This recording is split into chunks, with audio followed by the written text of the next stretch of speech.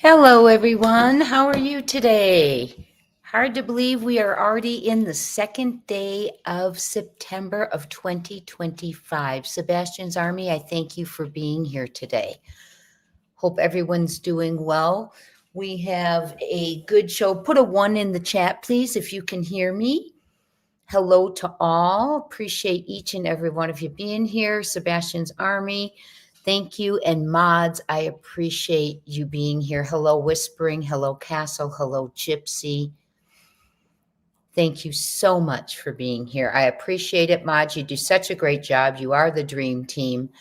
Thank you, everyone. We are going to be talking about Sebastian Rogers today. We are going to get the focus back on Sebastian. Hey, Mark, how you doing? We are going to keep the focus on Sebastian today. I have a good show lined up for you. Hi, Charlene. Hello, everyone. And if I haven't greeted you personally, welcome in and thank you so much for being here. We are going to be going over Texas Roadhouse footage. It's from another channel that had a really good, she just has a good clip of it. We're going to go over that.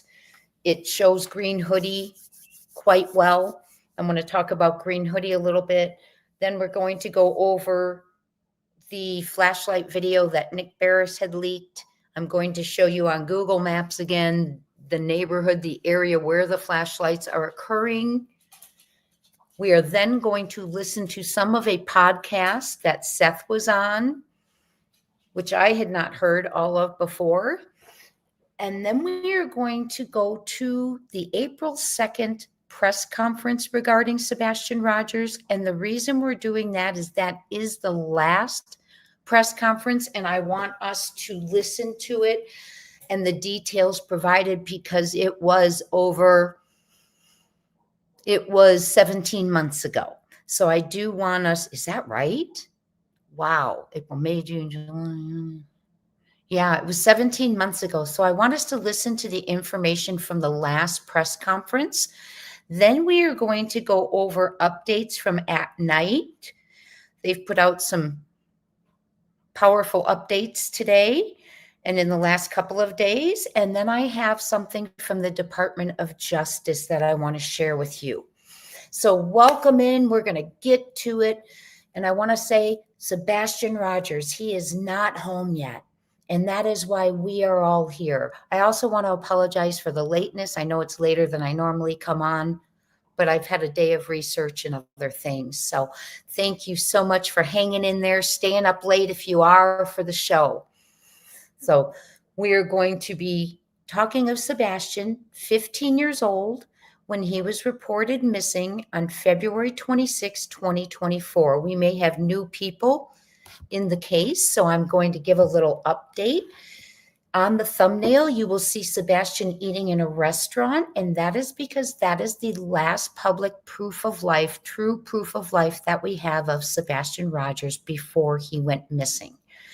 He was there on February 25th, 2024, left around 6:25 p.m. with his mother, and he has never been seen in public since. We do have the mother's claim that he went home with her. They got home. The doors were locked when they went to bed, and when she awakened, the doors were locked and Sebastian was gone. Law enforcement telling Father Seth Rogers that there is no evidence that Sebastian left the house, which leaves many of us to question, was he carried out? Was he driven out? How did Sebastian Rogers leave that home?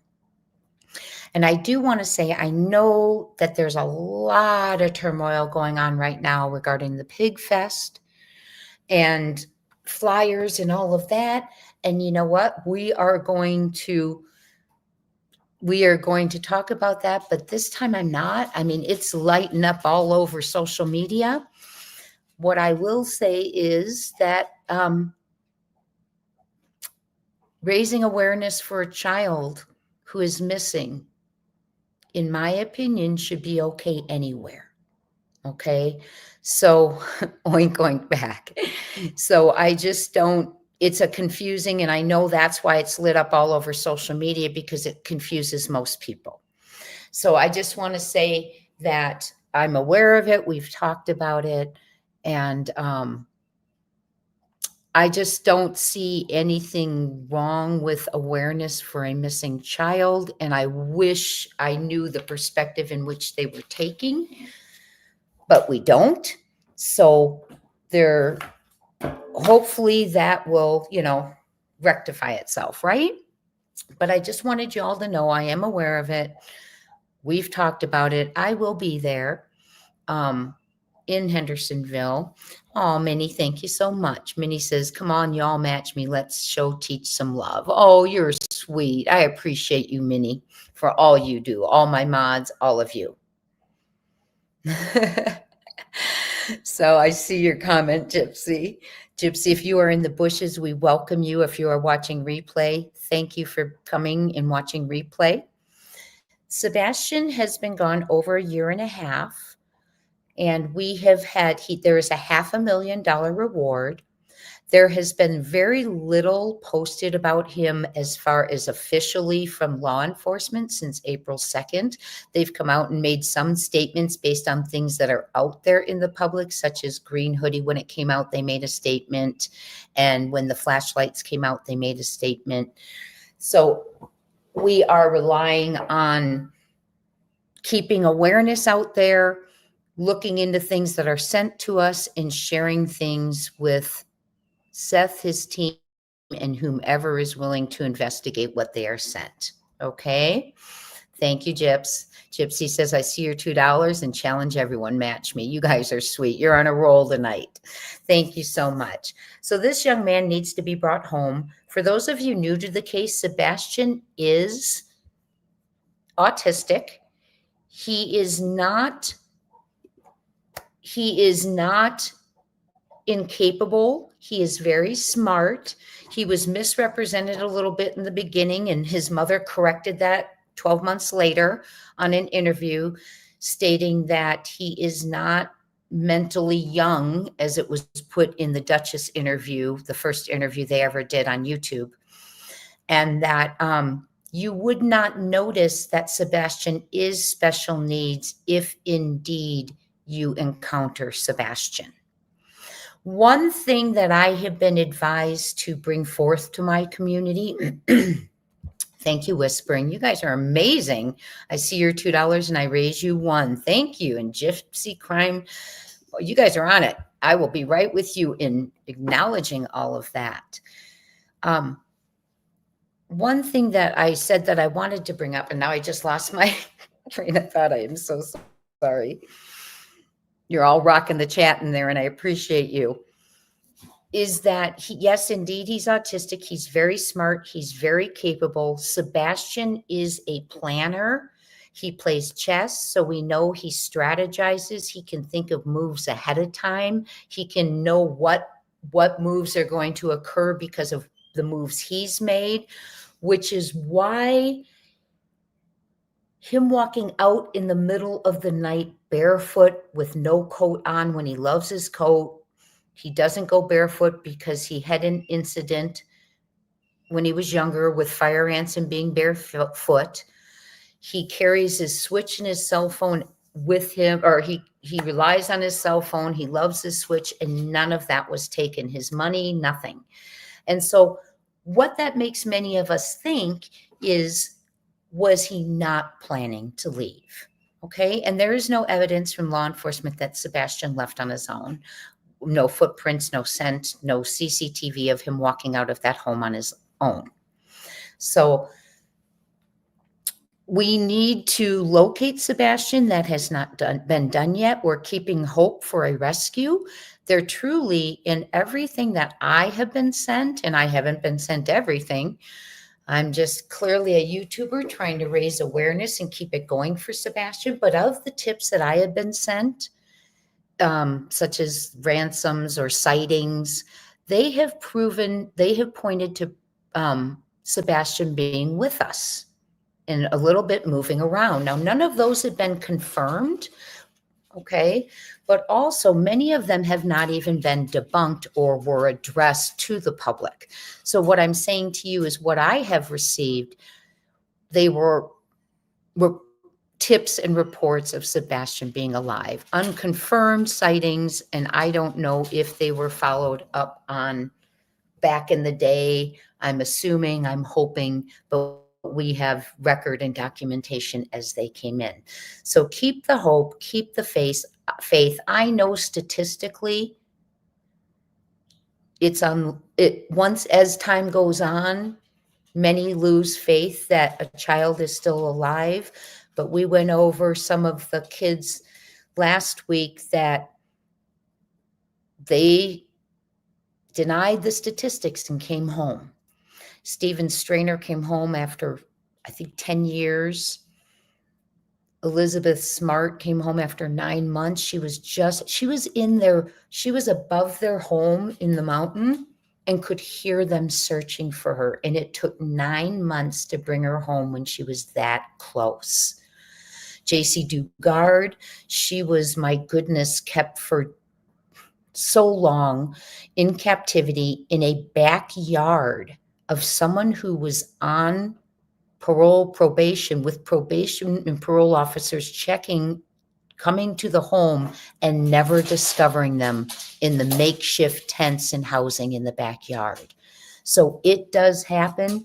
They do come home, and we are going to put Sebastian in that category until we know differently. Okay.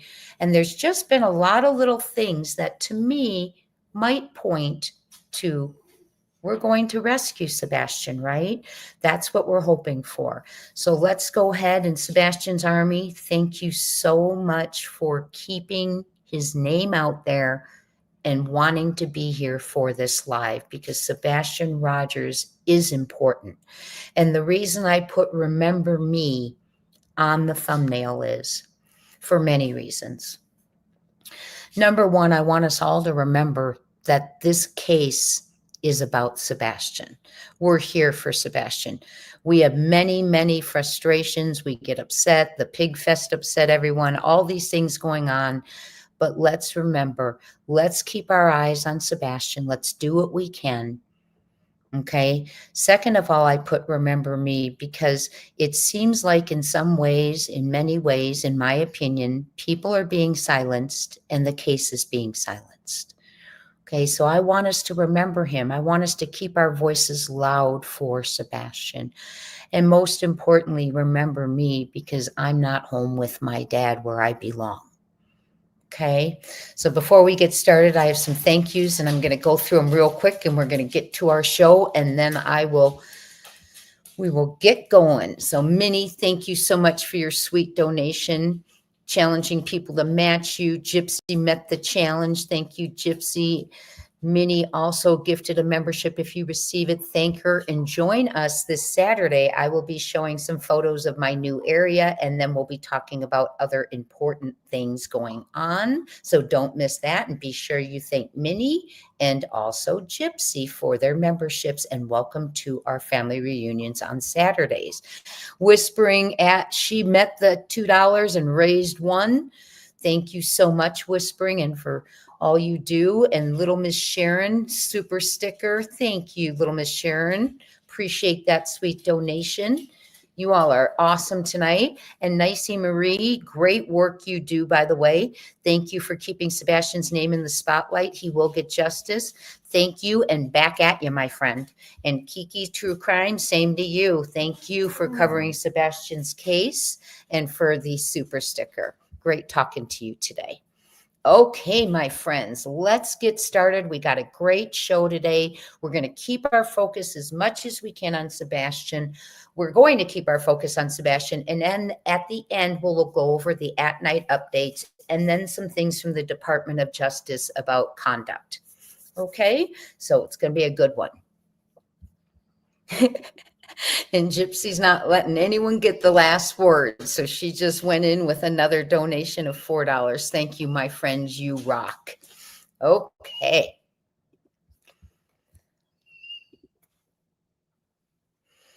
This is the footage that I am going to be sharing with you today.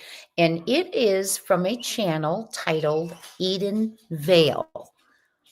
Eden Vale full credit. And I'm using Eden Vale's footage today and not my own because she has a great look at green hoodie. And I don't know how she got it, but it's there and it is absolutely wonderful. Momming it up. Good to see you. Good to see you in here. Thank you for being here. Everyone, thank you so much. So let's go ahead without further ado, put on your glasses, get your phones up if you want to screenshot things. You are going to get a better view of Green Hoodie in this video. You will actually see the approach of KP and Green Hoodie a little bit better. And I want to apologize right now if you hear my doggies. They are in the background roughhousing a little bit. So this is full credit to Eden View. And I definitely will be stopping this in places so we can talk, rewatch. Make of this in the comments from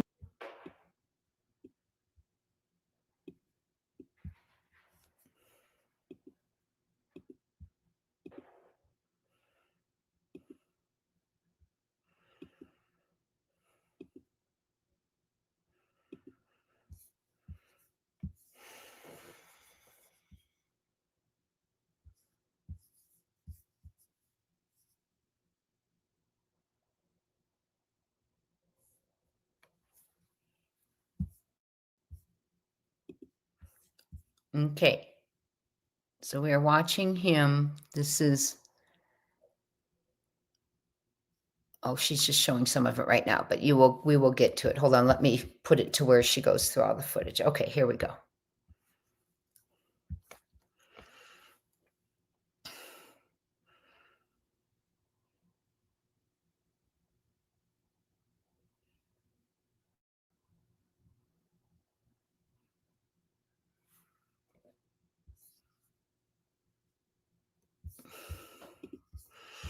The reason I have the sound off is because I wanted to be able to talk to you all as well. She also goes, I want to show you something here because we are going to get down here to where we're looking at, is this the one? Yes. Okay. Yes, it is. Okay. Just wanted to make sure that this was what we were looking for. Okay. So right here, it's 6:25 p.m. Thank you, Minnie. We see the car pulling away at this point.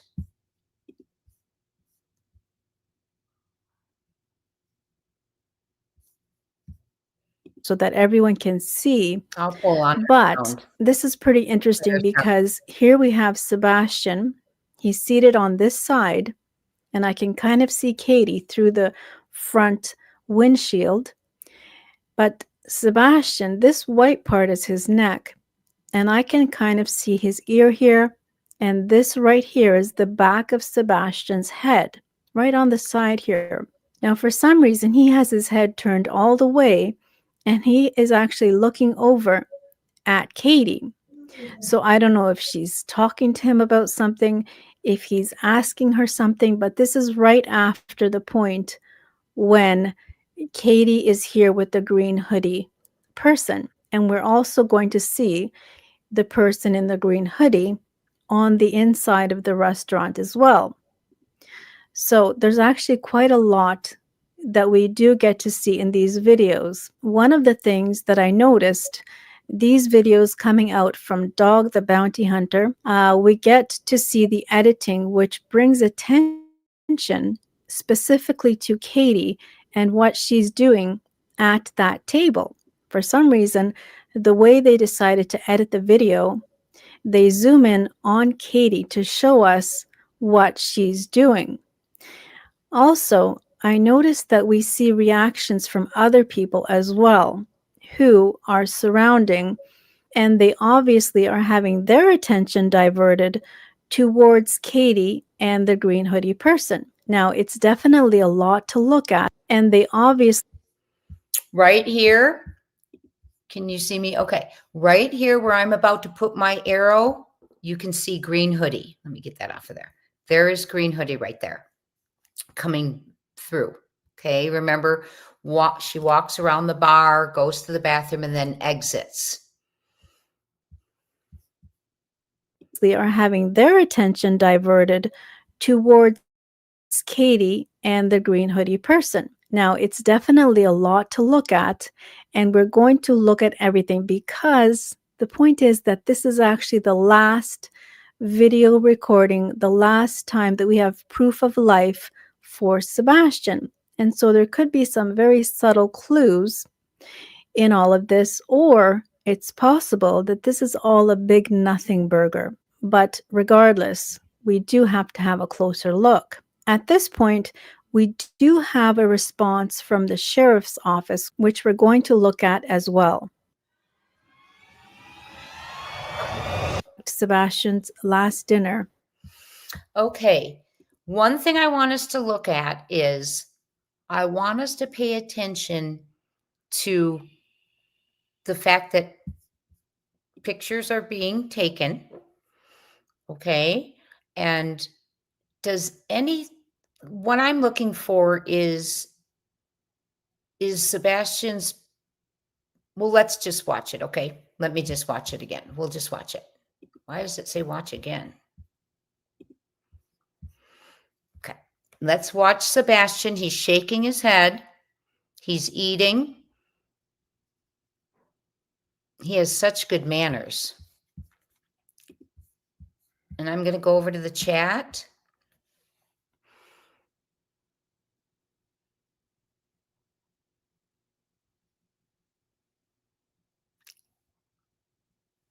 She just showed something on the phone. Okay, hold on. Let me go right back. Good catch. You're right. You're right.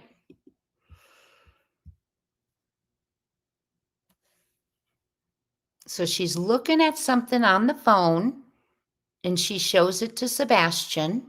Good catch, Kiki. She's pointing something out to him. He's looking.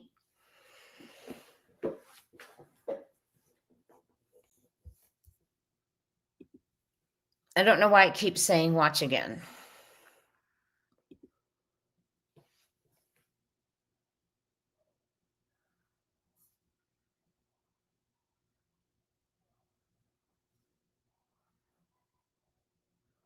Just watch everything around. This is one where the faces around aren't blurred.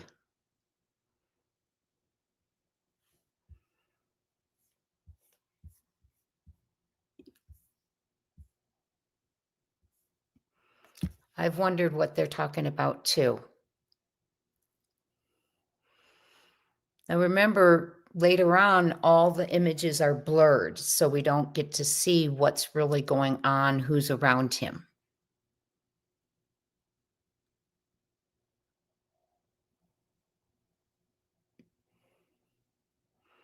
If you see something, put buzz in all caps, and I can go back to it. Okay, Mom doesn't seem to be eating much of a meal. Sebastian seems to be eating like he hasn't, growing, starving boy.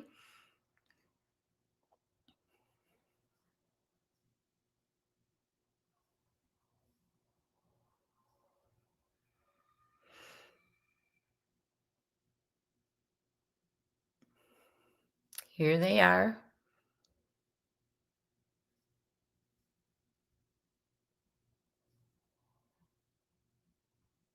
This is at 5:43 as they are arriving.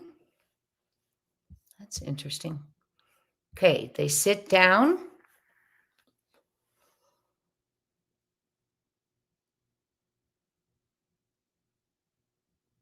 And I know many of you commented on the throwing of the menu, tossing of the menu, in your opinion. There he is eating. I do recall in the beginning we were told he had his favorite salmon and asparagus, but that doesn't appear to be what he is eating. I don't understand why that would be something that there would be a discrepancy on or even brought up and not be what we see in front of us, but there's a lot of questions. Okay. Hi, Sweetie. Thank you so much, my friend. Oh, what a cute puppy. I'm going to get the comments down for right now just because it's keeping us now. Notice KP is looking behind her. And I do want to remind you of the image with a person standing behind them, leaning on this back wall. The back wall right here. Okay, staring right at Sebastian. And if you recall, Jen Coffindaffer, former FBI, had mentioned long ago, she looked at the footage, that she thought it was very odd that someone was staring at Sebastian. But KP's looking behind her, right where this guy ended up being. Now she's looking over into the other part of the restaurant. See that? What is she looking for? Yes, Gypsy, this is great. This is great capture of the footage. Mark. Okay, so she is looking around the restaurant, even though it is the two of them. They're allegedly the only ones there, and I'm not sure what she's looking around at, but please notice she is searching around. Some of you felt she might be searching for the waitress. Others felt she's looking for someone.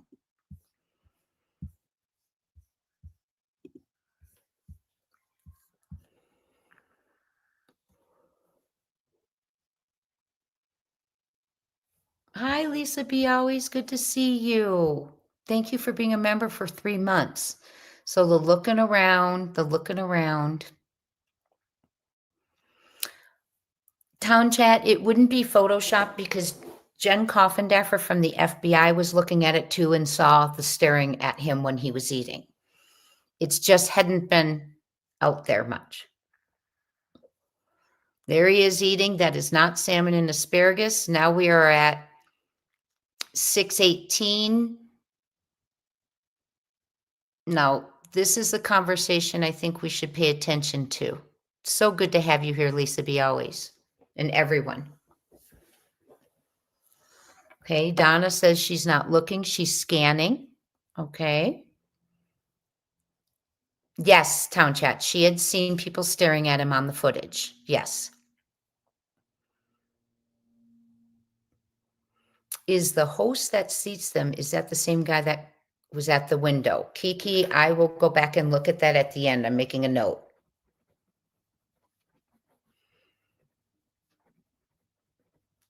Now, this isn't the one where he goes to the bathroom either. So they're out exiting. Here they go.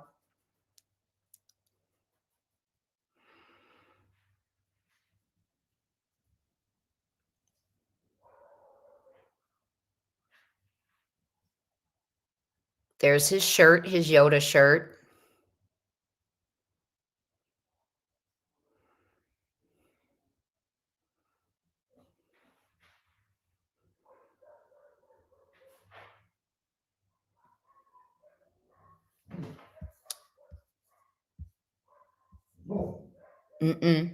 No barking.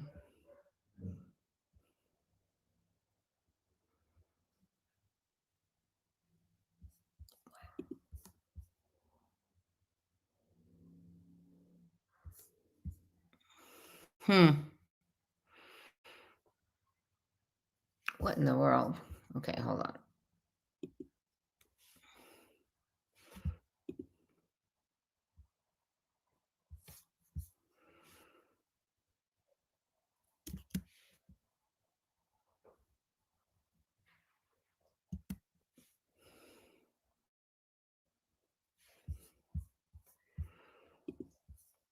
There's GH.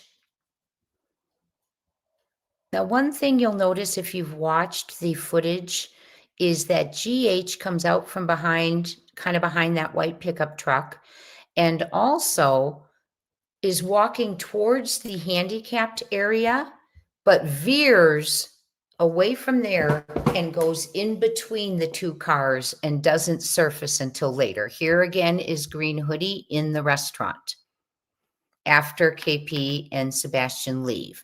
That is the Immediate release from Sumner County saying green hoodie had been cleared. Okay.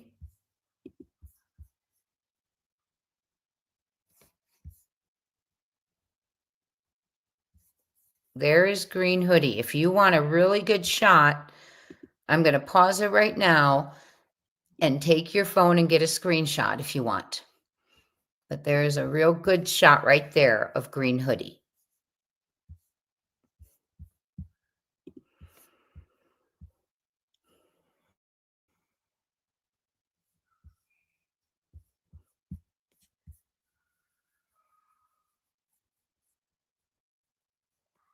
Look at the body structure, the frame, the shoes. Okay, here's Sebastian coming out. And we're going to get to where they approach and all that.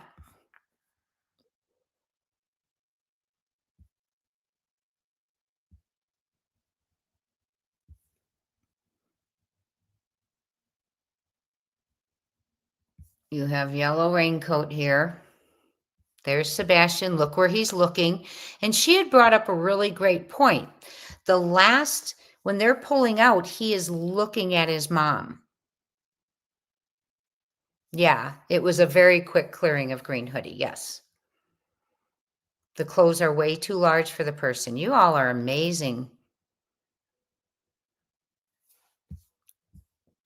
GH has flip-flop type shoes on. Interesting.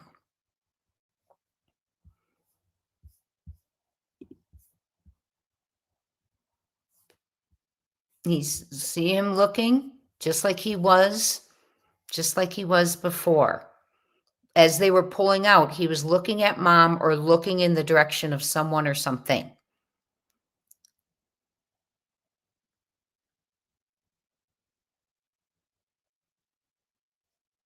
These are the last images of Sebastian Wayne Drake Rogers missing from Hendersonville, Tennessee since, who's this right here? Since February 25th of 2024, over a year and a half ago. Here he is having the last dinner he ate out to dinner with his mother, the last meal he had with his mother because he was gone missing in the morning.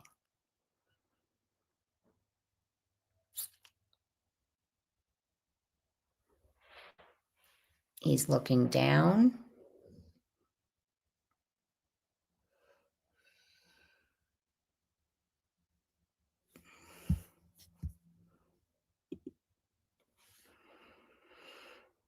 $622. Okay, so now this is what I pay attention to. This is what we pay attention to because now we have hoodie entering. Gypsy says, yep, because I wear socks with my flip-flops, you'd be able to pick me out at a pig fest. No, they are not in the handicap. So what happens is, let me go to the screen. What you're going to see is green hoodies right here. Okay, came out from back here, comes forward. See how green hoodie is right in front of this handicap? Green hoodie does not keep going straight to get into the restaurant. Green hoodie veers and comes around and disappears in between the two cars and remains there until after Sebastian and KP come out.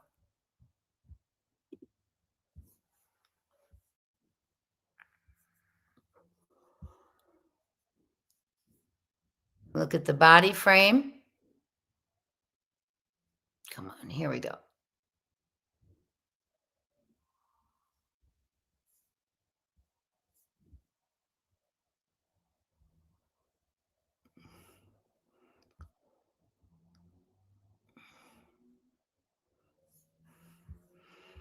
Okay, people coming out over here.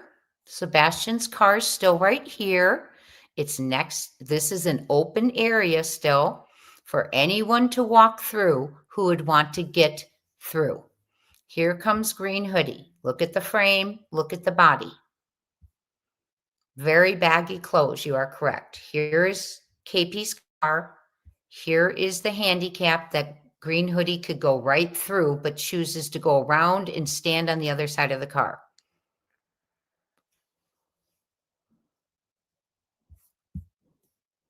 There's green hoodie too.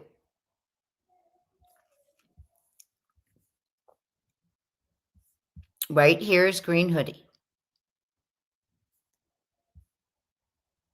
And again, this is full credit to Edenvale, and I'm using the footage because of, okay, see how green hoodie, she could have come down this way, but veers, watch. Makes a concerted effort not to go down that handicap way. Oh, it's going to show it again. And I'm using the footage because of the view of green hoodie in between the cars when we get there. And it's coming.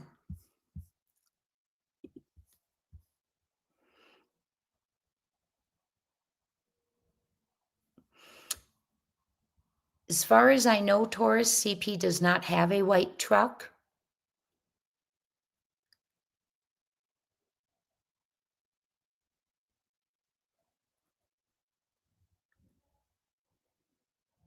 Gypsy, someone says, Bubbly says the car has the windows open and green hoodie is talking to them. Ellie said it was a guy, but it's a girl.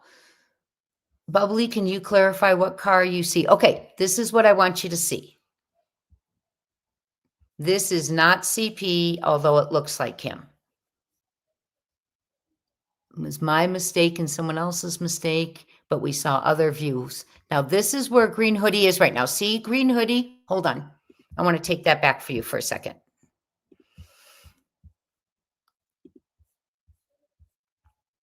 Okay. You can see green hoodie. That's why I'm going to use this one. No, I'll show you as soon as the words come. There is green hoodie right there. You can see green hoodie moving. See the strings of the shirt, sweatshirt? Watch right there. There's green hoodie.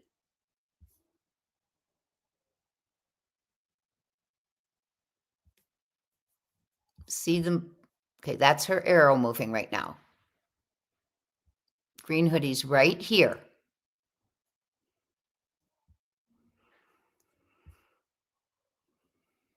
You can see part of the sweatshirt.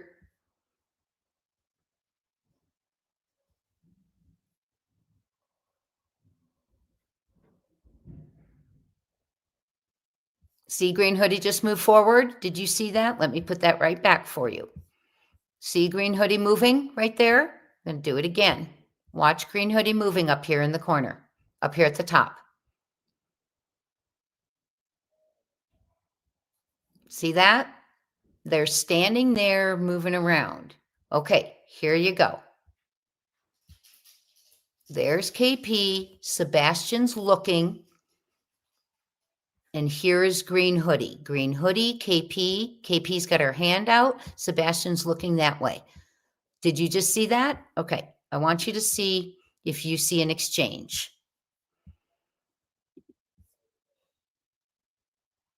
Watch for an exchange or anything if you see it.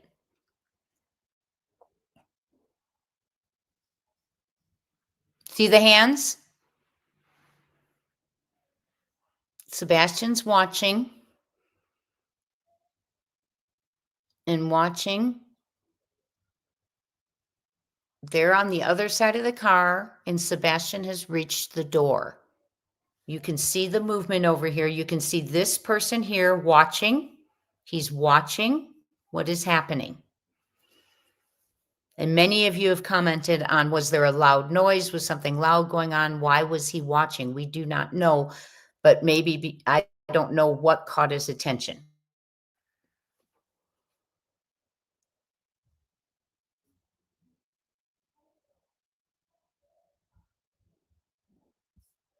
Green hoodie and KP are still between the cars.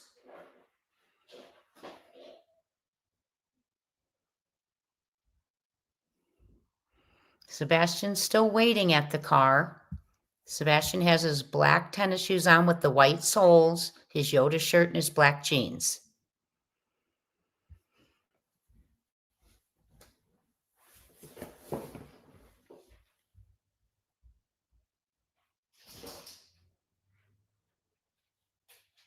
Mind you, it's 18/24/12.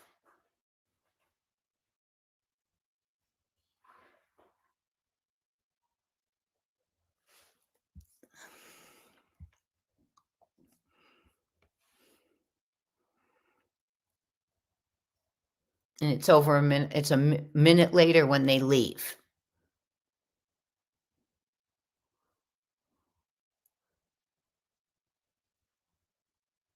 He's looking at something. And I'll go back, Kiki, and see who sat them at the end. Okay. Now, you see green hoodie right here. There's green hoodie. Sebastian's at the door.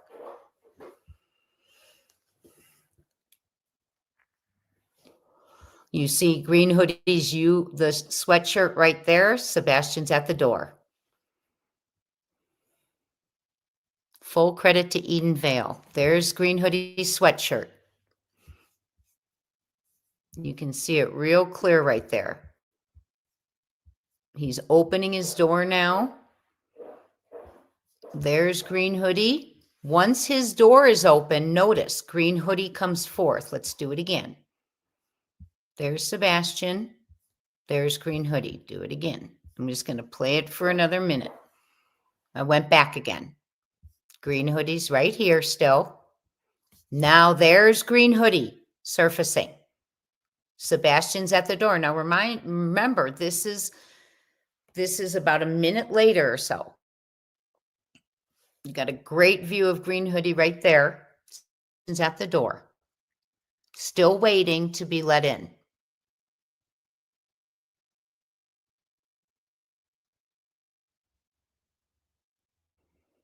It is now 6:25. There's green hoodie. Look at that shot of green hoodie right there. Okay, right there. Look at that shot of green hoodie. That green hoodie's walking towards the restaurant. What is Sebastian doing? He is now let into the vehicle.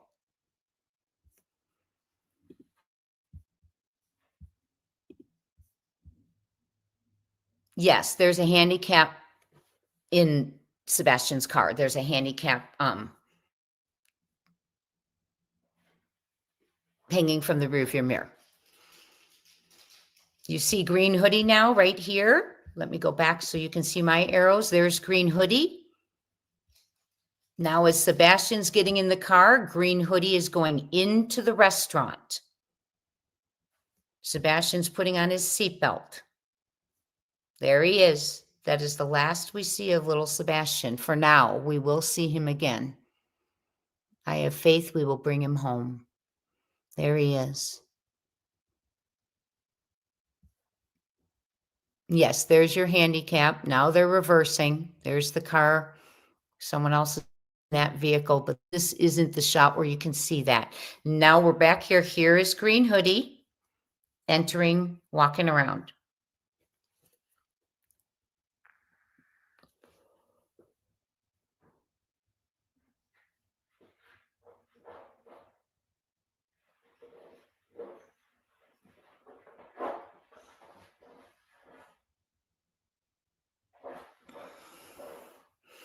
Green hoodie walks around the bar.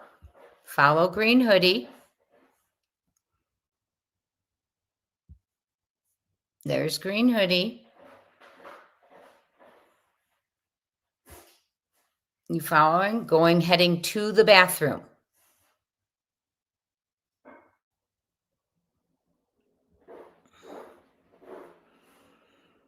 And they're driving out now.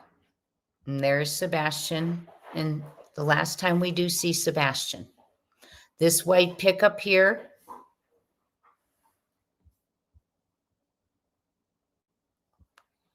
And another car pulls right in.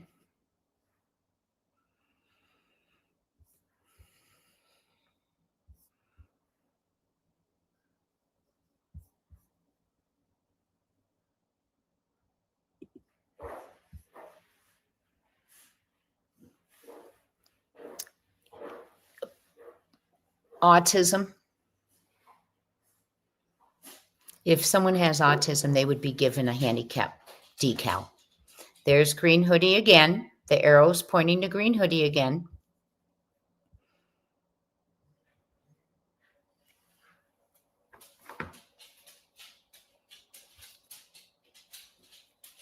KP looking around.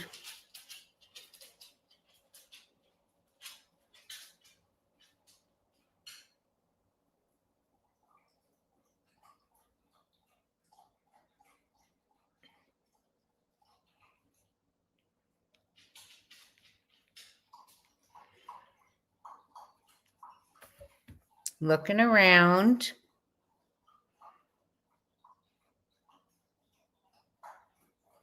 Scanning the room, searching the room. He's eating his not salmon and asparagus. It looks like pasta to me. Now here it looks like KP has a meal in front of her now. It looks like they're almost eating the same thing.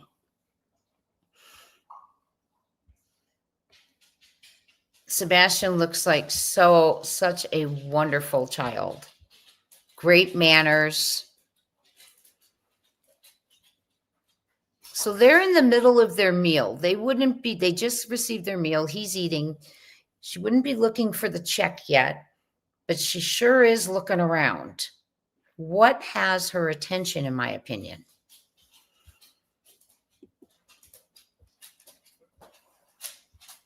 Right. It looks like pasta. I agree.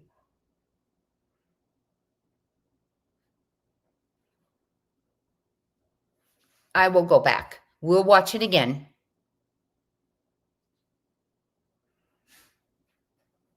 We will watch it again. So you think she was, I don't know if she was twirling a lanyard, but that's a good catch and we'll look. Anyone who has questions, we will go back.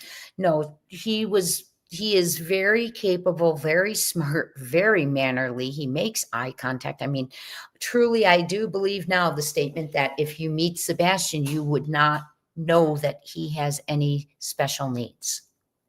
Okay.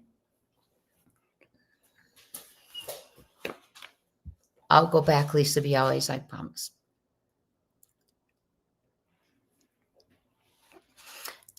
Truth matters. I don't know why the employee is so interested in what's going on between the cars. Many have brought that out. I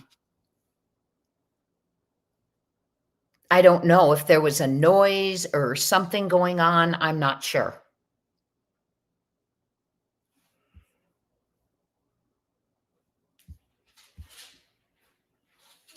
Yeah, nothing like he was described. I agree. Hello, TJ. Good to see you.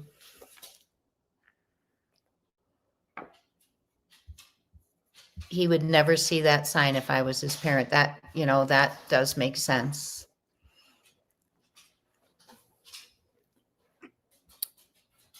Kiki, are you saying,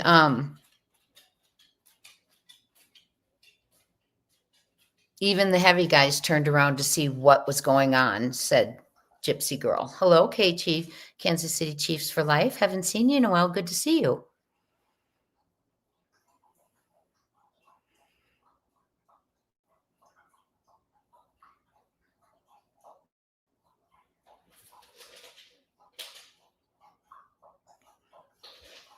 It could have been a vehicle noise. Yes. It could have been a kid running out of the restaurant screaming, "Hey, Mom." You just never know what they're looking at. See his body, short chest, waist, long, slender legs. Yes, he did stand and look for quite a while. I agree with you. And Sebastian standing for quite a while too, looking.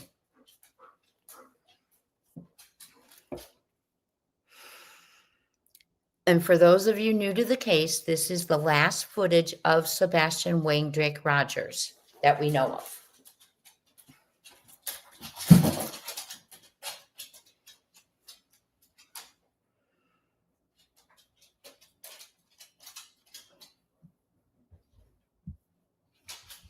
Okay. Now, let's get right back to it. Okay.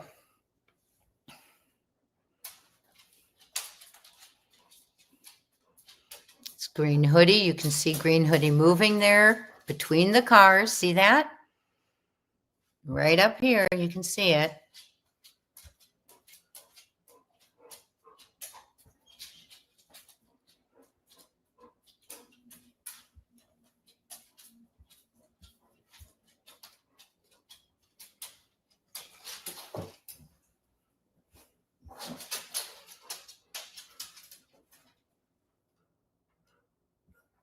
Green hoodie's waiting there. Green hoodie's not coming forward out from between the cars at all. That is something I want to point out and I want to discuss. I know it's been said, well, maybe Green Hoodie was just coming between the cars and Katie and Green Hoodie met and, you know, Katie got in so Green Hoodie could walk through. That wouldn't take over a minute, in my opinion. And also, why would Green Hoodie not have used this handicap area to come through, but chose to veer and go between the cars and is waiting there, not coming out until Sebastian and Katie do? It's not that it's seconds, it's that it's over a minute.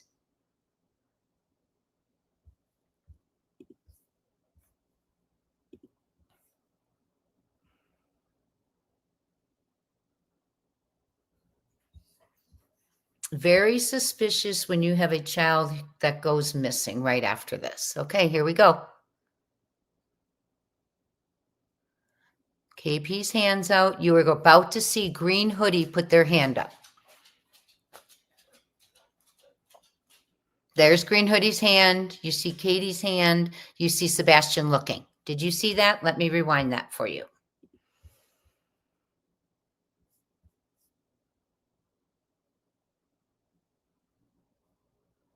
You see that?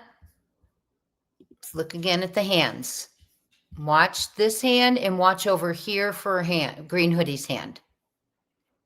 See it? And Sebastian watches. One more time.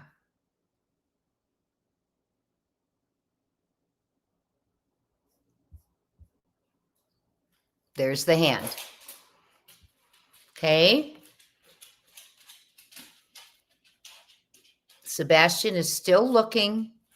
Mom is still between the cars. Green Hoodie is still between the cars. And Sebastian waits. Something catching the employee's attention.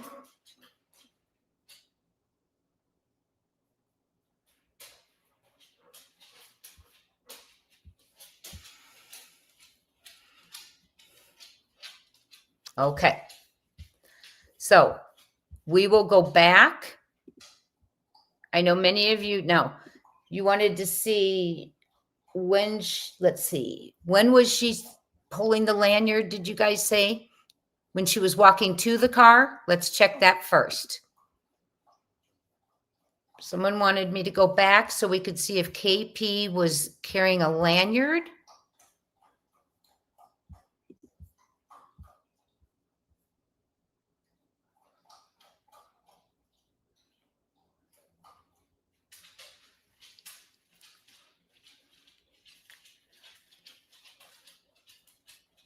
Oh, that's a thought.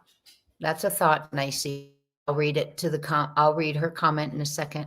Nicey says, I think GH was supposed to meet up with her, but they had to leave. GH got there late, maybe. Just my thoughts. She was supposed to get something from KP, in my opinion. Oh my goodness, everyone, please hit that thumbs up. Only 1/3 of you have, if you'd be so willing. Thank you.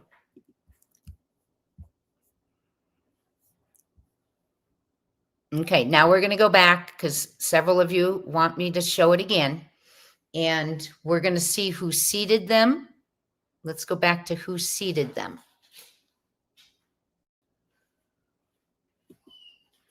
They're seated there. They're seated there. When they were being seated, hold on one second. Let me get you to where they're being seated.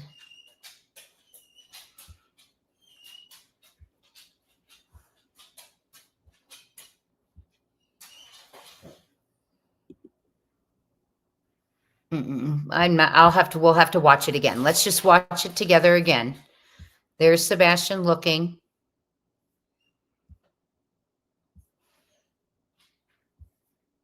See, he's still looking that direction. Look at this right here. What do you see here? Do you see a face?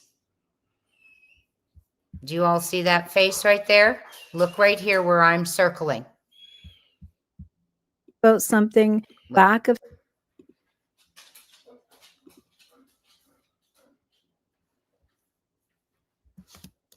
Look right here. See where I'm circling this? Do you all see a face in the car next? Right there.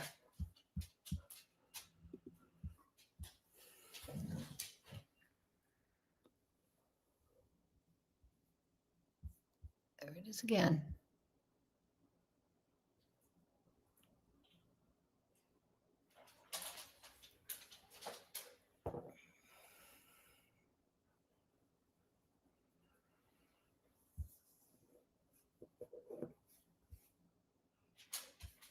Okay, I'm fast forwarding just a little bit there.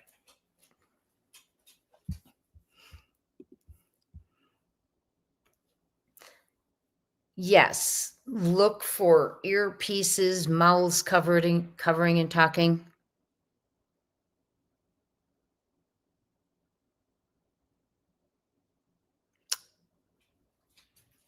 There's green hoodie in the restaurant. Never having bought anything. Went between the cars, then into the restaurant and around the bar.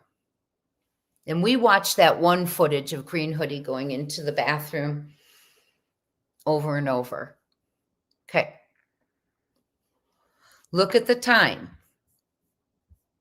Whoop. There we go. Now she's showing Sebastian something on her phone. She's showing him something. He's looking. He's paying attention. He has great focus. Mom's on her phone. He does not appear to have his phone with him, which we have discussed.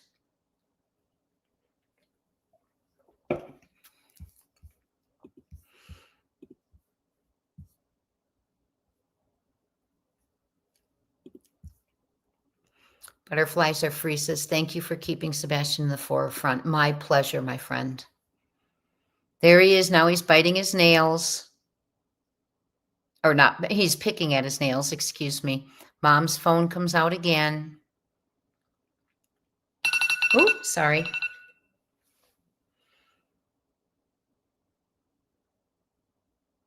And this is where you see Mom snapping photos. I believe she snaps too.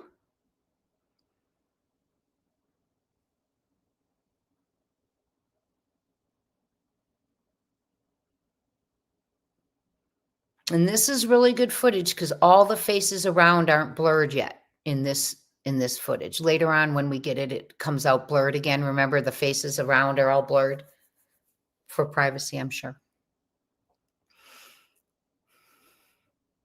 He's a good eater.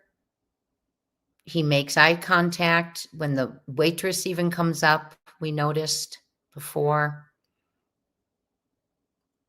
We'll see the part where they're seated. It'll be coming up. This isn't quite in order. Oh, Burkheier says it's almost like she's asking him to choose something because he shakes his head no. You all catch so much information. He does seem, Mark, very well behaved. Mom just touched his plate. I'm not sure what went on there. Let's look at that real quick because someone had brought that up to me. There it is. Okay. I want to watch that real quick.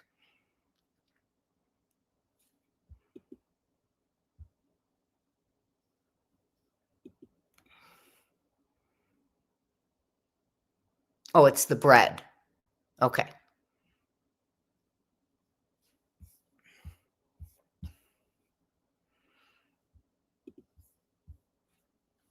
She did. She touched the bread basket, just see. Thank you. Mark said his elbows would be on the table. Yeah, he has fabulous manners.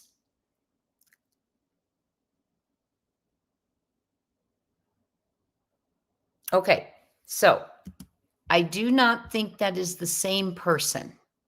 What do you all think? Seating him versus who is outside.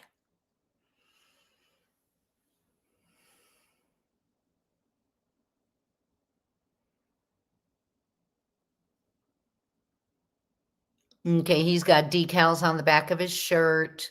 I don't think it's the same one, my friends, but good. I'm glad we went over that and looked. Anything you see, just check the restaurant. You see anything that might be unusual to you, anyone that might be unusual to you. I will tell you there are individuals that stand out to me. I kind of don't want to point them out, but I will point one out. Right. Well, here.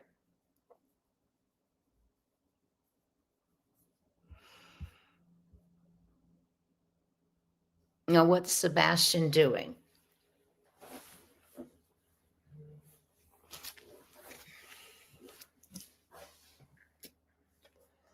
And this is where KP's scanning.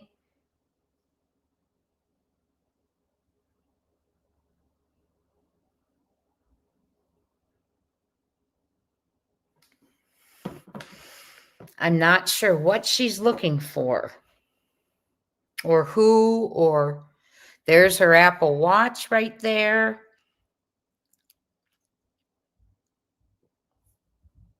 They both have the same meal, it appears.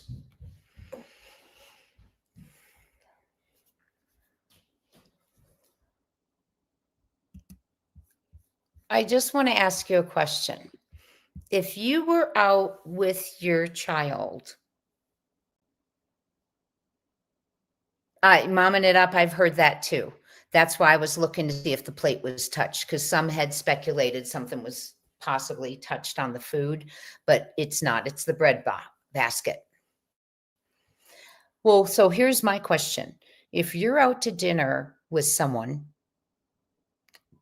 that you love, adore, spending time with, and that's your motive for being out is togetherness, taking someone out for their favorite dinner, would you be on your phone the whole time?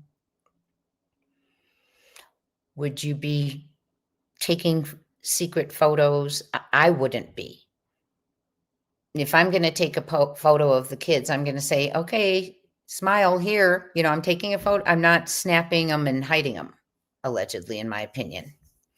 I would be giving my attention, because the one thing we all know is our children grow up fast. So we need to be present, right?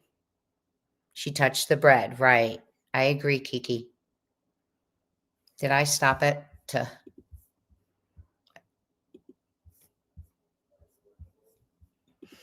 I think it's just good to watch this. I haven't watched it in a while. You don't use phones during meals, right? I used to do things like, we used to play games like celebrity game. You know, let's say I say Bruce Willis, then the next one has to choose a name that starts with a W, and they say like Winona Ryder, then the next one has to say a celebrity with an R. We used to do things like that when we were together, or talk about our days. What's the best thing, worst thing that happened to you? The best thing today? What's something that might have bothered you today? What's a goal for tomorrow? Those kind of things. But I would not my head buried in my phone.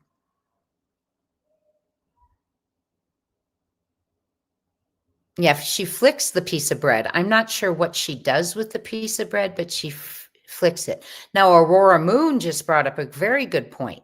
Aurora just said, my son is autistic and I have to sneak pictures. Shirley says, I would not be on my phone, but I would probably have to tell my grandchildren to put theirs down.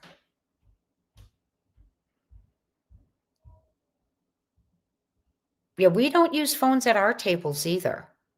We really don't.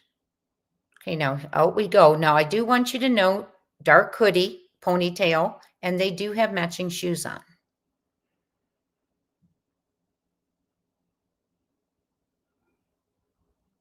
Please hit that thumbs up if you'd be so kind.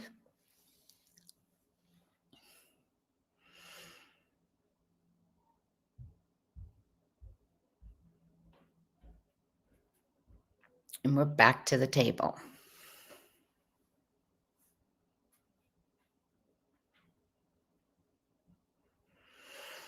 And Kiki says, in my opinion, when having a child that doesn't like meds or an animal, you put inside the bread to mask the taste. Yes, you're right. I do that with, I did that with my child, and I do that with my dogs. Look at the frame. Look at, if you want to get a picture of that, I just froze it. Look at this person's frame. Now, some of you are saying those are, oh, they do look like slides, don't they, a little bit? They almost look like they're slides, but they could be flip-flops too with socks. Yeah. But if you want to get a photo of that, now notice this is where the handicap is. Green hoodie's right there. Do you see green hoodie turning their feet, coming from over here, instead of a straight line, intentionally veers between the cars.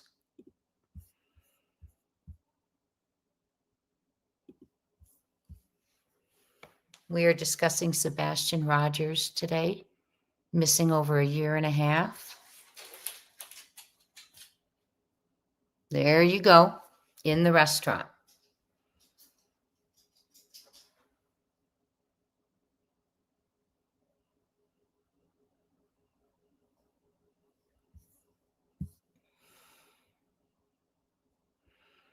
And that's the release, how quickly.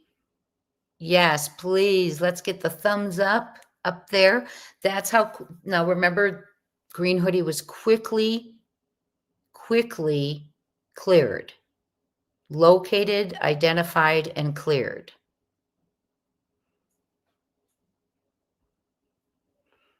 I wonder if green hoodie was asked what their purpose was for being at the restaurant, because it wasn't to eat. It's not. He's coming up, Starlito. It wasn't to eat. It wasn't to sit down and join someone. It's to stand between two cars. And once those people are getting ready to leave, goes into the restaurant, walks past the bar, and uses the restroom. It is in no way to eat or sit down and meet someone. So I wonder if that interview, interview is what they discussed, the purpose of being at that location at that time. Yes, I agree. Someone says green hoodie is heavy set like KP's mother. Does green hoodie have a buzz cut? Let's look. It'll come up. I'll stop it for you again.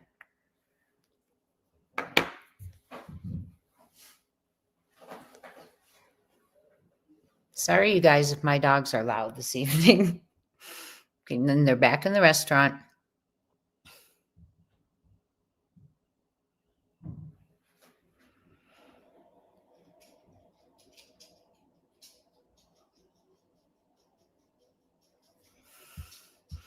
I keep looking right here, trying to see who that might be.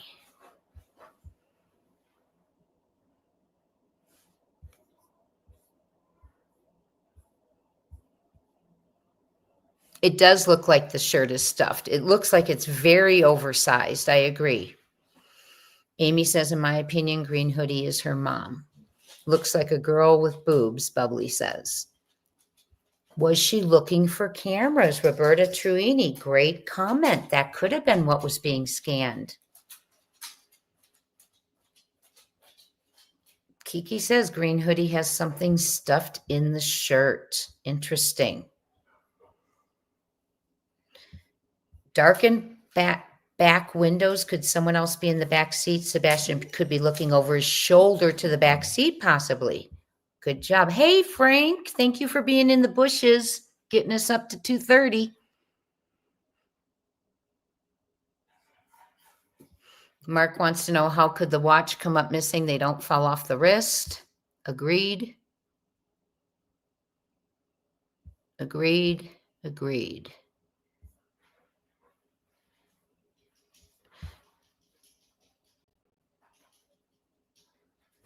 Someone, Bubbly says she didn't wear her Apple Watch for 4 months after he went missing. I'm going to say allegedly, and she always wore one even when she was in the military. Interesting info. If KP's mom had a buzz cut, it could have grown out by the time of this video. Okay, now here we go. Look where Green Hoodie is. Right in line to be able to come between these cars very easily. We're heading right to it. Okay.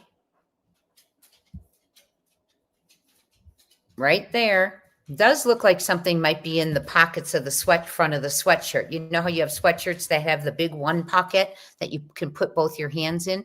It does appear there could be something in that sweatshirt.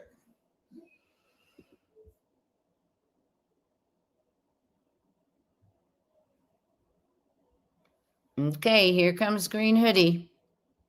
See, turned, didn't go forward, turns with intention, turns with intention.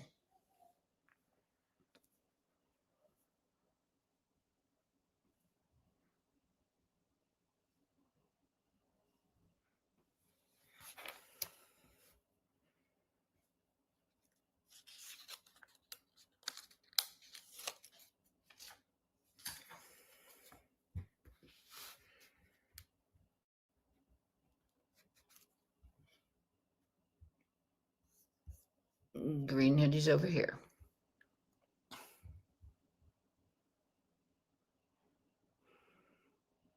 There's the worker.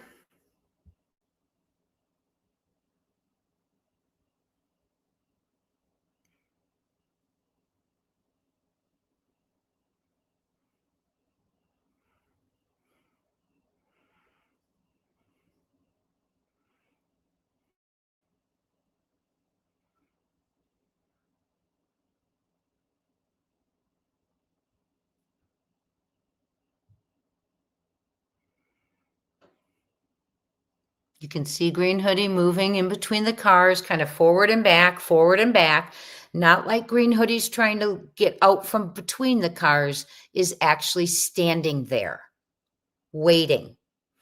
And again, above that red arrow, you can see a face, in my opinion. Look.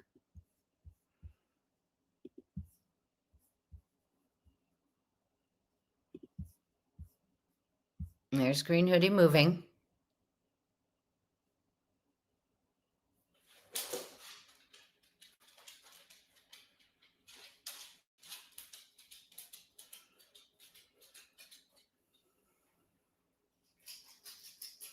Green Hoodie's still standing there.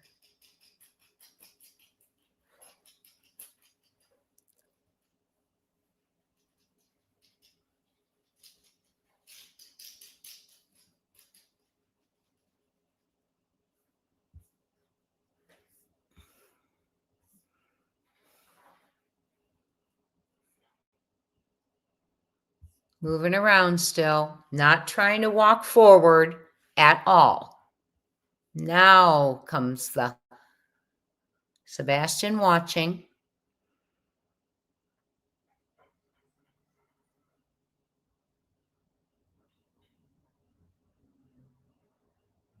Okay. Sebastian's watching. You saw both hands, Green Hoodie's and KP's. Sebastian's still looking as he approaches the door, and KP goes forward toward Green Hoodie.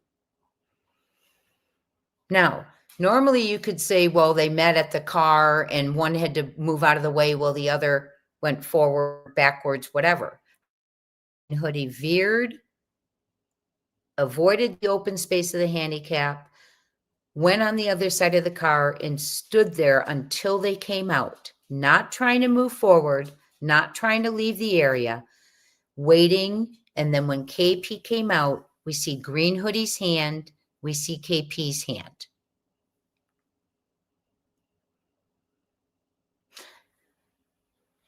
And one of the things, let's see.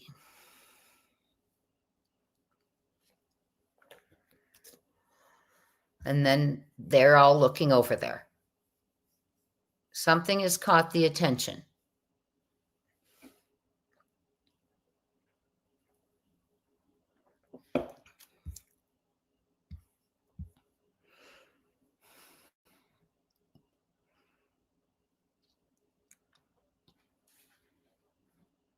6:24, and they don't leave till 6:25-ish, 6:25.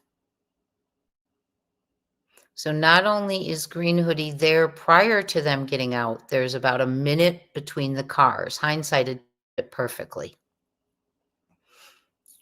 Let's go back and see what her timer was. Full credit to Eden Vale for this footage and Dog the Bounty Hunter at night. Sebastian's still waiting. Here's Green Hoodie right here.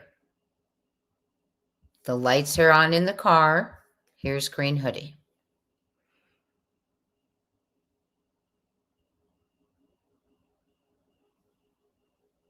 There's one view where I see Green Hoodie put her hand on the front of the car windshield, like tapping it like see you later kind of thing, in my opinion.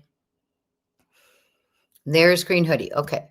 So we'll keep looking till we see in the restaurant, and we'll stop to see if Green Hoodie has a buzz cut. Very short hair, baggy pants.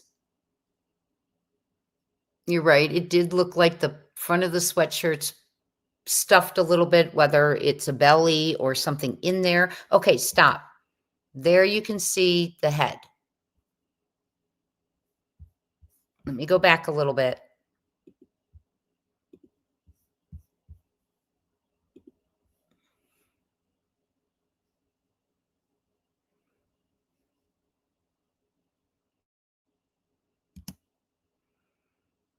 I'm going to take a picture of it too. If you stop right now, if you want to get a picture.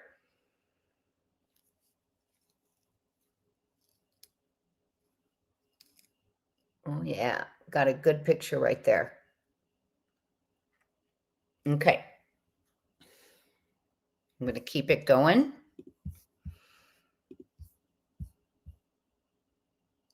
In my opinion, lots of signaling.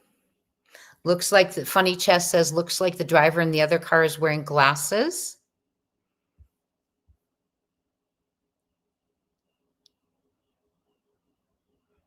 D for me says, is it me or is she dressed like a man? Green Hoodie, intentional or normal, in my opinion? Yes, baggy clothes. I'm not sure who's the man in the front of the car besides. I can't tell who it is. But there is someone there, in my opinion. I see a face. Nathan says, in my opinion, Green Hoodie gets in Katie's car and Sebastian goes to the SUV. This exchange occurs in the parking lot across from Texas Roadhouse a few minutes after Katie leaves. Bingo. Nathan, you may be on to something, my friend.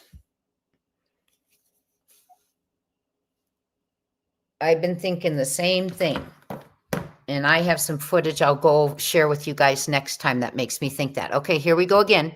There's Green Hoodie. Hold on, let me get back. Sorry. Let me go back so we can look at the haircut.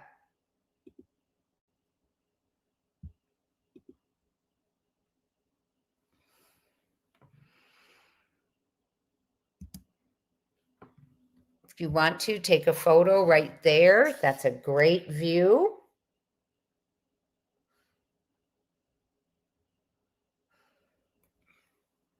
Wow. Okay, so I do have a photo of it. It doesn't quite look like a crew cut in my photos, but I'll have to look a little bit more. It looks like a very short cut, but it looks more to me like a short cut that a woman would wear. There it is again. If you want to take another photo, and I'm doing this because I know some of you do not have the footage and you do not have X or YouTube, or don't have the footage and you don't have X. Okay, so I've got that there.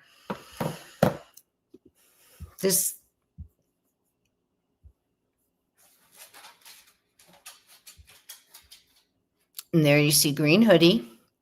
And I think this is the footage where you don't see Green Hoodie. Actually, you can see Green Hoodie going towards the bathroom right there.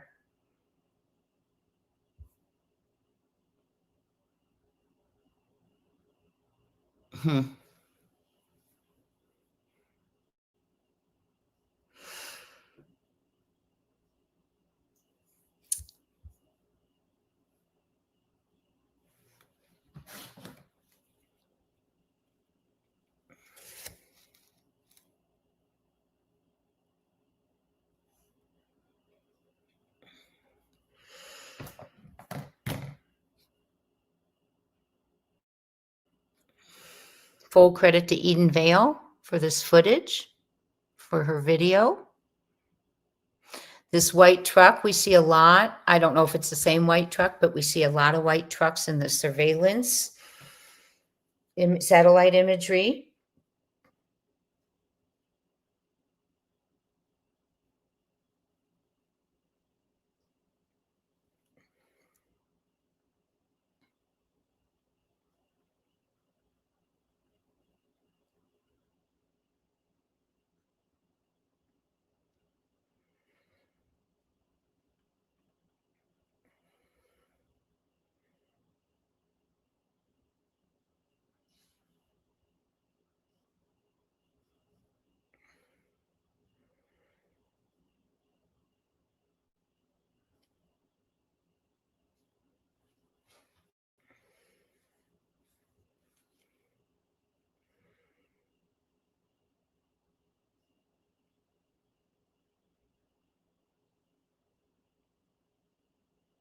Scanning the room.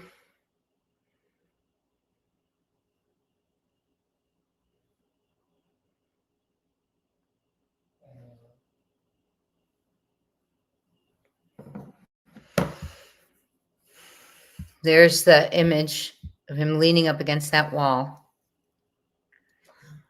That's the walkway and the half wall right here behind them.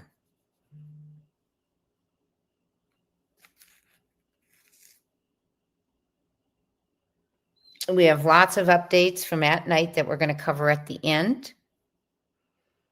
I just don't get the scanning of the room. If you're there, why are you on your phone the whole time? Why are you looking around the whole time? Why are you snapping pictures? I just don't get it. And okay, even if that was because he is autistic and doesn't like his photo taken, let's just say, why was that not the photos she gave to police the next morning? I ask that.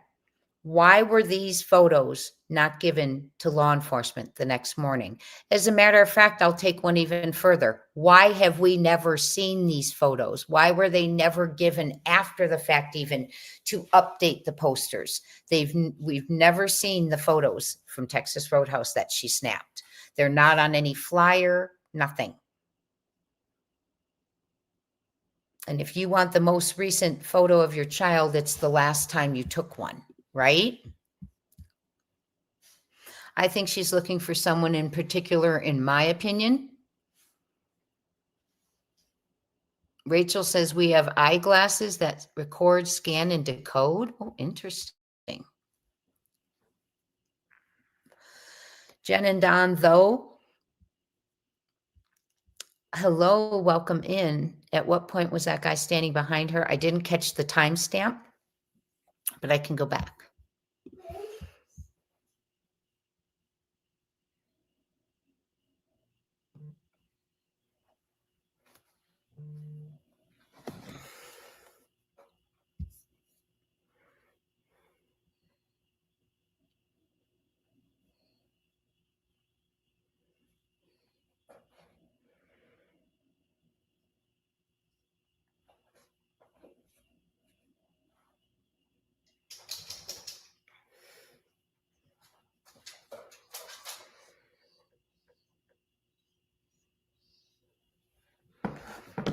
There's Sebastian looking.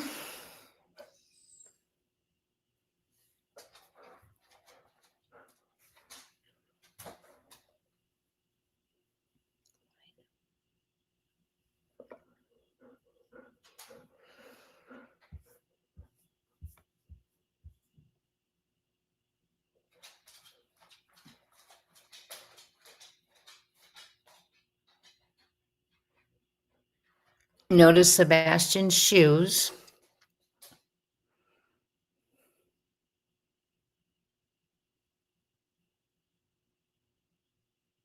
Did I stop it? No, okay.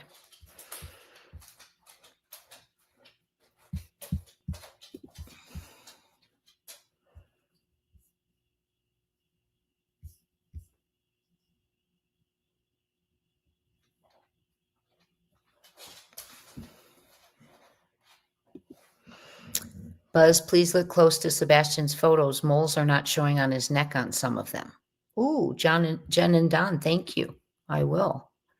My email is crimetimebuzz@gmail.com. Lisa Opinion says, Jay, if you go back to where you show the arrow pointing at the white truck, to me, you can see a face in the car that was parked next to Katie. Got it. Thank you. We will.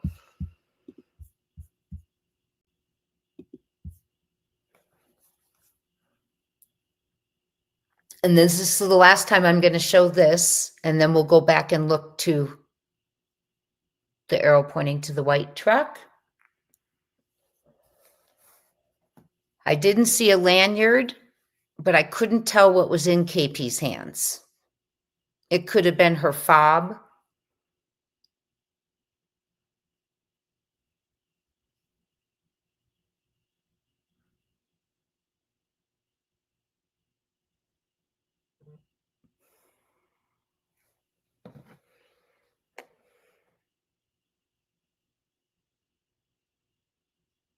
Lenses can also.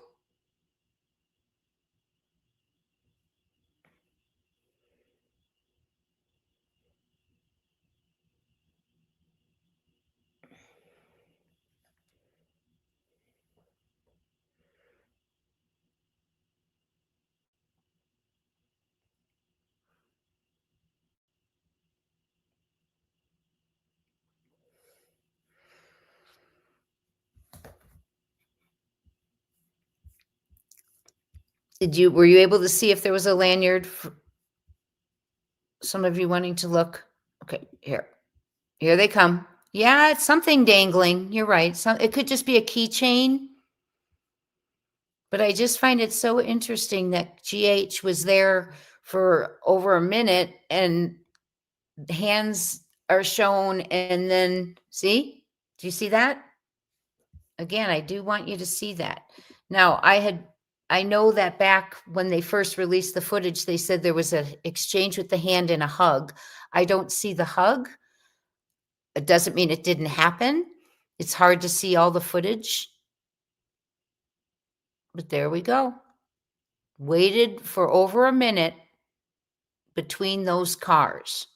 Never came forward and entered the restaurant. Didn't go through this space right here that was open. Went through here and waited until KP came in. Once KP's there, then Green Hoodie. They're there for about a minute, and then Green Hoodie exits. Okay. Now, you want me to go back where there was a white car, the white truck was being pointed to, and I'm not quite sure where that is in this, but I'll do my best to find it in the parking lot scenes. There we go.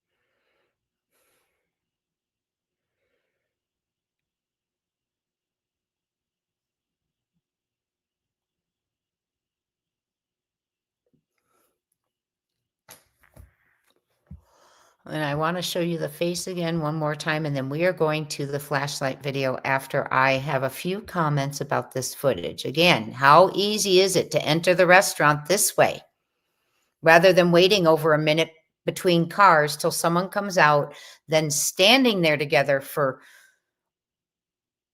a period of time, and then entering a restaurant, not buying anything, not joining anyone, using a bathroom, and exiting. I will have to look back at the arrows on the white trucks and the faces, you all, because I'm going to put this on my big TV and watch.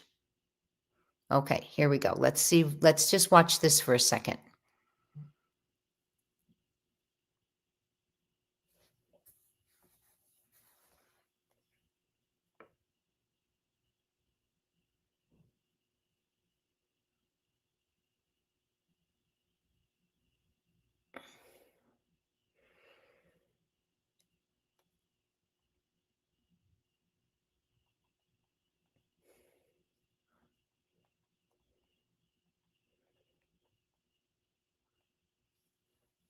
Okay, let's watch this situation.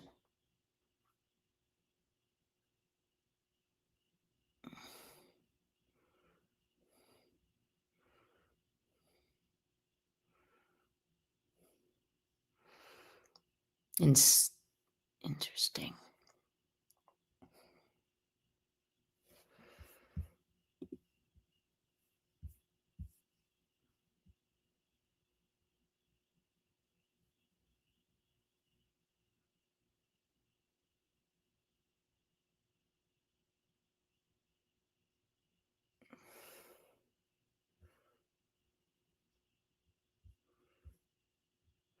She redirects him at the front of the car. Yes.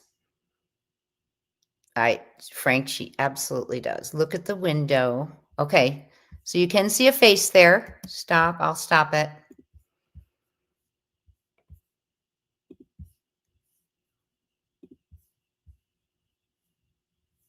You can see a face right in here.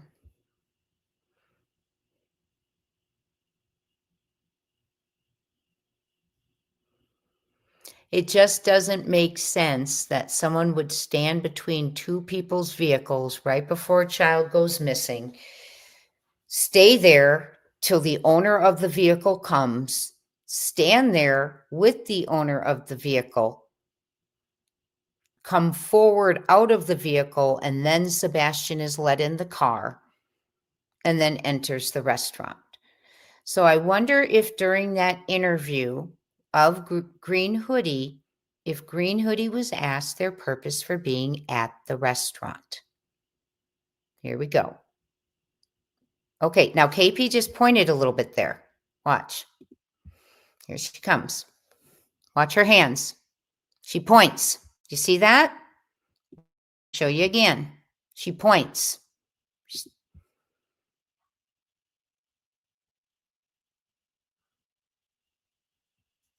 You see that? She's pointing right there.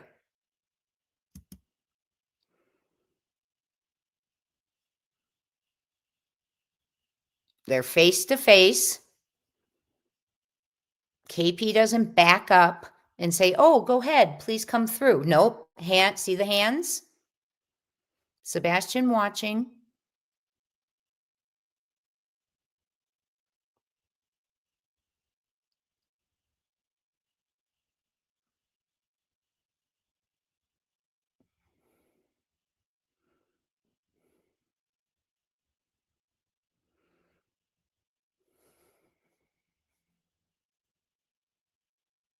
Something's caught the worker's attention.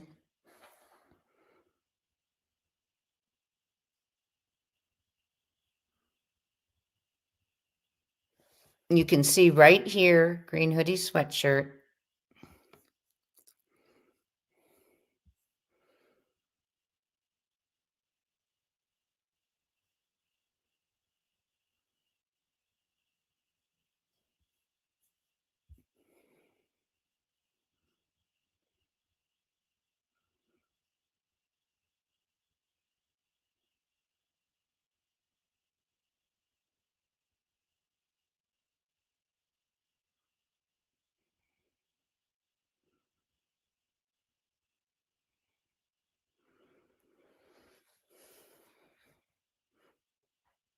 So I want to know how this person was cleared when clearly they intentionally stood next to the car of a missing child who was about to go missing. Okay. Okay. So that's where we're going to end with the footage. There's so much going on, in my opinion, but then again, it's a public parking lot. So Lisa's opinion. Jay, can you read my comment? Sure. We're going to next go to the flashlight video, but real quick, I want to read, who was that asked Lisa's opinions comment?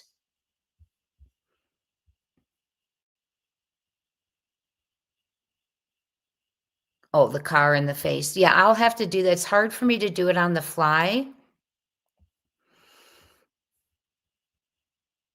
Someone else says, I think GH was late. And KP was looking for, angry with GH, and they had words at the car. That's why everyone was looking in their direction. I think Sebastian knew who it was, in my opinion. That's really a good theory. You know, anything right now is a good theory because we don't know what happened. We don't know where Sebastian is. So we have to think of every option. Green hoodie does look like a girl to me as well. Yes. Now, we do have a comment from Momming It Up saying, I'm from a military family. My son's active right now, and I've never seen anyone scan in this way. Checking your 6 and checking for exit, etc., seems a bit less OCD, in my opinion, for us, that is.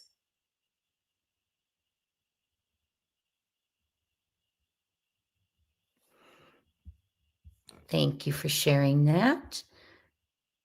You've never seen anyone scan in this way.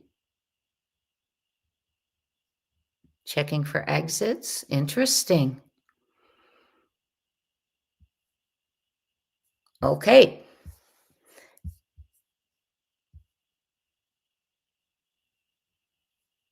Avondale Mama says she thinks she may have hit the unlock button as she walks up. Could be. Absolutely.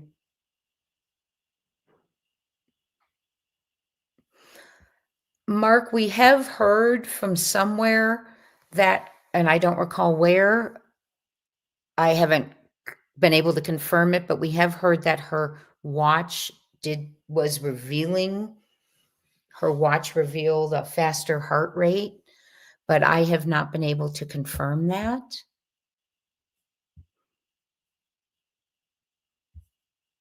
Okay, so that is the footage. You are welcome to watch this video over and over on your large TVs, whatever you need to do.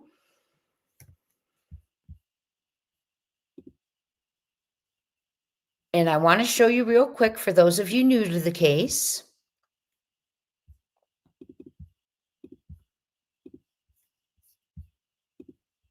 Before we get into the flashlight video, let me take this down, excuse me. You all have great eyes, by the way, and you're doing a fabulous job. You heard that too, Whispering Winds, and I can't remember where we heard it. Hey, Christy Smith, good to see you. Hi, Summer Rain. Okay, so for those of you who are new to the case, I am about to show you some footage. This is Sebastian's home. I say was because when we get him, in my opinion, he won't go back there. I'm just guessing. So this is Sebastian's home. And this is where a sedan was, and then turned the corner on Stafford, then backed up and went out. Okay. Flashlights were in this area. Now, from what I've been told, a car went up Kellen, turned around, and let cars out, or let a couple of 2 to 3 people out with flashlights. From what I was told from my source, that car that stopped and let people out either stopped here or here. Okay, let people out with flashlights. We figured this was the more accurate when she was thinking about it, because they came up this side yard, in our opinion, and one may have been over here with a flashlight. Okay, so Sebastian's home. This is where the sedan was. Here, then pulled around the corner onto Stafford. This is Kellen. This is Stafford. And then backed up and left. Okay. I'm just giving so, and this, for the people who have never seen the flashlight video, this is the area in which the flashlights are traveling. Okay. This is the area. Okay. And we are going to, and I'm sorry I said okay like that, but that's the area for those of you who didn't know Sebastian's case. I will now play the flashlight video. Let me go back to I haven't watched the flashlight video in a while. Okay. Share this tab with you. Hit that thumbs up if you'd be willing, please. Let's get to the tab now. Okay. This is full credit to Nick Barris. And for those of you who do not know the story behind this, Nick Barris is a Nashville reporter. He was kind of Sumner County's way to get information out there.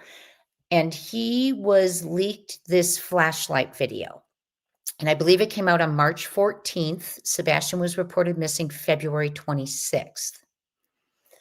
The story is, after this came out, if you're new to the case, the Sumner County Sheriff came out and said that that was not relevant to the case, that they relayed to the parents that it was trash trucks, and the parents related to us, the public.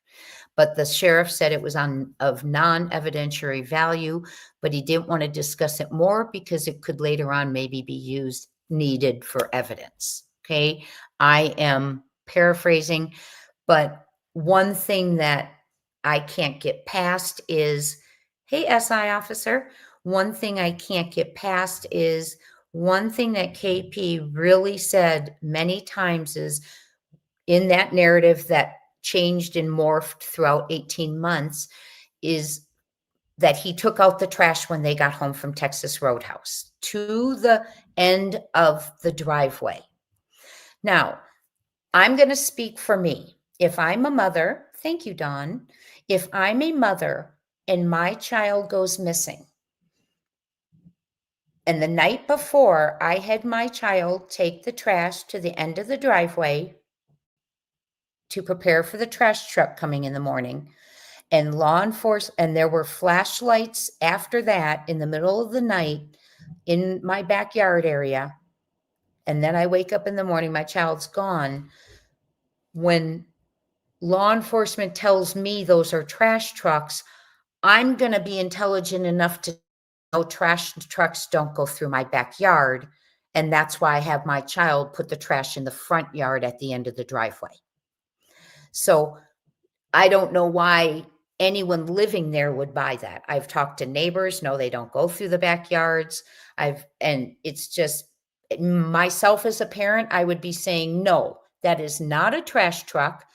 Our trash is picked up at the end of the driveway, which is in the front of the house. I think they picked up, I don't have the exact time off the top of my head, but it was before Sebastian was reported missing, the trash was picked up.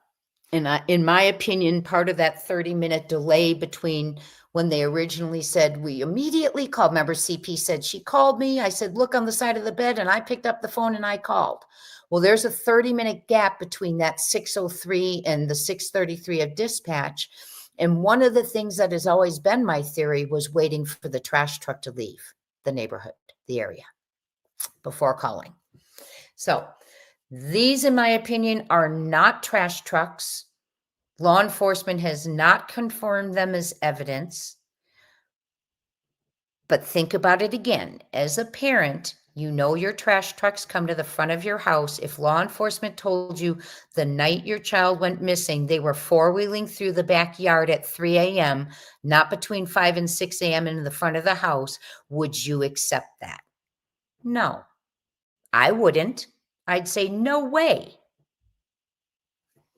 So I find that very interesting. I also find interesting when a silhouette was caught in the window on the footage. That first morning, KP told Laura, her buddy, allegedly, according to my source, that there was a silhouette caught in her window. Now, another thing I want to say as a mother, if I had a child who went missing and the next morning, and I thought he ran away, and I thought we were alone in the home, and the next morning I find out on a neighbor's footage there's a silhouette inside my home standing in front of a window, I'm going to bring that to the public. I'm going to say my child is missing. Yes, I thought he was a runaway. I said that. Well, she hadn't even been to the news yet, right? So you go to the news first and you say there was a silhouette in my window. We were home alone. Someone was in my house and my child is not here. She's never mentioned that to the public. Never. Let's watch the flashlight video.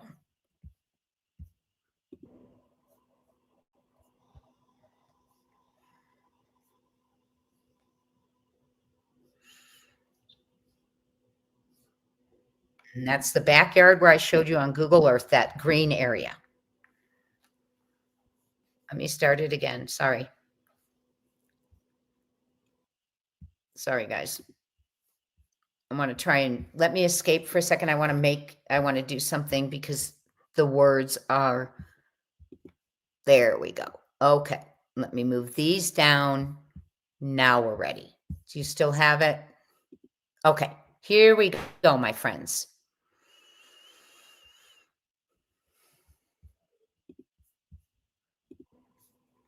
Subject 1 is from the Kellen area. And this is more from their home area. Subject 2 pops into view, goes out of view.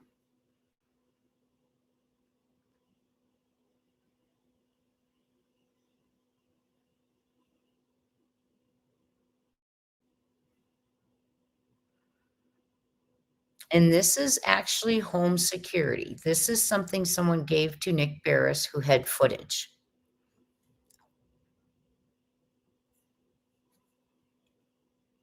Oops, sorry, guys. Oops. Sorry, I made it small on you.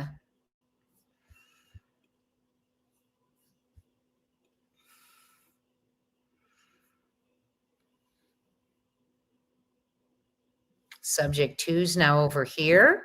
Subject 1's out of the frame. Subject 2 is moved from this area to this area. Full credit to Nick Barris.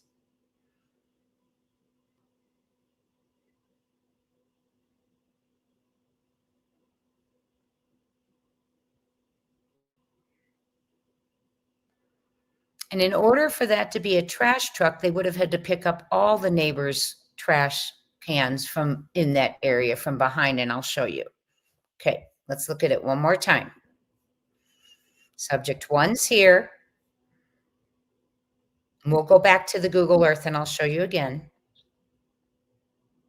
And I know many of us have seen this many times. I have not seen it in a while. Subject 2 coming from the area over there of the house now is out of the frame again, maybe behind the trees or something.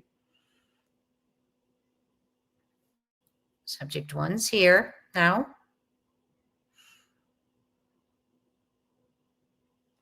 Subject 1 seems to be just kind of waiting right there.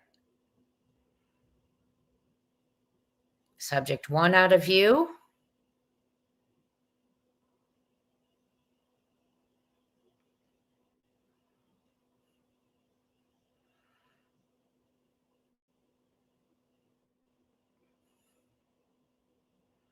And subject 2 back in view, heading towards where subject 1 went out of the frame.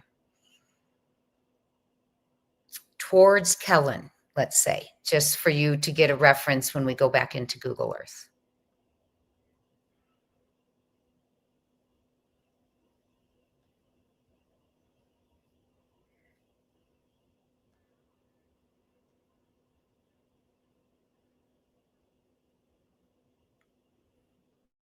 Subject 2 out of frame, and it doesn't show it going back. That's interesting, isn't it? No way a trash truck. So now let me show, I know it's almost, I wonder if he cut that short because it doesn't show it going back to the house. But let me go back to Google Earth. I want to show you something now that you've gotten to see that. This is that area that this was happening in right here. Okay. Now, in order for that to be trash trucks picking up in the back of the house, they would have picked up their trash from the backyard. They would have picked up their trash from the backyard. They would have picked up these homes' trash. Not one person has said their trash is picked up in their backyard. Okay. They put their cans out front at the end of their driveways. And no one here has ever said, yes, our trash trucks go through the greenway, the green belt, whatever you call that, And that's how they pick up our trash. Or all of them, Sebastian's chore here wouldn't have been to put it at the end of the driveway. It would have been to put it back here, right? What are they going to do? What is the trash truck supposed to do? Go through all the trees and stuff? That's why, by the way, the flashlight went out of vision in my eyes. Subject to, because of these trees. It was when they were traveling past the trees, in my opinion, and then we see it enter again when it gets out of the trees over here. Okay. I don't know. It's just very, very, very strange that even a parent would repeat that, because maybe they were told repeat it. So for investigative reasons, I don't know, you guys, but it just, to me, doesn't make sense. It just simply does not make sense to me. And I'm going to, for you in the bushes, I'm going to stop real quick. And yes.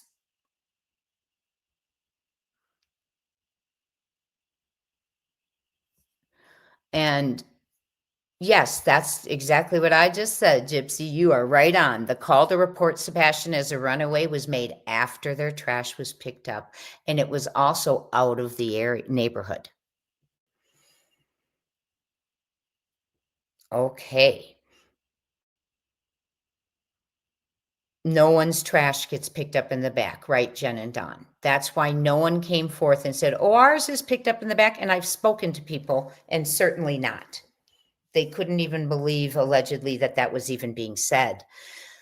And now Seth doesn't live there, but I'm sure he's questioned, why would they go through the back if you've got my son taking the trash to the front? And that was the last chore Sebastian ever did. And if you recall, there was a landfill search. Yes. Now, what would take you to the landfill search? It's trash day. As Sonny Weatherford put it, he went missing before the trash came and was reported missing after the trash was picked up. Sonny Weatherford was the sheriff prior to Eric Craddock, who died in the midst of the case, but he said he went missing before the trash was picked up and reported missing after.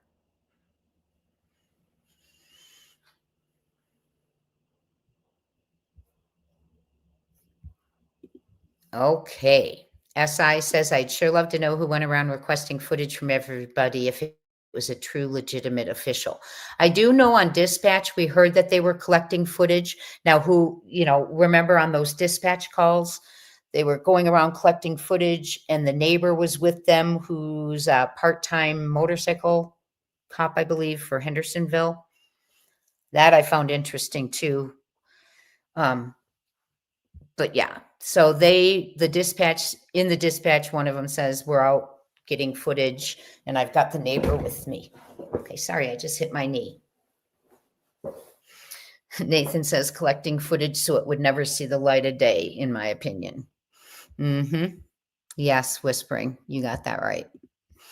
Okay, now, I had never listened to this, and we're keeping our focus on Sebastian today. And I wanted to listen to this podcast with you. It is of Seth Rogers. Lauren Conlon conducted this podcast, and it is called 50 Words for Murder. Okay. No, SI Officer CC did, from what I was told, all of the neighbors were asked to inquire in their neighborhood group. I don't know what you call it, neighborhood group page, that they had indeed given in their footage. What I was told was CC was the only one who did not. Okay. I was just told that. Can I tell you that's 100% true? No. But I was told from a good source he did not. Okay. So that in itself is odd. And then he was in the car while they were collecting footage. Why not just give your footage then when you're collecting all the others? I don't know. That is also the home that has 7 cameras, night vision, and audio. Okay. I've also seen some stuff from one thing from that camera, those cameras prior to the disappearance that shows how well it captures everything. I mean, lit up like it's broad daylight. You can see clear as day. Okay. Very interesting, in my opinion. Oh, Rachel says since he was law enforcement, he was cleared to not turn it in. Interesting. Do you know that for sure, Rachel, or is that in my opinion? I'm just asking so I can let the crowd know. But I don't, whether you're law enforcement or not, you still need to turn in your footage because you could have captured what happened to a missing child. That is also the individual who said it's so bad at the vigil and left. And he was also at the command post watching the footage day one, from what I have been told. So let's go ahead and listen to this podcast. I've not listened to the whole thing myself. We probably won't listen to the whole thing. But what I did hear in the beginning, Seth starts telling us about Sebastian. And that's what I want us to do, is learn a little bit more and listen to Sebastian. So again, full credit, Lauren Conlon, her podcast, 50 Words for M. It is just sound. There are no images with it. So actually, real quick, let me do something. I want to get a picture up of, I want to put a picture of Sebastian up here while we're listening. There we go. Okay. I don't know if it'll show up because we're going to go to the other, but just in case it does, right? So can you see it? Okay. I'm about to click on it. So it's not going to show Sebastian. Okay. So this is, again, interview with Seth Rogers, Sebastian's father. It is from April 4th of 2024.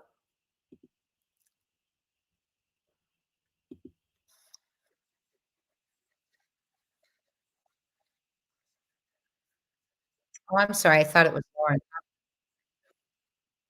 My bad. My bad. That's not Lauren's. I had two pulled up. So this one's 50 Words for Murder. It is not Lauren's. I have another podcast with hers, which is very interesting because it covers Grant Solomon and then ties into Sebastian a little bit as well. And we'll listen to that another time. This is 50 Words for Murder podcast. For it.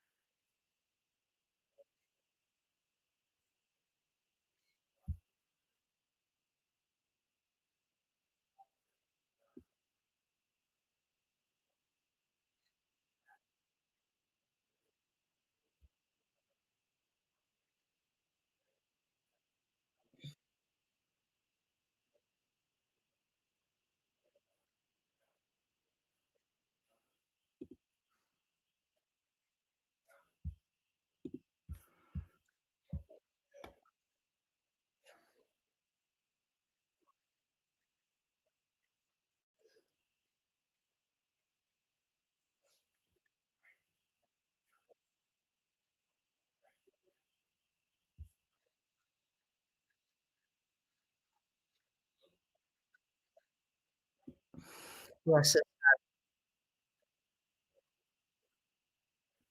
For those of you new to the case, this is Seth Rogers, Sebastian Rogers' father.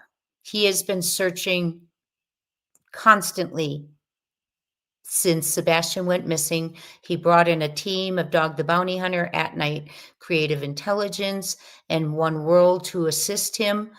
And he has really been struggling with communication with law enforcement, trying to get them. He's begging for the marshals to be brought in and a higher agency to take over the case. This is from April 4th of 2024, about 10 weeks after, or 9 weeks after Sebastian went missing.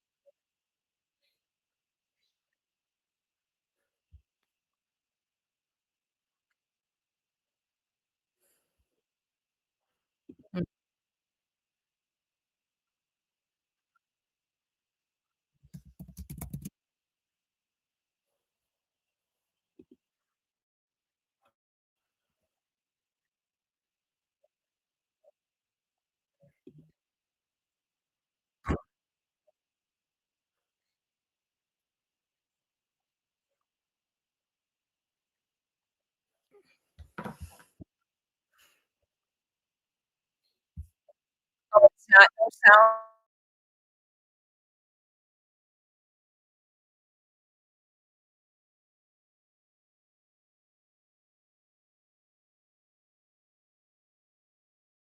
That's, you guys aren't hearing sound? Okay, let me try again. That's really weird. Okay. Let me go back and I'll go to the actual.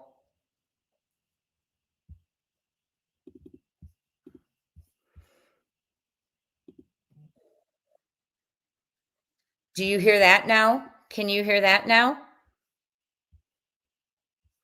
Give me a 1 if you hear it now. I really want y'all to hear this. Where did it go?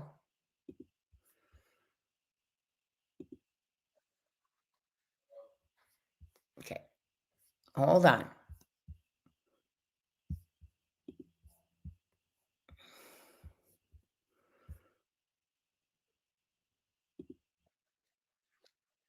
I'm trying to help it out, guys. Hold on. There is sound now? Okay, thank you. Give me a 1 once I start it again, just to show me if, let me know. I'm going to get to the right place.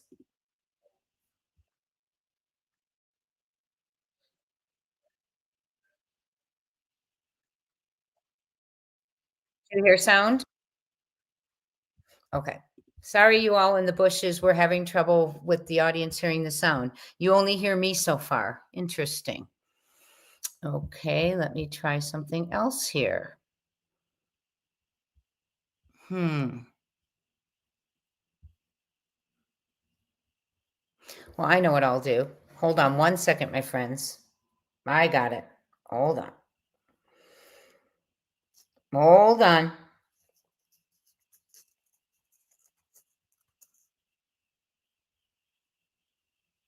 I'm going to put it on my phone.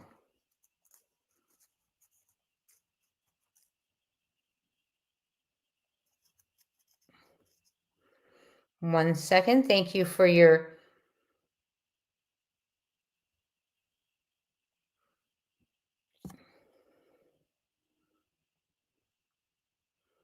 Okay. Here we go. I will play it on my phone and we will listen to it together. Okay?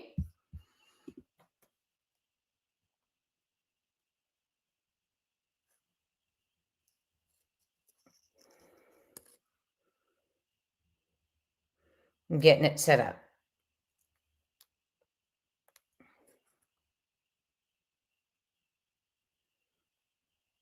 Give me 1 second, everyone. I don't know why it's not playing here. Yes, please hit that like button if you would.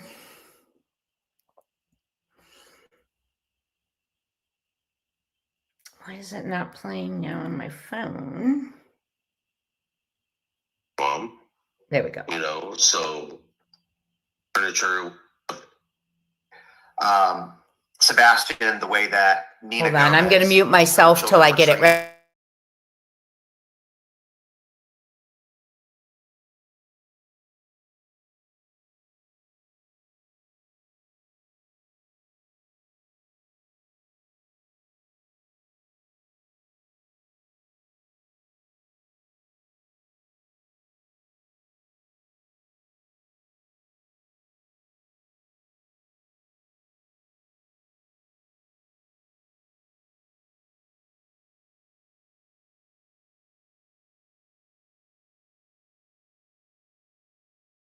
running other than probably just pure. Okay, you adrenaline all, at this here it point. is.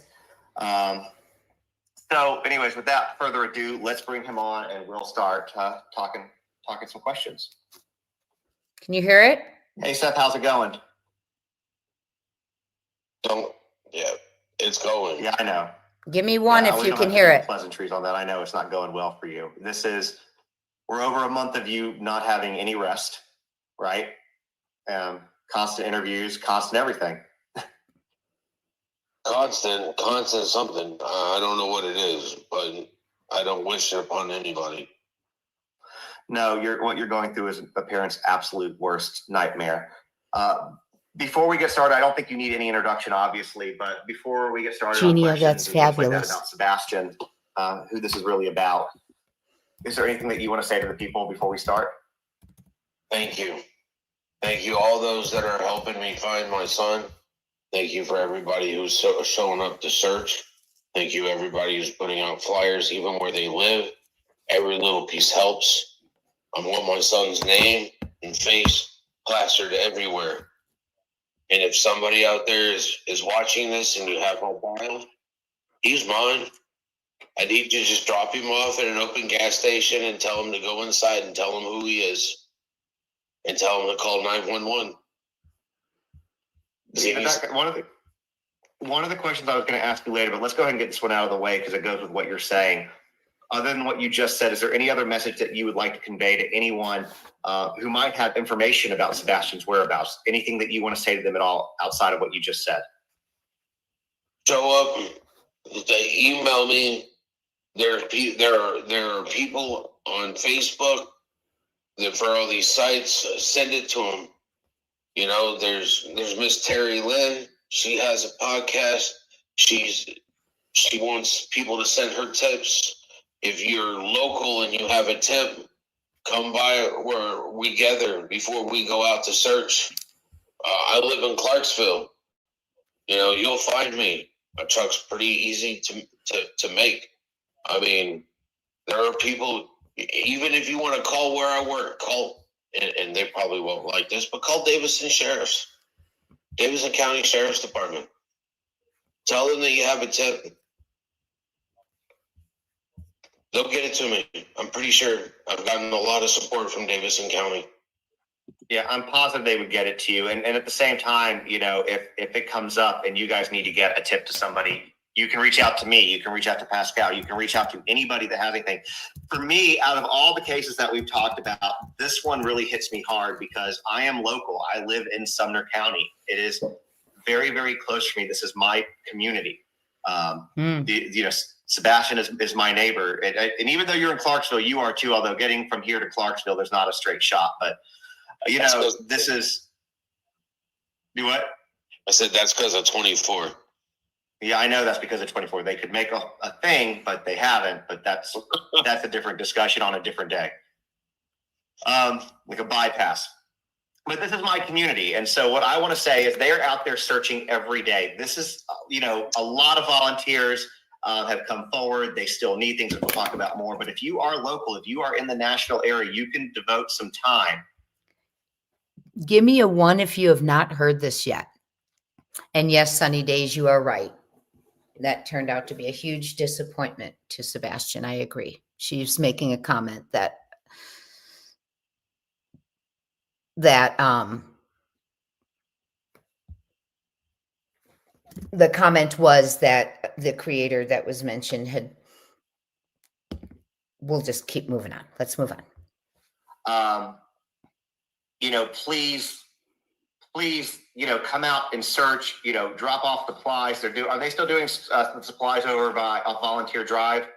No, we are at 127 River Road, Hendersonville, Tennessee. It's over by the Rudder, which is a restaurant on the water. Yeah, Rudder's the south part of Hendersonville, guys. Pretty easy to find. So if is that where that place we were searching that one day where I met you out there where the building was? Okay, so yeah, you go down like you're going to the Rudder and you just don't quite go that far. And anyways, putting a GPS, but they need supplies. What do you need at this point from supplies standpoint? Obviously, water, food, snacks. Water is great, but we need eyes.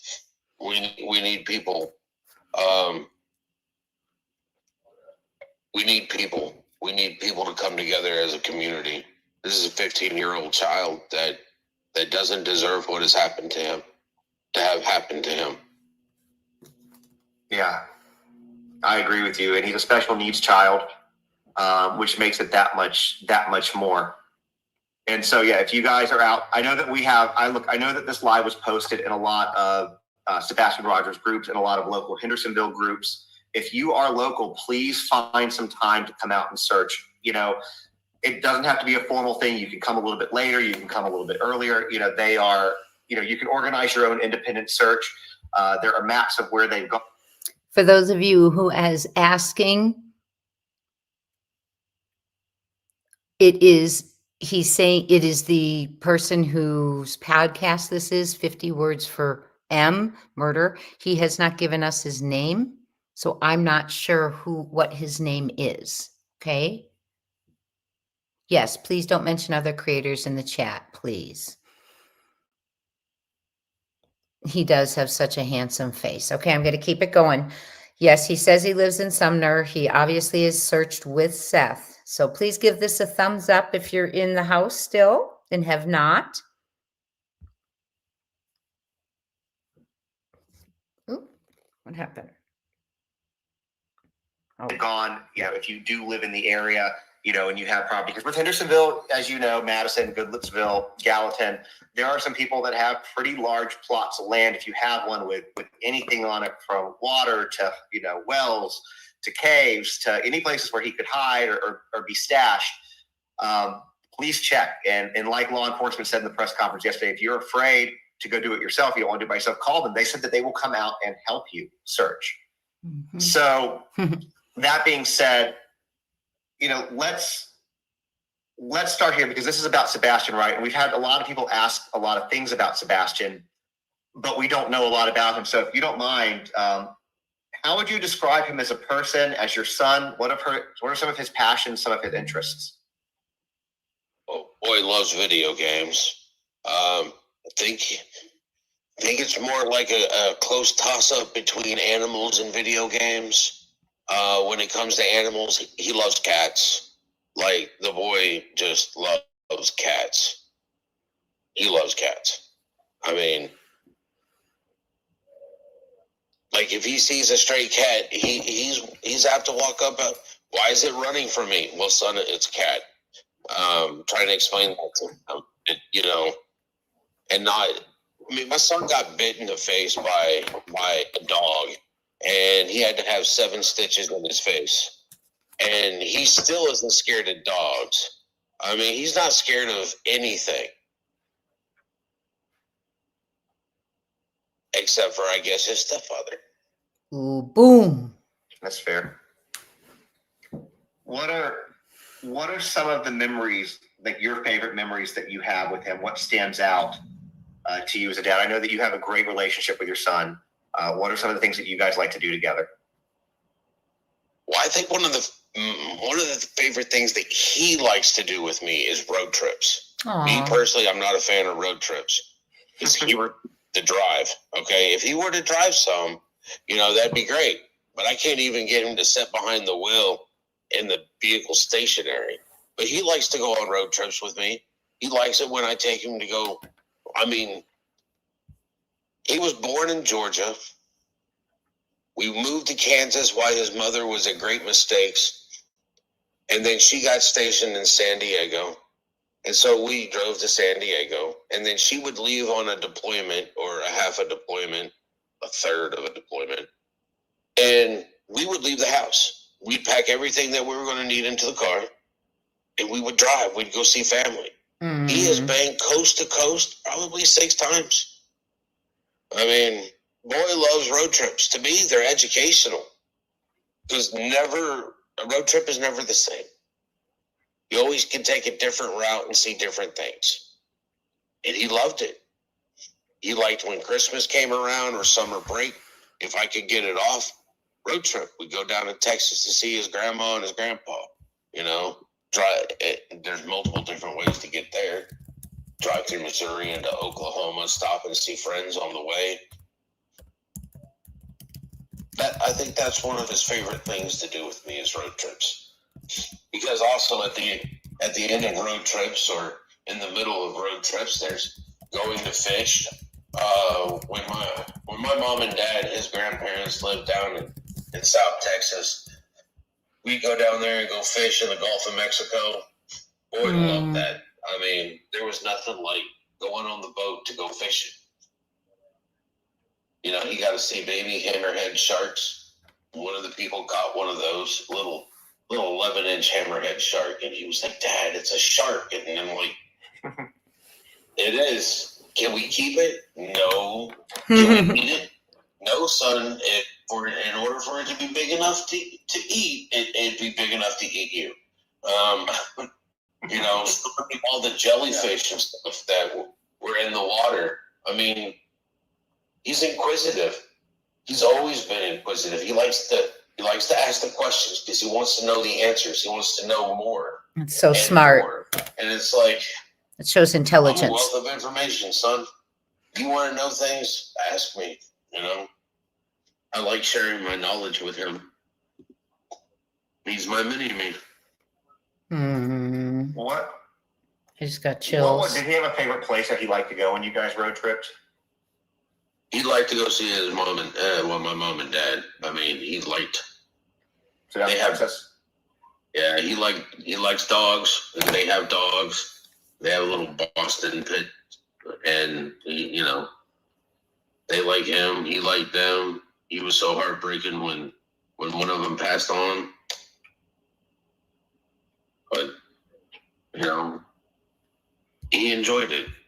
He enjoyed seeing family. He enjoyed the trip. He enjoyed the experience of it, I believe. Yeah, sure.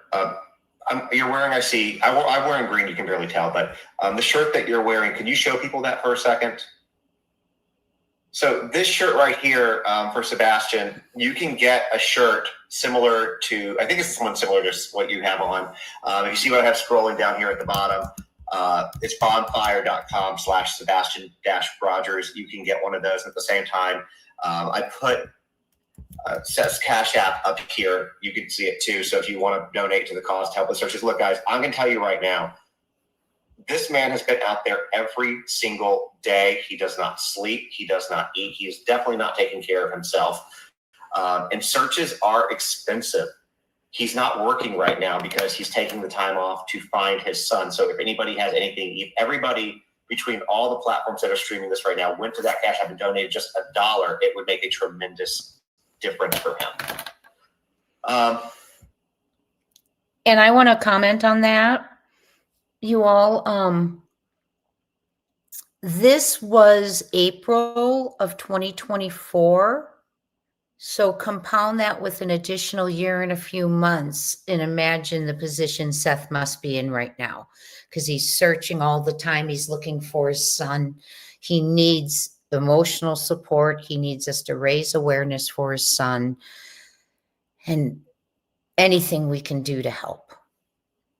And I love my community because I know you're just an amazing group of people who want to do what you can do. Sorry, I'm going to hit it again. There was something that you said a little while ago, and you know that we talked about this beforehand, and I don't want to talk too much about your ex and his stepfather. I want to keep that to a bare minimum because this is about you, this is about Sebastian and about you because you're the one that's out there every day doing things. But you had said a second ago that he was afraid of his stepdad. What has he conveyed to you or talked to you about that you were able to talk about why he was afraid of him? I found out afterwards. I mean, I found out after my son disappeared that he was scared of his stepfather. I mean, I've seen some of the podcasts where he has used the belt. I mean, if you think about I've been to the school, I've talked to the principal, I've talked to his teachers, I've talked to the SRO, and everybody is like, he's a wonderful kid. You know, he's always happy here. He always wants to make sure, as the SRO told me, he saw him every day. And the SRO was like, it was the same thing every day with him. He would stop the SRO and be like, how many tickets are you going to give the teacher today? Aw. You know, and It's funny. I like to think that he got that from me. I have a sense of humor. You do have a sense of humor. Even through all this, you have a pretty damn good sense of humor, I think. Well, there's been people that say that when my sense of humor is gone, the world's probably going to end. But, you know, yeah, he's got a sense of humor. And everybody at the school was like, they're wanting him to come back. Aw. It's not just me. I mean, he has touched the lives of a lot of people. He has brought joy, Hmm. his smile. I mean, his behavior, his demeanor. You all know I'm going to cry, so I'll mute myself when I do. I'm sorry. I know it's hard. Take your time.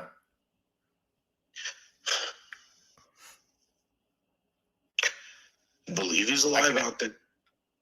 Yeah, I know you. Sorry, go ahead. Sorry. Just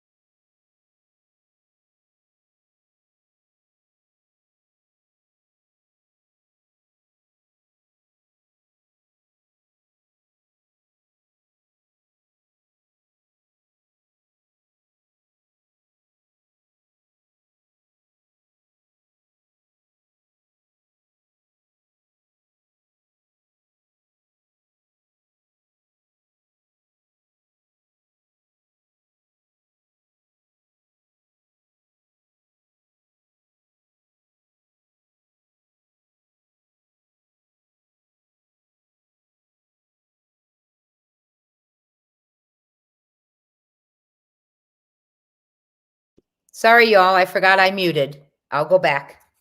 I apologize. I muted myself because I was crying. Sorry. I'm sorry. I know it's hard. Take your time.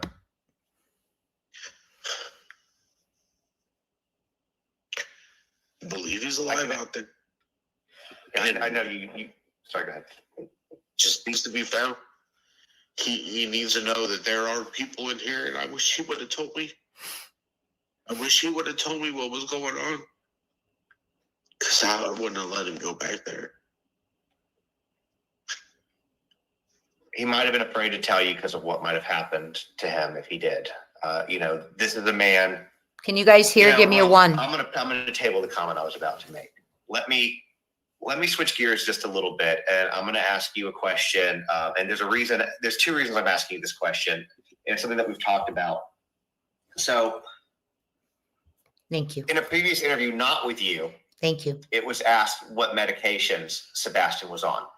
And I'm going to ask you that right now, not to be nosy, but so that people can know. And there's two parts to this question. What medications was he on? And what does it mean if he does not have them right now? He was on some medication for impulse control, for ADHD. He wasn't on anything for his autism. And he had two different types of medication they was taking. And I want to say they just switched it.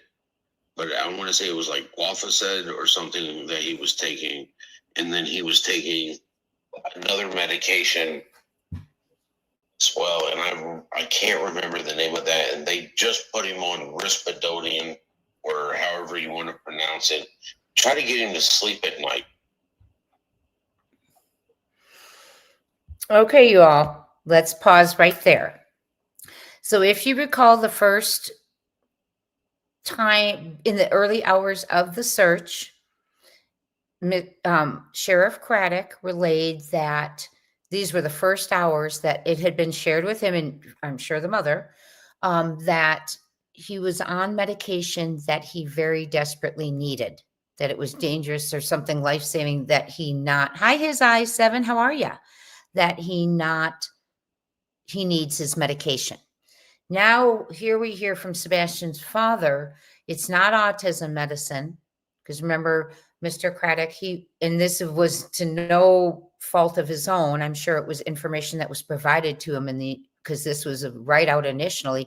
Initially, he said that he needed that medication and it was for his autism, and he didn't know a lot about it, but he knew that it could be serious if he didn't have his medication. Now we're hearing from the father, it was ADHD meds and sleep meds. Now, I will tell you, being an educator, that and having a child with ADHD, that if they're not on their meds, that is not dangerous. It's not something where if they don't take it, it's life-threatening. It assists with focus and other things. And then the sleep medicine wouldn't be dangerous either. It would be something to aid in sleeping. So right there, I want us to just catch that right there. We're going to open it up again. Hold on. I didn't have a problem with him sleeping here. Thank you, So Jules. I never really understood that. I mean, I'm not a doctor, but he just turned around and they removed his tonsils because he had obstructive sleep apnea. So they were trying to get him to quote unquote sleep. But I remember as an infant, my son, and a newborn infant sleeps like 18 hours a day. My son slept maybe 4 hours. He's always been one that does not sleep,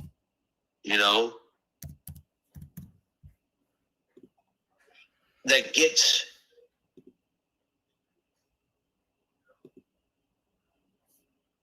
there's just medication doesn't always solve all the problems. Sometimes I think parents use medication against their kids because they just don't want to deal with it. Mm-hmm. I only worked part-time until my divorce because I spent most of my time taking care of Sebastian. Whoops. Wow. He's not perfect. Nobody is. But that doesn't mean he's a horrible person. No. It doesn't mean he was a horrible child. No. Had him set with a routine. I could get him to take a shower, eat, take a shower, lay down in bed, and he'd fall asleep in about an hour at the most. And we're talking about at like 5, 6 years old. It was all about a routine. And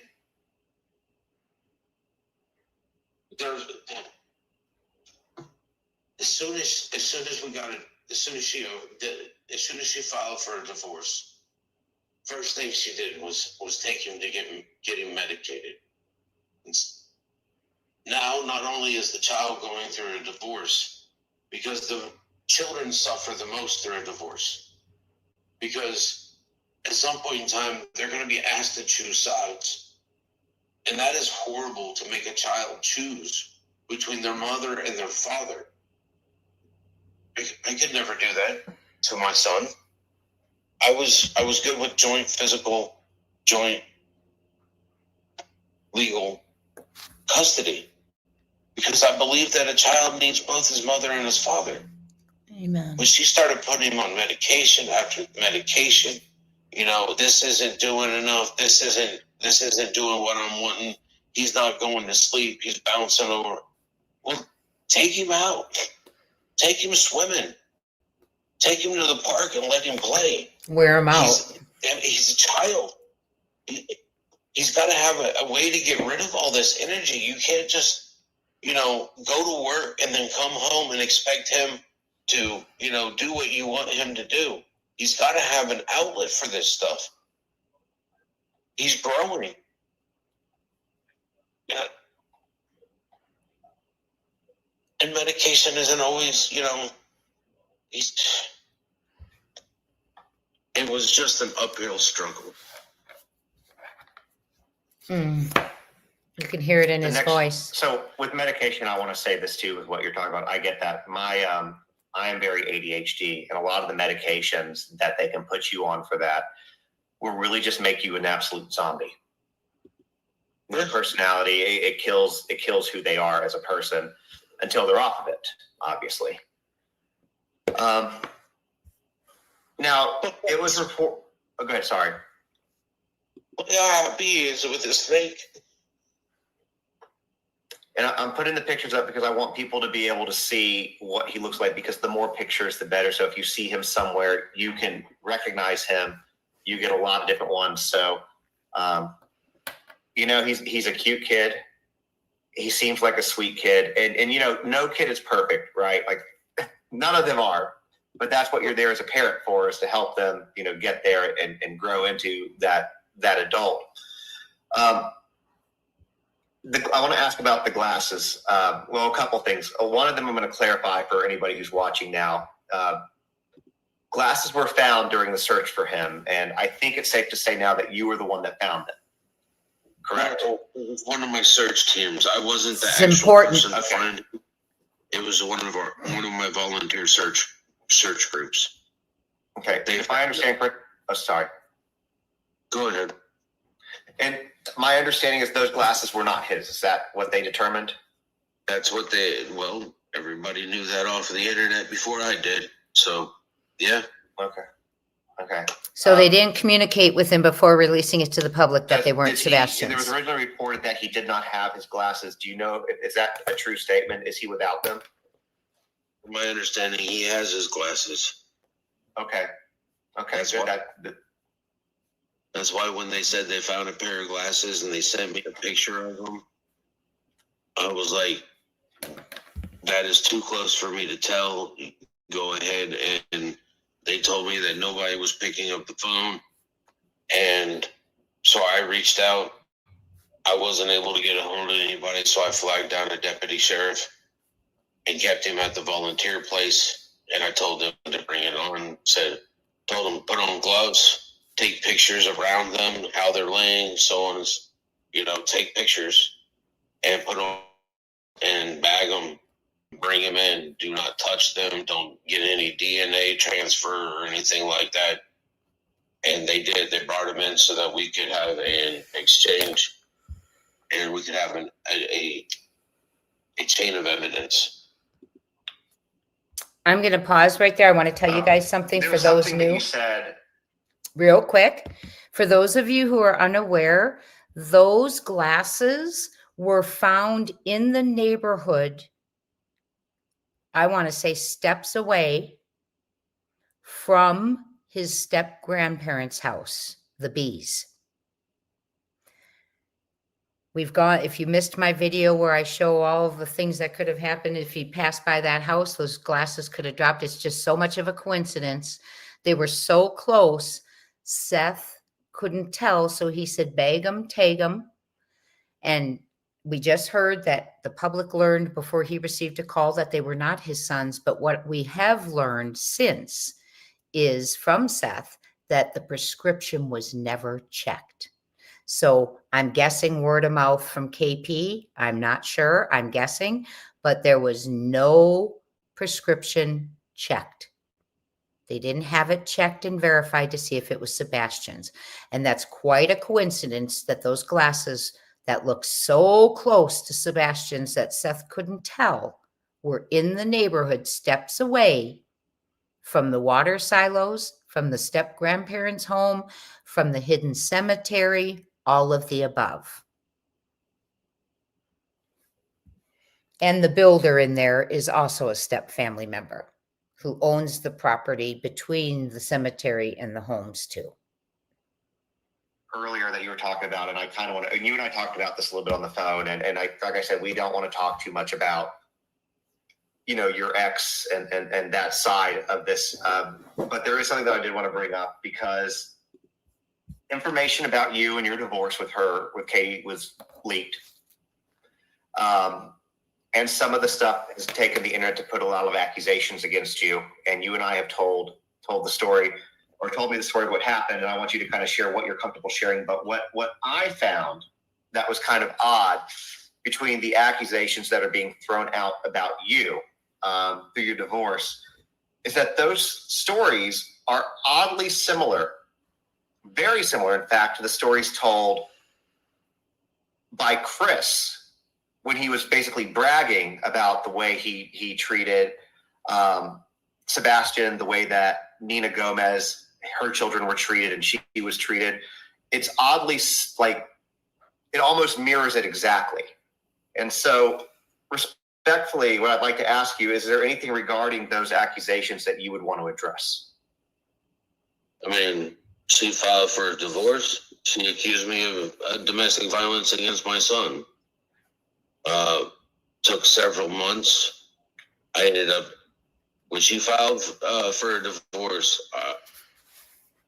me being the person I am, I was like, okay, well, grab a legal pad and let's go ahead and do a divorce. We'll go ahead and split all the furniture and whatnot. What do you want? You know, obviously, things of that sort. And I was like, when it comes down to Sebastian, all I want is 50-50. He's my son, you're his mom, you know, so. And when that part came up, she went and got an attorney. And the next thing I know, I'm being issued a restraining order for domestic violence and a move-out order so that I would no longer have a place to stay as well. I thought it was her that I was being accused of being violent against. She told them that I had an arsenal. They showed up with like 20 sheriffs in SWAT gear, armed with assault rifles, fully automatic in California. Wow. They walked up. I looked at the lady and I was like, you're coming in here. Who are y'all here for? Because I was outside with my son and he was playing with the neighbor's kid. And we're sitting there, you know, drinking coffee, shooting the shit, watching our kids play when they rolled up. And when they rolled up, he looked at me. He was like, I wonder who they're here for this time. And I was like, you know, one day they're going to be here for me because Katie's going to call them on me. And that was the time that they were there for me. They rolled up. The lady that was in charge, she told me that why I was here, why they were there. And I was like, okay. I looked at her and I was like, you don't remember me, do you? And the lady looked at me and she was like, no. And I was like, I'm the father of the autistic special needs child. And she was like, oh, I remember you. And turned around and told all the deputies there that they needed to stand down. I'd comply with whatever was asked. And they were like, they stood down. There was no need for it, all that. You know, that time I was before she did this, I was an armed security officer, worked in military housing. And they were like, we hear you have firearms inside. I was like, yeah, I have my pistol that I use when I'm at work. And then I have the other pistol that is used for work because work issues your own pistol. And then I had my own and they're like, where are they? And I told them they were on my desk. And they were like, but you have a child. Why do you have them on your desk? I was like, they're on my desk. You can go get them. 30 minutes later, they asked me to come and point out where they were on my desk. And I walked in and I showed them the secret little pop so that they would drop down so you could actually get them. And they took those and I still never got my firearms back. That's California. But that was it. So Sebastian was watching this. I turned around. I was living in my car, trying to make ends meet, trying to make sure I had money to feed myself, which was, it was kind of hard to actually get employment because I didn't even have a residence or an address anymore. Bless his heart. Dealing with the court issue, finally turned around and her attorney kept pushing and pushing, and the judge at one point in time just turned around and told both me and Katie that we needed to be adults and remember that we're parents for Sebastian, and told us to go in the hallway and do a parenting plan. and dismissed everything.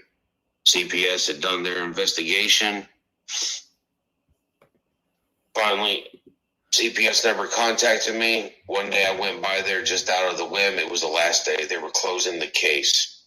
And they informed me they've been trying to get a hold of me for the whole time. And I was like, well, my number hasn't changed in years, like 12. And they were like, well, nobody had your information. And I was like, well, his mother did. And she didn't even bother to give him that. They turned around and they were like, well, we can't find any evidence of any abuse. And so they submitted that to the court. And the court dismissed everything. So A lot of thing info while in we this try to get this podcast. better, so we're even size. There we go.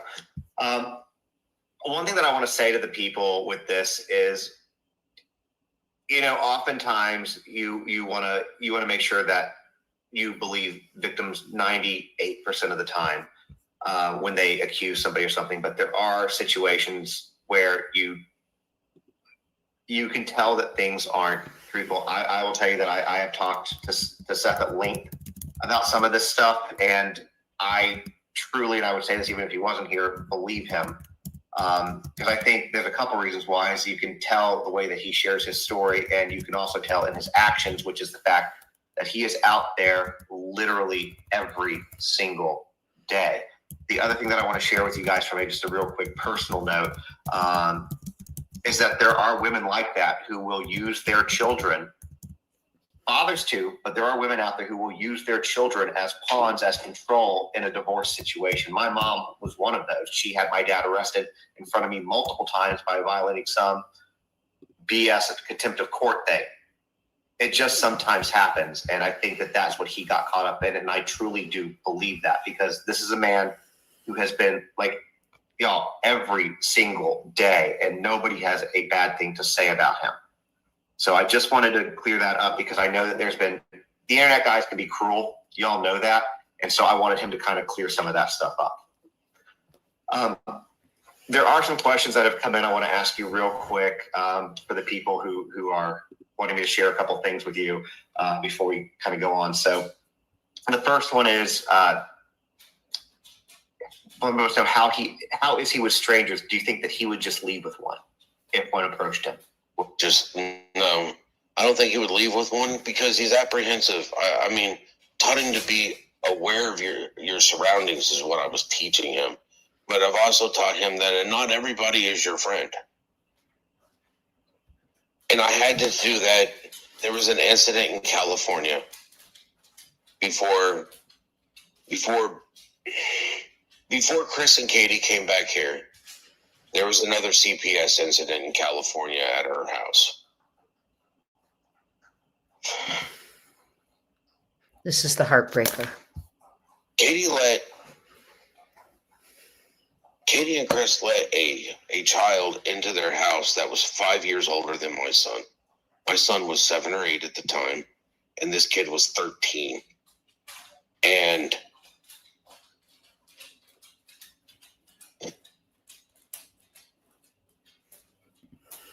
she has a habit of not checking on her kid. I would never let some kid that's 5 years older than my son play with my son anyways. It's like, why do you want to play with my son? There's a 5-year difference. That's a pretty big difference. You're 13, and my son, you're a teenager. My son is not a teenager. He's still playing with Hot Wheels and Legos, and he's building things. He's playing video games, and you're a teenager. You go out and you have your own, age-appropriate group that you play with. And they were letting this kid play with my son, and they weren't checking on him. And then this kid took my son's innocence, and he molested him. Mm. Oh, God.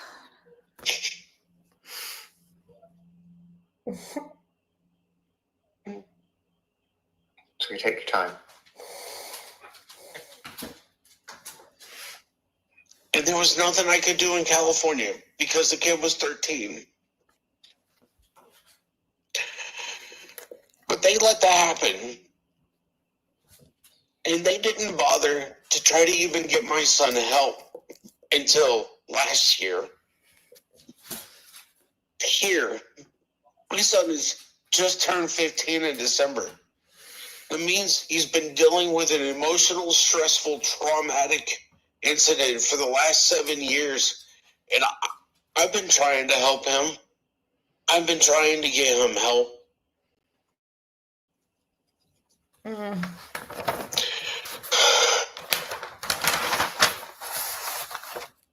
Going to talk to his doctor and telling them what happened. And for the doctor to tell me, she was like, I knew none of this stuff. And I'm like, really? Because he's supposed to be seeing a therapist for this. And she's like, well, he's not seeing the right type of therapist for this type of trauma.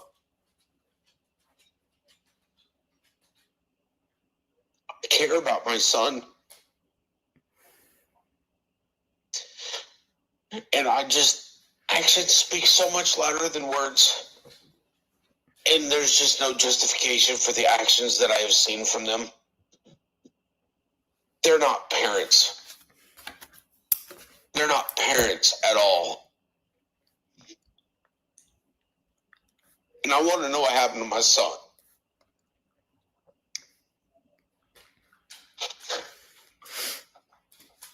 You deserve to know what happened to your son. Every bit. Amen. Every parent does. And I'm sorry, I don't think any of us were aware of that. And I am so sorry that, number one, that he went through that. And two, that as a parent, you're going through a parent's worst nightmare, but that's like the second worst nightmare. My son around his daughter. Because Chris has turned around into my mother told my mom, your grandson's a pedophile. No, he's not. He's a victim that hasn't got the help that he deserves and that he needs so that he can get over the traumatic incident that has happened to him. That should have never happened underneath their watch to begin with. That's why Chris doesn't want my son around his daughter. Because he's scared that my son is going to do the same thing that was done to him under his watch. And Chris Proudfoot, if you're listening to this, you can't hold that over my head. I told you. You're going to piss me the fuck off, and I don't give a fuck who knows. It's your fault. It's your and your wife's fault. You guys don't deserve to be around kids.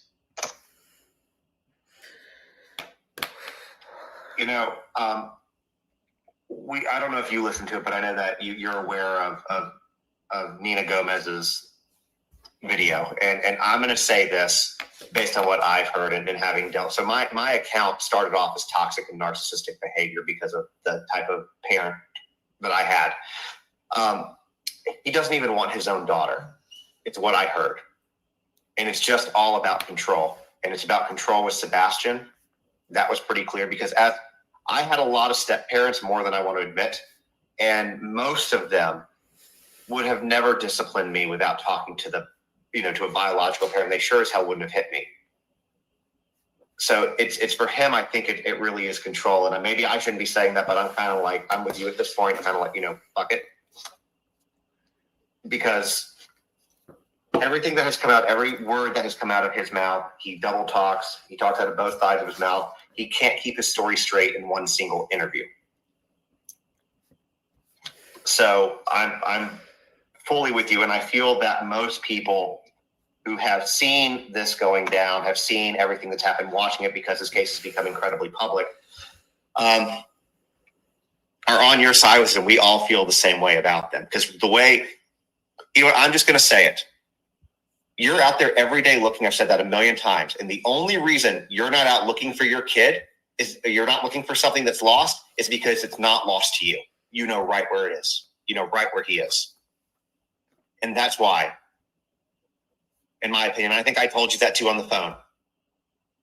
So every day you're out there busting your ass. And I'm going to tell you, he hurt himself. So like when you see the way he stands and stuff like that, this man is in pain. Like he's got the massager right now. I don't think there's better timing for me to bring this up.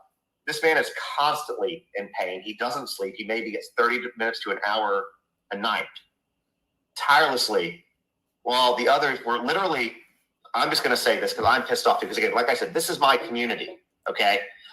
They were at the Cracker Barrel 5 minutes from my house on Easter, and then they left town again. They haven't been seen. And I just don't understand that. The last time you saw shit like that was with Chris and Roberta Laundrie. Amen. So I'm just saying. You got it, in my opinion. I want to kind of go on to something a little bit different Okay. because I know Before that they it's go taking on, emotional we're toll. gonna talk about this for a second because I see you all going wild in the chat. It's very upsetting, isn't it? I agree, in my opinion, that it's a control thing with F, his daughter, because from what Nina's story is, he didn't want her to have F.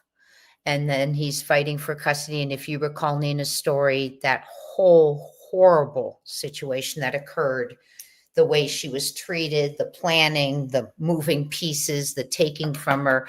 I mean, it was just unbelievable. And to me, it was like, it was coordinated, clearly, against Nina. So in my opinion, is it a far cry to coordinate against someone else like Seth? Right? And the medicine, we talked about the medicine. We've talked about, now Seth came out in this podcast and told what happened to Sebastian and said, you're not going to hold that over my head. Because if you recall, CP1 said, if I say what I want to say, no one's ever going to look for him. Okay, that's not true. And when what happened to Sebastian did happen when he was a very young kid, we know that. That doesn't make him a pedophile. That makes him a victim. Okay, that makes him a victim. Someone was asking about the pants that were found. I know they were found in water. And when the law enforcement was called, they didn't want to go in and get wet. I mean, it just, honest to goodness, it's mind blowing. The things law enforcement allegedly, in my opinion, has said, done, and not done. An officer of the law with a missing child didn't want to go into the water and get a pair of pants that were similarly matched to the description he was wearing because the officer did not want to get wet. A tiny stream. Oh, okay. But he didn't want to get wet in that tiny stream with his shoes. Okay. It's just very upsetting. So CPS was at their apartment in Cali. We know CPS made visits to the home in Stafford, according to Seth and the CPS reports that he's seen after Sebastian went missing. So my question is, did CPS ever go to the house on Remington in Gallatin, where they called there too? That's where they lived prior to Stafford. Was CPS called there? Because when talking to someone who used to work for CPS, they told me one thing parents do is move. They get reports at one location, they move to another. I'm not saying that happened. I'm saying, could that have happened? And just the fact the way Seth was treated with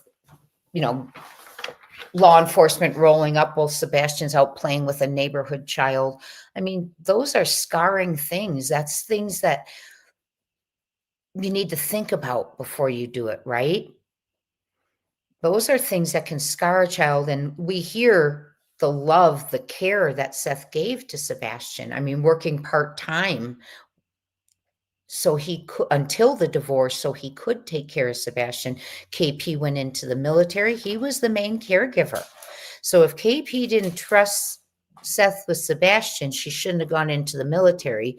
And in my opinion, the fact that she did and left Seth with Sebastian speaks volumes that she trusted him very much with her child. Maybe there's some jealousy of the relationship they had, in my opinion. We have all gathered because we love Seth and feel his pain. I believe it's more of the hatred for Chris is really the reason. There's just so much. When was that podcast? It was April 4th of 2024. And I had never heard it. Let's keep going. Thank you for all the comments in the chat. I am watching. Thank you. You've got great insight and perspectives. On you. So, going to the search, can you take us back to the moments leading up to Sebastian's disappearance and what was happening during your lives at that time, which led him to whatever you believe, whatever you know, whatever you're able to share, what was going on at that time for him to disappear?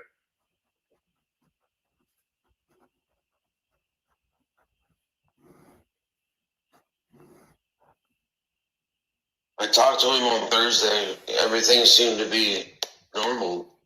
I mean, sorry, it hurts. I know, it's okay. I know you're hurt emotionally and physically at this point. And if you don't want to answer anything, if something's getting too much for you, you don't have to answer it. I'm just trying to focus so I can answer the questions. That's all. Pain is a overwhelming distraction at times. Sebastian was going to school. The whole point of him finishing his first year was he was supposed to come live with me. We were supposed to do a swap where she would have him every other weekend and he would be living with me, going to school. And if she wanted him on his breaks, then she would be able to have him on the breaks. If not, then he would stay with me. I mean, I wanted full custody of my son since the divorce, but I don't believe it's my right to take a child's mother away. That's something that the child would debate or would decide at a later point in time. Only thing I wanted to do was protect him. And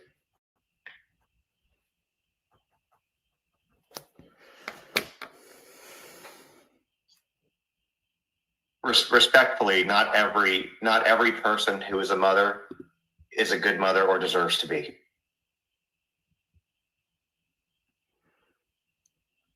makes me feel like shit. You didn't do anything wrong.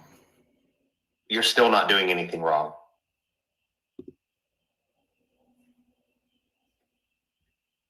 Should have done things different. He didn't know. He would have been in that situation.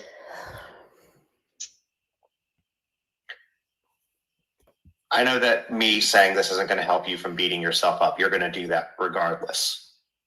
But look at the situation that you've been dealing with.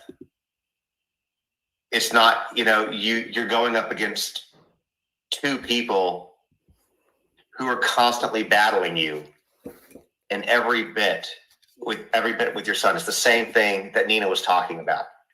They battle every step of the way because it's about control. It has nothing to do with love of the children. It has to do with control. That's what it is. So how do I put it? Excuse me. Yes, you married her. Yes, you've been having this co-parenting situation for a long time.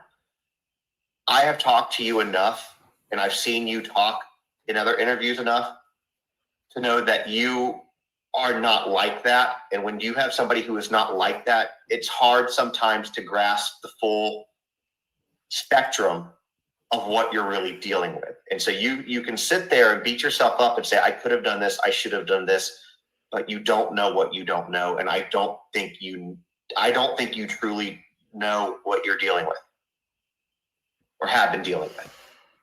Just makes me look for him harder. It just makes me want to find him faster. In your opinion, and again, this is one of those that I know with an investigation, you can be very limited. So if you can't answer, just say you can't answer. And if you don't want to, I don't want to take too much of a toll on you. But in your opinion, what do you think might have happened to Sebastian? Do you have any theories or suspicions about his disappearance that you're comfortable sharing? If not, that's okay. I'll let you know. I have theories and suspicions all day long.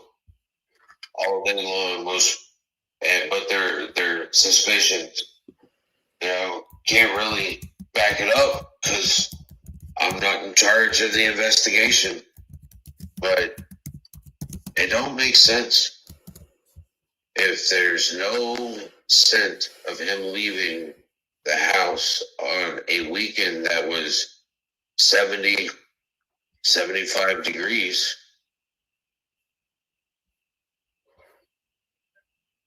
Then he didn't walk away from the house. I think that it's very, I'm just going to say it. I think it's very obvious he didn't just walk away from the house. If the story that's being painted or told to us is true, and he went out there barefoot, then there is no way that those bloodhounds would not have picked up a scent leaving that property somewhere, and they didn't. But there's no way that he. Been something. There's concrete. You lose skin cells all the time. You're barefoot. You got socks on. You're going to lose particles. They're going to. And it's just. None of this makes sense. None of this makes. It doesn't make sense. The only thing that would make sense for the dogs not to get a scent is that if he left that house in a vehicle and didn't walk off like they said. That's the only thing that could make sense. That's the only reason why a dog would not have picked up a scent. Any of the dogs that came out would not have picked up a scent. No cameras picked him up. And there are, in 2024, people, you don't just vanish. No. In 2024, I'll walk outside right now and you look around and people have at least their porch light on. Something that makes it obvious so that if you're walking around the house, they can see. Nobody has their yard and their house all blacked out. Operation so that Blackout. Can't see shit unless you're fucking hiding something. Agreed. I did a video almost a year ago called Operation Blackout because I find it so absolutely stunning that a mom home alone didn't have any lights on around the house. And remember, we've talked about the law of normal. What is normal behavior? Well, normal behavior since then is when their home porch lights are on. So I find that even more shocking, in my opinion. Seth is not a dumb man. You are right. I'm going to stop it there. And this is 50 words for M. It's an hour and a half long. We have listened to the first 48 minutes together. So thank you, Frank. I didn't see it, so wasn't aware. But I'm going to end it right there. But I want you to know it's called 50 words for M. If you want to finish it, there's about 38 minutes left. And it's got a lot of information, and I had never heard it before. And I see in the chat, many of you had not heard it before. But we've learned the actual things that Seth has done with Sebastian and for Sebastian. Road trips, fishing trips on the coast in Texas. Just so many things, wanting full custody of him, but not wanting to take him away from his mother. He's a good dad. I'm not going to say he was a good dad. He is a good dad. And he wants to find his son. And the games that are being played regarding timelines and narratives and, I'll give you a ballpark, but I'm not going to tell you this. Well, I'm not going to help you out there. Yep, that's about 3 hours here. 2 hours from the time he got home to the time he went to bed is when the trash was taken out. That kind of junk that was said in that PI interview. That will be evidence, in my opinion, at some point, because it shows unhelpful game playing, in my opinion. Okay. CPS should not be called to a home. There was a call in California, several to Stafford, allegedly. And I only say allegedly because they haven't been in my hand. And it makes me wonder, were there calls to Remington in Gallatin? Was that the reason for the move? I don't know. But I do know that some people who get CPS called on them relocate to avoid consequences. Okay. Yeah, it's not a dash cam, but I'm not going to tell you what it is. When was the trash taken out? Oh, well, here's what we'll tell you from the time he got home to the time he went to bed. That's when the trash was taken out. Okay. There's just so much trying to deflect, throw people off. Everything that is so disturbing when a child is missing and a person inserts themselves. And I don't know if it's control, yes, in my opinion, but I don't know what it is, but it's a damn shame that it's been allowed. And one thing, Jules, I see you, and I'm going to take that in a second. One thing I do want to tell you all is, in my opinion, and I see many of you putting this in the chat right now. Yeah, it's against HIPAA. Yeah, when the trash is taken out. Exactly. I mean, those kind of things. It's just ludicrous. And thank you, Jules, for your wonderful donation. And Jules says, can we as a group do something like help Seth with a civil suit or start a class action suit? Let's start with this, and thank you always. Let's see what we can do. Seth will let everyone know what he wants us to help with. Right now, here's my opinion. And like I said, I see you all putting it in the chat. Where we're at in this case, in my opinion, and then we're going to get to the updates that have been dinging, is we have for a year and a half been raising awareness, really trying to do what we can to investigate, to look, and we're not investigators, but it's because, in our opinion, it's not being done, right? Well, in my opinion, what's left to be done is this. I think that the way answers are going to flow is if Sumner County, it's cracked wide open, and then we'll have answers. And that is just my opinion. I know many of you feel the same way. I've missed you too, Jules. Thank you so much for all your sweet donations today. But you know, I feel we're going to keep looking. We're going to keep raising awareness, coming up with ideas. But my opinion is where we're going to truly get the answers, the knowledge, and solutions is when we crack open the silencing. When we crack open whatever is going on, in my opinion, in Sumner County, that they do not want to respond to leads or address them, or even under the circumstance of a severe ransom, whether you know it's real or not, you don't know till you investigate. And the fact that you choose not to respond is clearly disturbing when you take an oath and accept a paycheck and sit in a chair in a public servant's office. And you know how much it irritates me. Yes, MS. Yes, MS. Something happened.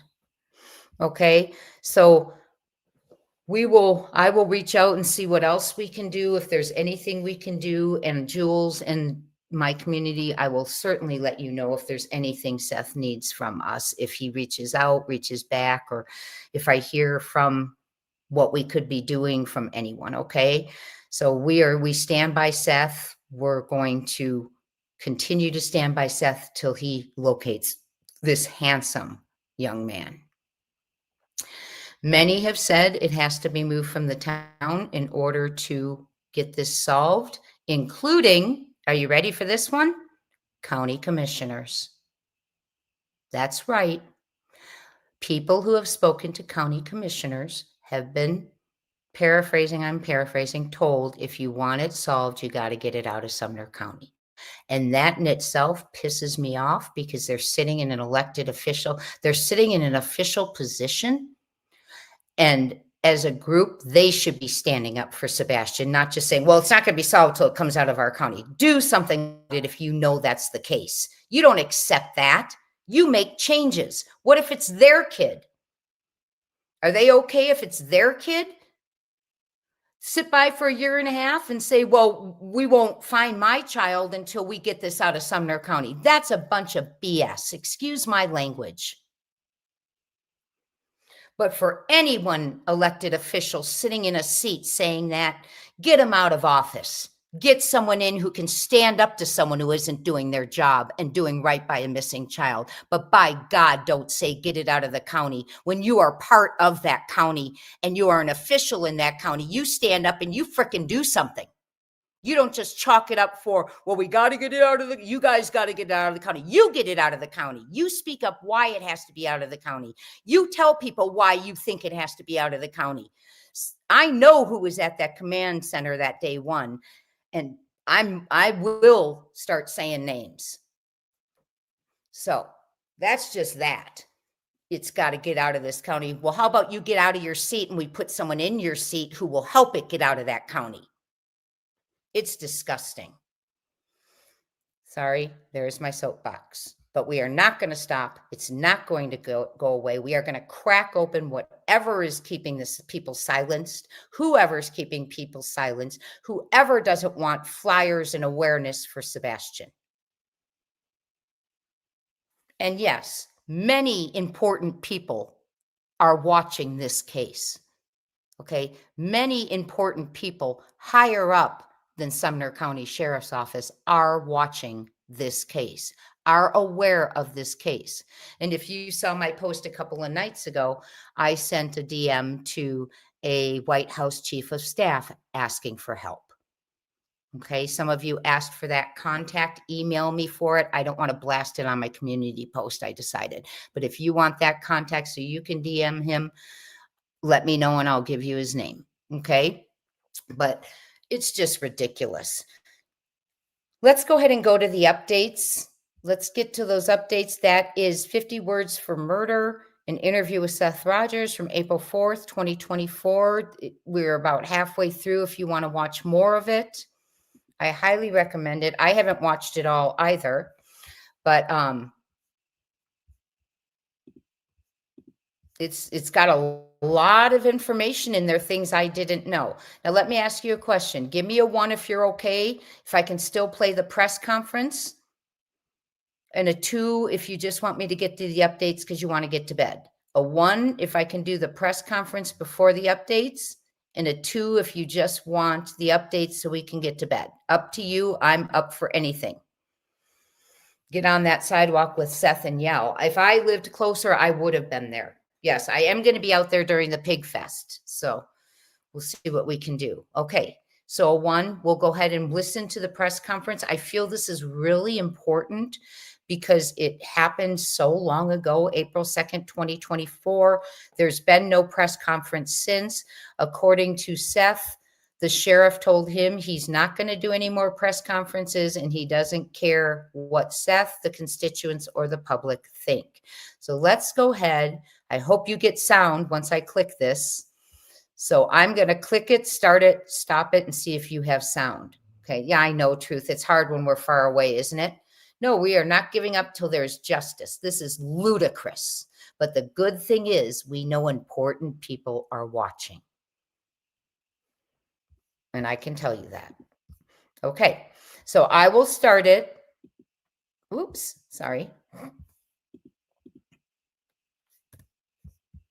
I think it might help us more if I go out of this. So let me share this. Okay. So I'm going to hit play. Once I know you have it, I'm just going to hit, oh, Jules, thank you so much. And whatever we can do to help Seth, we will do. Okay. I know he doesn't want us, you know, he'll let people know when he's ready to take civil suits and class actions. Right now, I think his focus is locating Sebastian, but he'll let everyone know what he needs. I'm sure. I am sure. Okay, Gypsy, it's okay. Thank you for being here, my friend. I know you've got a lot going on. Thank you for being here. You're the best. Okay, you all, I'm going to play it and then we're going to see if we can hear it. You all can hear it because I don't know what's going on with the sound. Hear that? You look absolutely... Okay, so you can hear it. Perfect. Good night, Gypsy. Take care, my friend. I'm praying for you.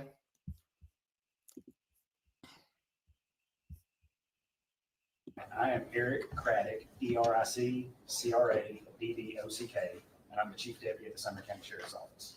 I'm joined today by Susan Nyland, SUSAN-NILAND, of the Tennessee Bureau of Investigation. She's the PIM. I also have with me Sumner County Emergency Management Director Ken Widener, KENWEIDNER.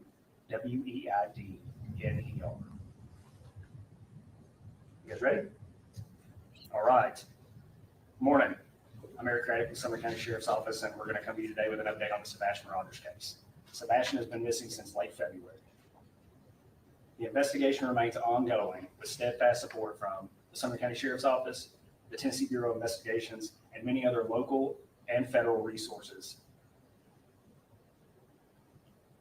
We are exploring every lead that comes in and every tip that comes in. As I said before, the investigation remains ongoing. The entire community is deeply saddened by what has occurred. We're all extremely concerned for Sebastian's welfare. This is April I wanna encourage 2nd. the community to stay vigilant, to report anything that they think may be of some significance to the investigation, no matter how minute it may appear to be to you. Turn up the Please volume. call 1-800-TBI-FIND with any tips, or the Sumner County Emergency Communications Center at 615-451-38. We understand the anxiety and the concern that this case has caused in the community. We too share the anxiety and concern for Sebastian. I want to reiterate that we are doing everything we can to find Sebastian and bring him home. Despite the passage of time, the commitment to finding Sebastian remains unwavering. I said this when we scaled the search back. Our commitment to finding Sebastian remains. We will continue to investigate every possible lead that comes in. The Sumner County Sheriff's Office wants to express our gratitude to the community and the many individuals who have helped in the search, the many individuals who have called in tips, the many individuals who have printed flyers and kept Sebastian's face in the news. Nothing would make me happier than to wake up tomorrow morning with a tip that cracks this case wide open and we find Sebastian and bring him home.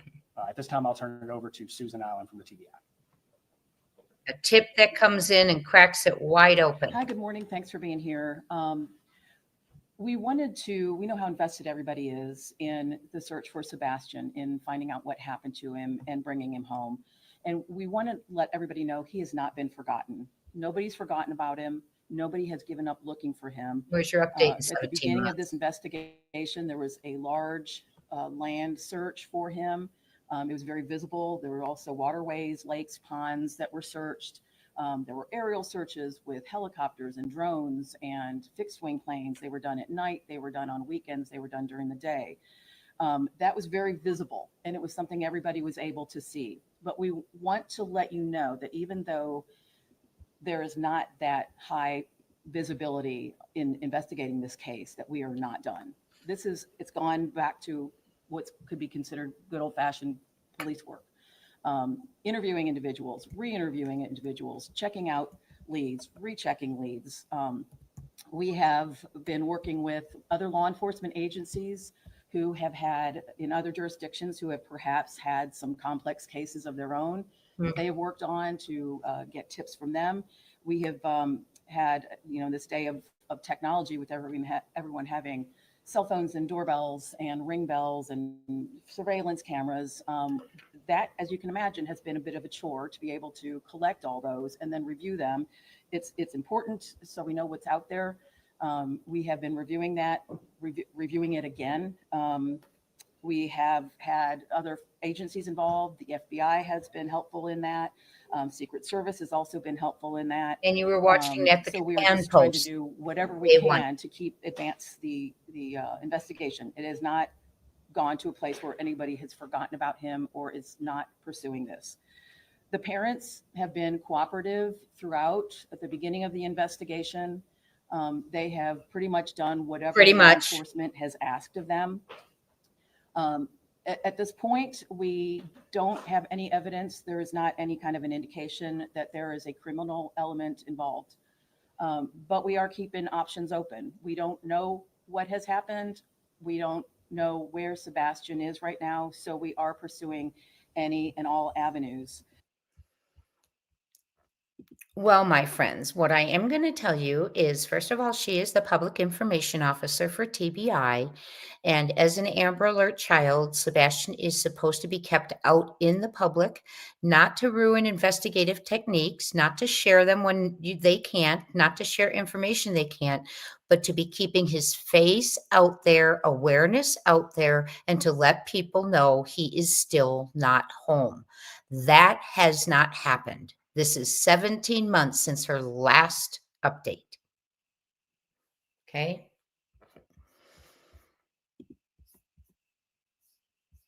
And the fact that she's saying there's no criminal element, then you tell me what they were watching at the center day one, from what I've heard from my sources and others. You tell me how they knew a sedan was there, flashlights were in the backyard, that Sebastian wasn't randomly taken. Okay? Let's not fool the public, in my opinion. We do want to caution there are some social media elements out there who purport to have information that is direct from the investigation. I just want to reiterate that that is not the case. Some of the information that is being provided on some of the social media channels is inaccurate, incomplete. We don't want this to damage the investigation. So we would just caution anyone who is following the case to just use some caution as to what you see and what you believe.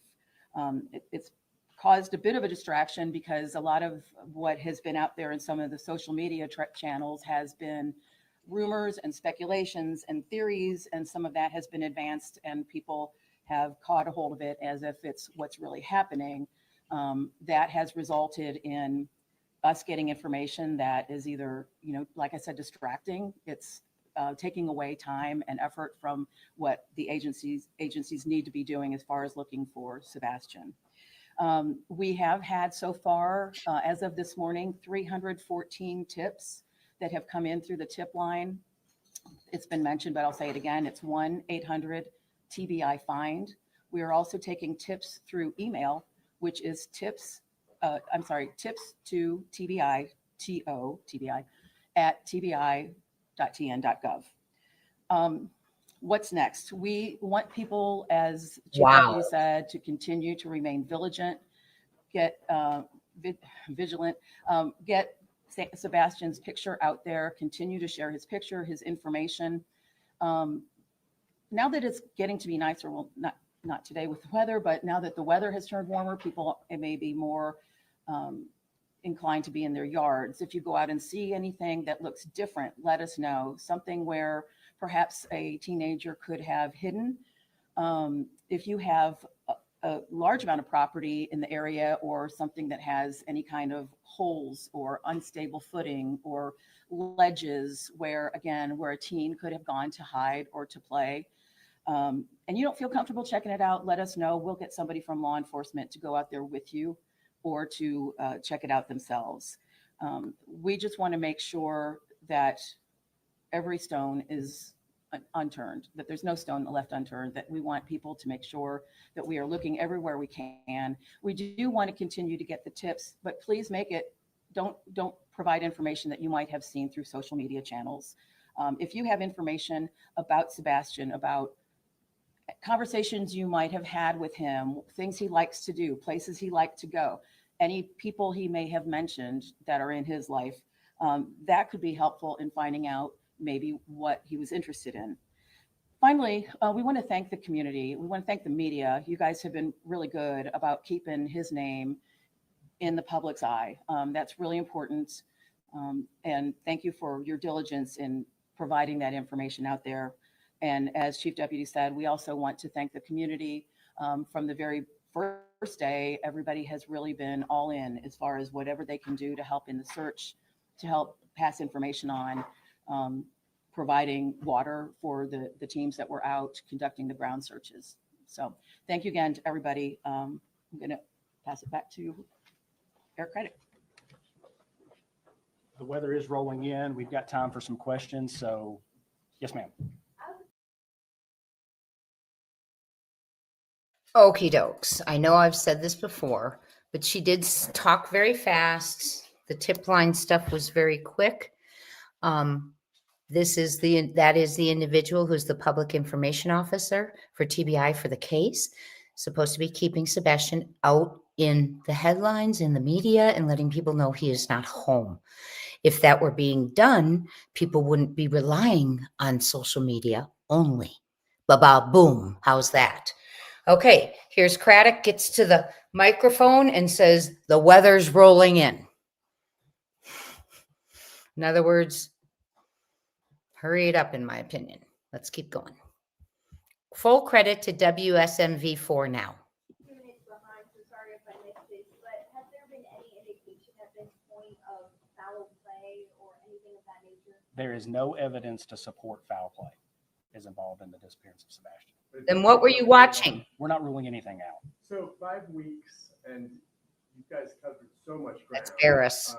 Searching, going back, researching, checked out every case of a possible sighting, nothing confirmed. Not a trace of Sebastian anywhere, nothing found. No footprints, no video, nothing. Nothing that is taking us to locate Sebastian. And are there any working theories? We come up with theories almost daily and try and investigate and make sure that we're doing everything. Did you catch that little tricky wording? Nick Barris said, so in 5 weeks, you've covered so much ground. So there's no trace of Sebastian, nothing you found, nothing at all. And what did Craddock say? Nothing that has taken us to Sebastian. Now, in my opinion, that is not him saying we don't have anything. That's him saying nothing that's taken us to Sebastian. They have stuff, in my opinion. Okay. They're dodging things. Just like she said, the family's cooperating, has done pretty much everything we've asked. Well, what didn't they do? It is a criminal investigation, Shirley. When a child goes missing and an Amber Alert is sounded, you've got a criminal investigation. As much as they want to tell you there's no evidence of foul play, criminal investigation, I mean, I don't understand it, but an Amber Alert means a child has been removed from their home. Okay. Doesn't mean he ran away. They don't do Amber Alerts for runaways. Nothing that has helped us locate Sebastian. Let's keep going. Listen to the wording. They've pretty much cooperated. He's not saying they haven't found anything. He's saying nothing that has led us to Sebastian. Paraphrasing. Sebastian. Share any of those? No, sir. 2 questions, if I may. Have you Wait, ruled what did he out- say? And are there any working theories? We come up with theories almost daily and try and investigate and make sure that we're doing everything we can to find Sebastian. Share any of those?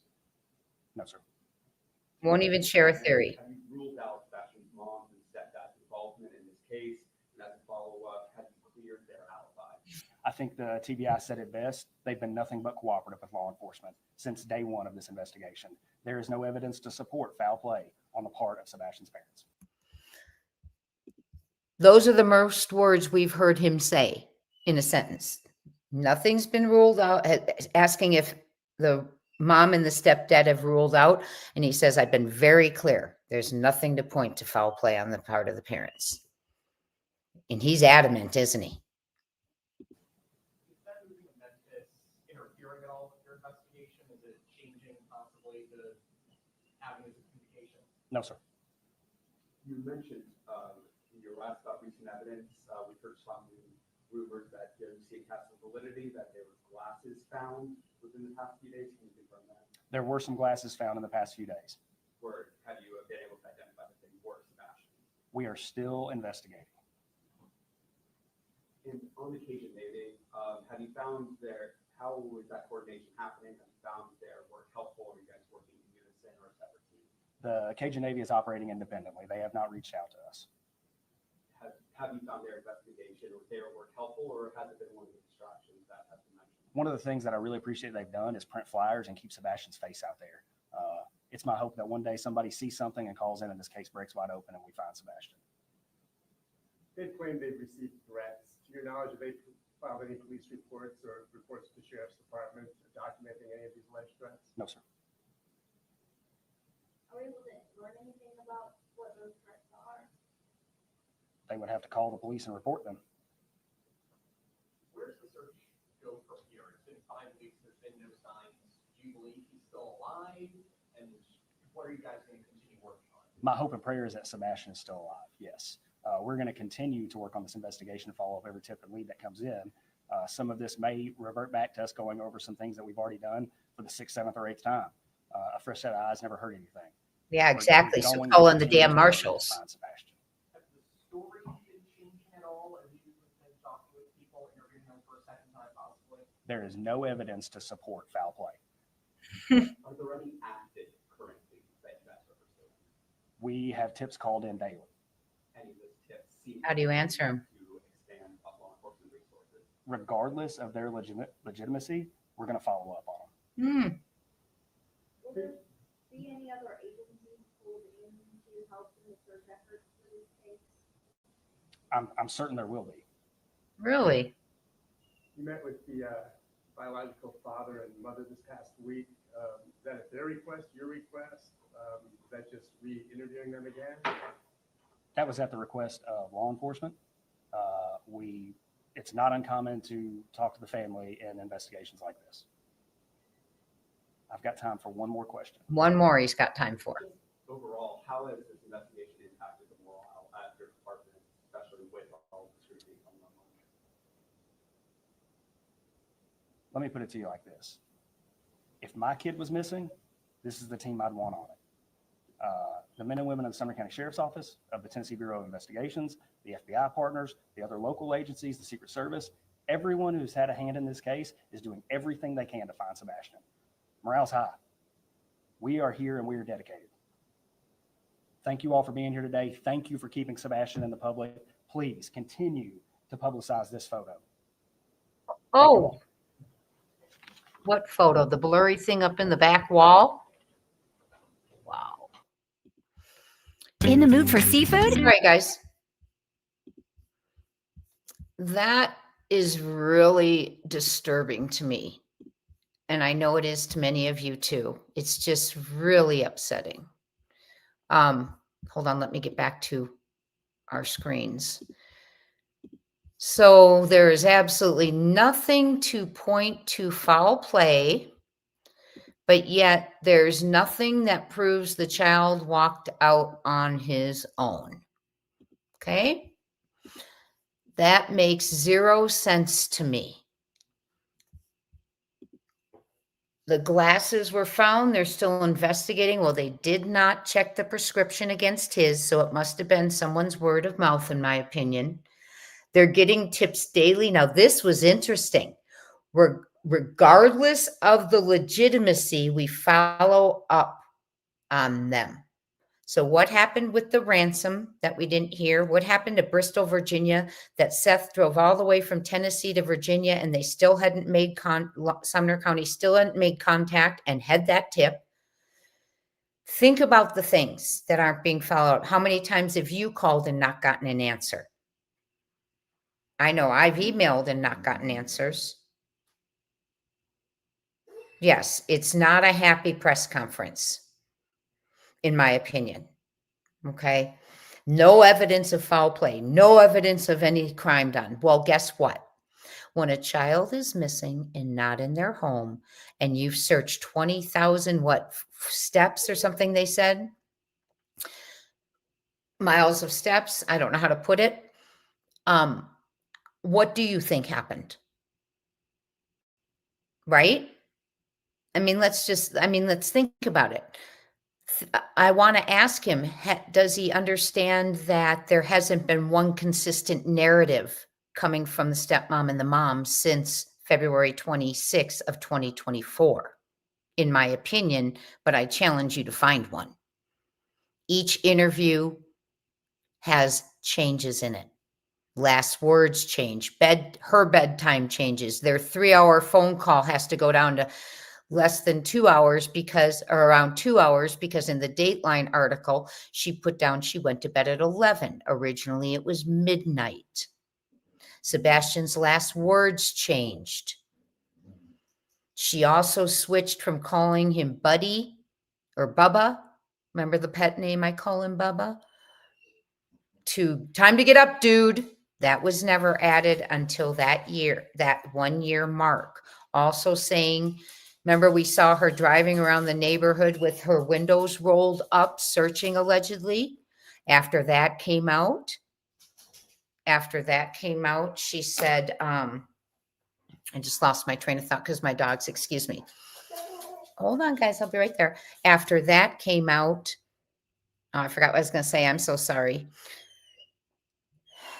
You know, it's a travesty, absolute travesty. They hope and pray he's still alive. We all do. We all do. I have hope he is alive. Like I said in the beginning, we had sightings, whether they were followed. We don't know that they were followed up. Spokane, Washington, the lady who was trying to submit that tip couldn't get a hold of them. Lots of people are saying they couldn't get a hold of them. So if you can't get a hold of them, how are they following up every tip and lead? Hi, Icy Bama. Good to see you. Thank you for watching the replay. If you go back, it's good to see you. So let's go. That was the last press conference 17 months ago. That was it. Okay. Oh, and when asked, are other agencies going to come in and help? What did Craddock say? I'm certain there will be. Well, what has happened? What has happened? Dude, yeah, the dude was really weird that she went from Bubba to dude. So let's go over these updates from at night.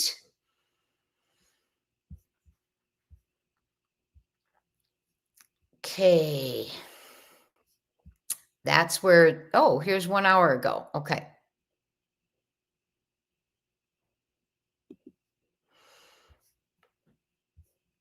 This is from At Night Creative Intelligence 1 hour ago. They do have several updates we'll go over.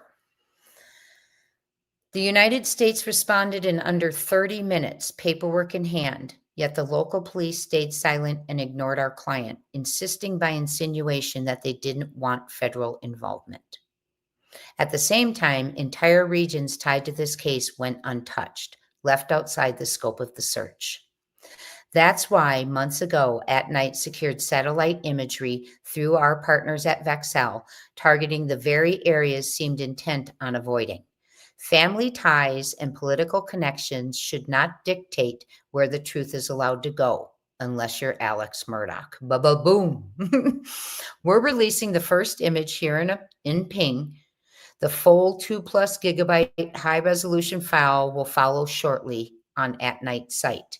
Reminder, this release is for transparency. Don't flood tip lines or interfere with ongoing investigations, okay? So,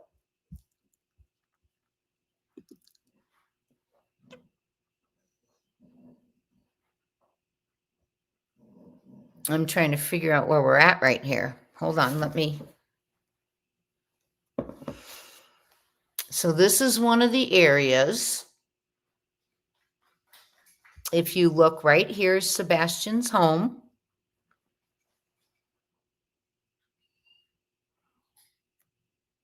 I wish we had a date on it. So here is satellite imagery. As we know, they have released satellite imagery a while ago, and I can pull that back up and we can go over satellite imagery that they shared from the day, I believe, beforehand, a couple of days beforehand. So here is their satellite imagery of the neighborhood. And I'll have to study this closely when I'm not live and see if there's anything we're supposed to be looking at in this. And you guys, please do the same and let me know if there's anything you think we should be focusing on this, and we'll come back to it another time. Let me go ahead and close this. Okay, so they will be releasing a high resolution file shortly on At Night site. Okay. So we will be getting some satellite imagery. This is about the U.S. Marshals. With one signature, the U.S. Marshals Headquarters Missing Children Unit could have been activated to find Sebastian Wayne-Drake Rogers. Representing his father, Seth Rogers, at night acted fast, submitting critical paperwork to the Justice Department within 7 days of our public involvement. When a child's life is at stake, every second counts. So why the delay? What are they hiding? Join us in demanding answers and urgent action for Sebastian. And what they have here is they are showing that they sent this to the Department of Justice.gov. Good afternoon. Please see attached for a copy of our USM 641 request for assistance form. We look forward to your response. Thank you. Resource Coordinator, Missing Child Unit, United States Marshals Service.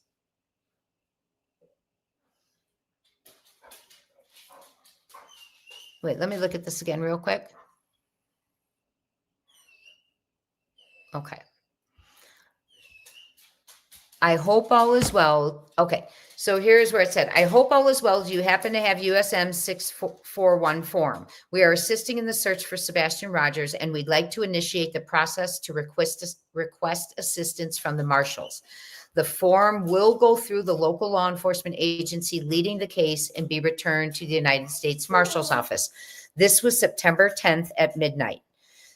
September 10th at 12:33, they got the response saying, good afternoon.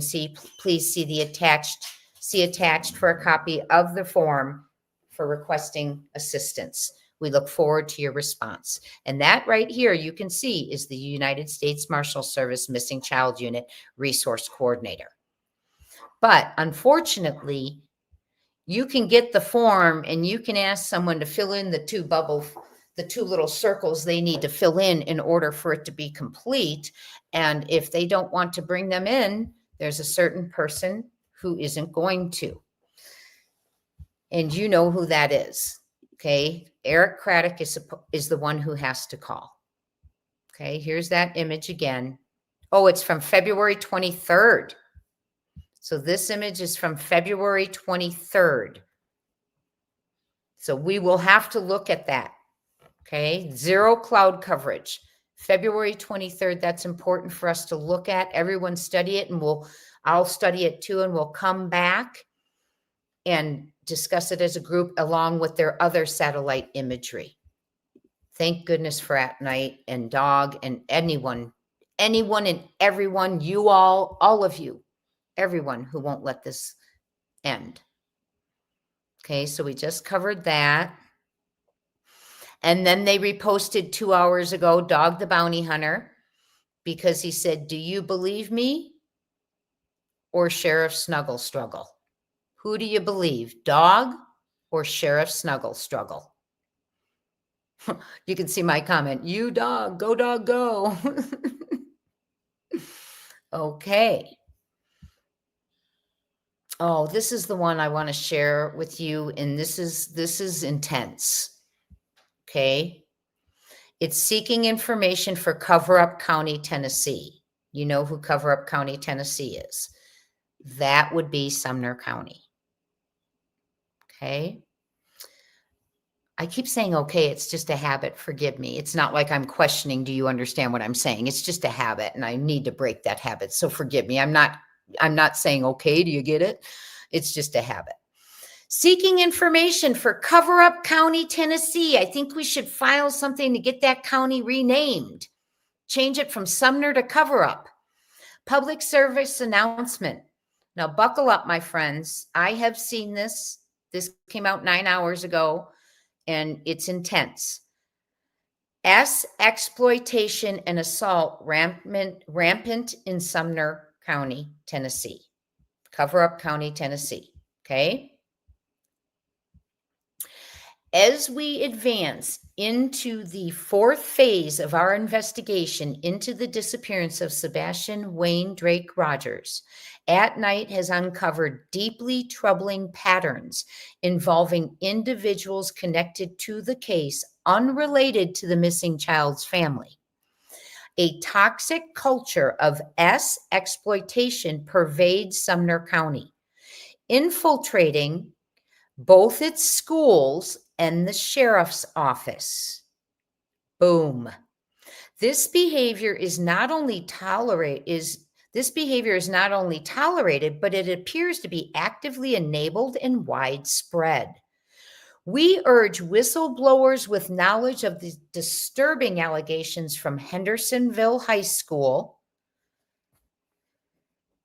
to reports of the Sumner County Sheriff's Office detaining and abusing women under the guise of authority to come forward immediately and contact us. Whoa. Okay, I'm going to read it again. They're addressing things that have occurred in Sumner County Sheriff's Office and Henderson High School. We urge whistleblowers with knowledge of the disturbing allegations from Hendersonville High School to reports of Sumner County Sheriff's Office detaining, it's coming from Hendersonville, High School, to reports of Sumner County Sheriff's Office detaining and abusing women under the guise of authority. To come forward immediately, contact us now. Yikes. Okay, this is getting bigger and bigger, my friends.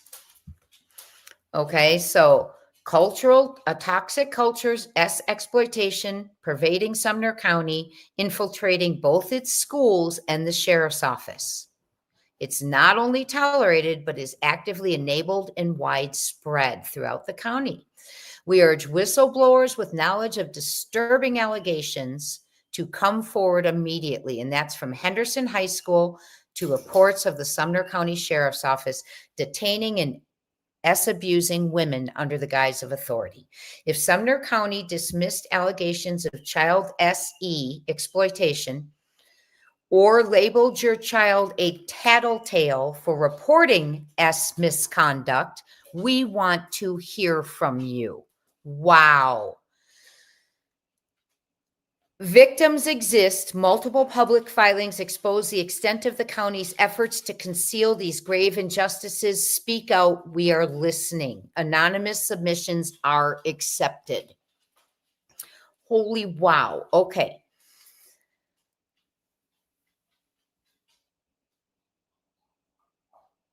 And what did I always say? And I'm going to say it again. If you say R is too strong of a word and it's snuggle struggle, isn't that better? Does this surprise you? Does this surprise you that people who are reporting S misconduct are being called tattletales? What have I said all along? That kind of attitude from a sheriff uplifts the criminal and shames the victim, keeps victims from telling and keeps criminals doing. And here we go. Here's an example. Alleged. I'm waiting to hear the details. Let's read on. Key individuals, school officials. Although not named as defendants, several Hendersonville High staff are central to the story. Coach James Beasley, head coach of the Hendersonville High School football team. He was the first official notified of the incident. The complaint accuses him of minimizing the assault. R is a strong word. It's just snuggle struggle. Told you, it's an attitude that will permeate through others. The complaint accuses him of minimizing the assault and using derogatory language, calling the victim a tattletale. Now imagine someone who has been exploited or knows about it and goes to do the right thing, and they are shamed by being called a what? A tattletale. Okay, let me see if I can get this piece pulled up real quick. Hold on. If we've got the full thing here. Okay. So the full thing is not posted. It says, upon information and belief, let me enlarge it for you. Upon information and belief, this happened to other female inmates by employees of inmates. Upon information and belief, this has happened to other female inmates by other employees of the defendant, Sumner County Sheriff's Department. This is a document, and they're giving us a piece of it on the S assault by defendant Jeremy Michael Singleton. Okay. And that's what we're reading right now. Number 20, Upon information and belief, this happened to other female inmates by other employees of the defendant, Sumner County Sheriff's Department. So S, exploitation. That defendant, Sumner County Sheriff's Department, knew or should have known of these prior incidents, and it failed to protect female inmates. So that Sumner County Sheriff's Department failed to enact guidelines and policies to protect the plaintiff from defendant Singleton. Now, what I am going to tell you here is, I know I'm going to have people later on, not my group, come in and go, At Night wrote that.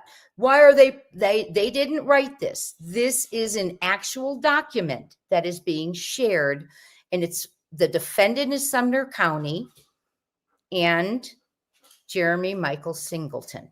Okay. So obviously female inmates were being, well, not obviously, allegedly female inmates were being exploited and not protected. Assault by defendant Jeremy Michael Singleton. Okay, causes of action. Sexual battery by defendant Jeremy Michael Singleton. And I know all of you are going to be Googling that name as soon as we're off of here. Number 21. Let's see what the causes of action are. The defendant, we'll just call him JMS, owed a duty of care to not harm the inmates. The defendant, JMS, had a duty to avoid contacting inmates with his genital area and or touching inmates in their genital and private areas. Lord God. Oh my gosh. I'm going to say it again. The defendant owed a duty of care to not harm the inmates. He's an employee of Sumner County Sheriff's Office. The defendant, JMS, had a duty to avoid contacting inmates with his genital area. Or touching inmates in their genital and private areas. The defendant, JMS, had a duty to avoid touching inmates in a sexual manner. Number 22, the defendant, JMS, initially violated these duties when he intentionally and forcibly touched the plaintiff. Now, we don't have the plaintiff's name. We don't need the plaintiff's name. They should always be protected. The defendant, JMS, intentionally violated these duties when he forcefully groped, grabbed, inappropriately touched, and kissed the plaintiff, an inmate. As a result of these sexual batteries, the plaintiff felt threatened, scared, angry, violated, and humiliated. Number 25, under S, assault by defendant JMS, the defendant JMS owed a duty of care to not cause an inmate apprehension of the threat of sexual battery in sexual A. Holy cow.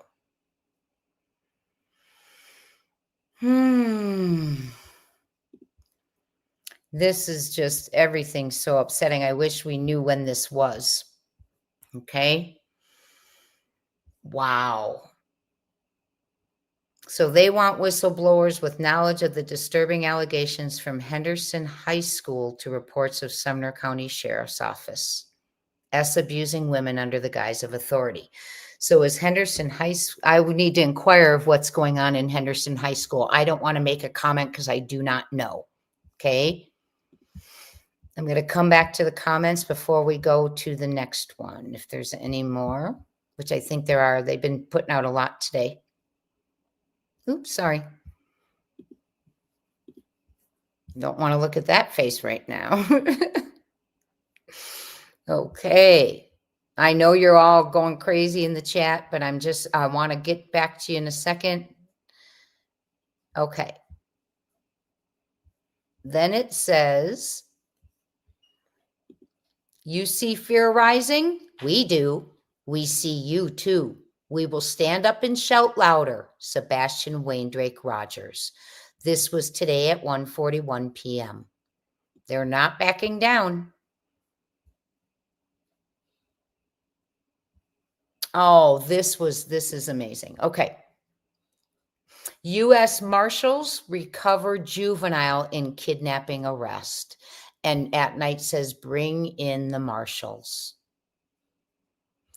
The United States Marshal Service District of New Hampshire, making sure I wasn't, oh, it didn't open for you. Hold on. Let me get it for you.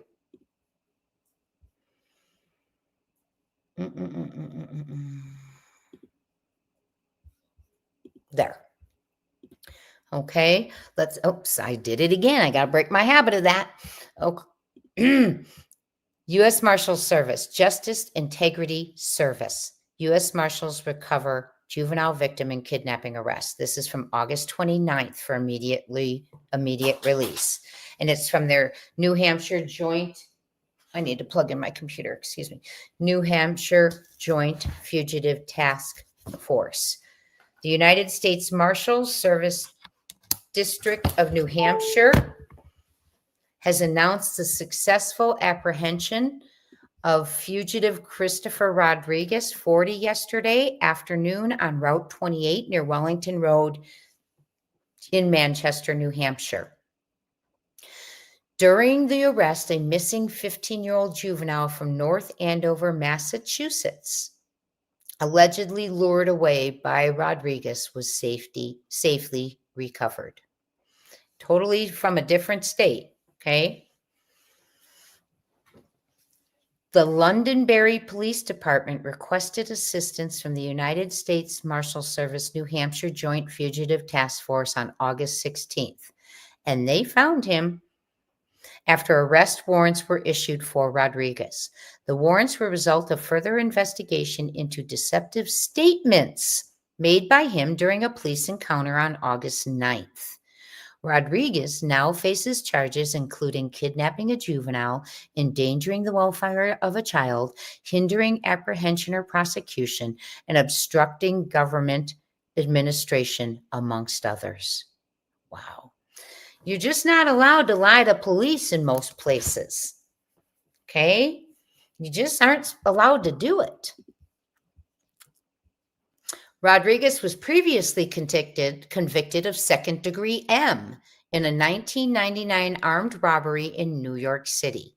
He was sentenced in 2000 and released from prison in July 2017.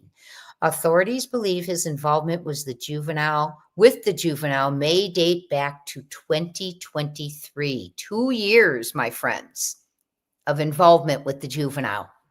Following yesterday's arrest, Rodriguez was transported to the Londonderry Police Department, where he was booked and is awaiting a hearing.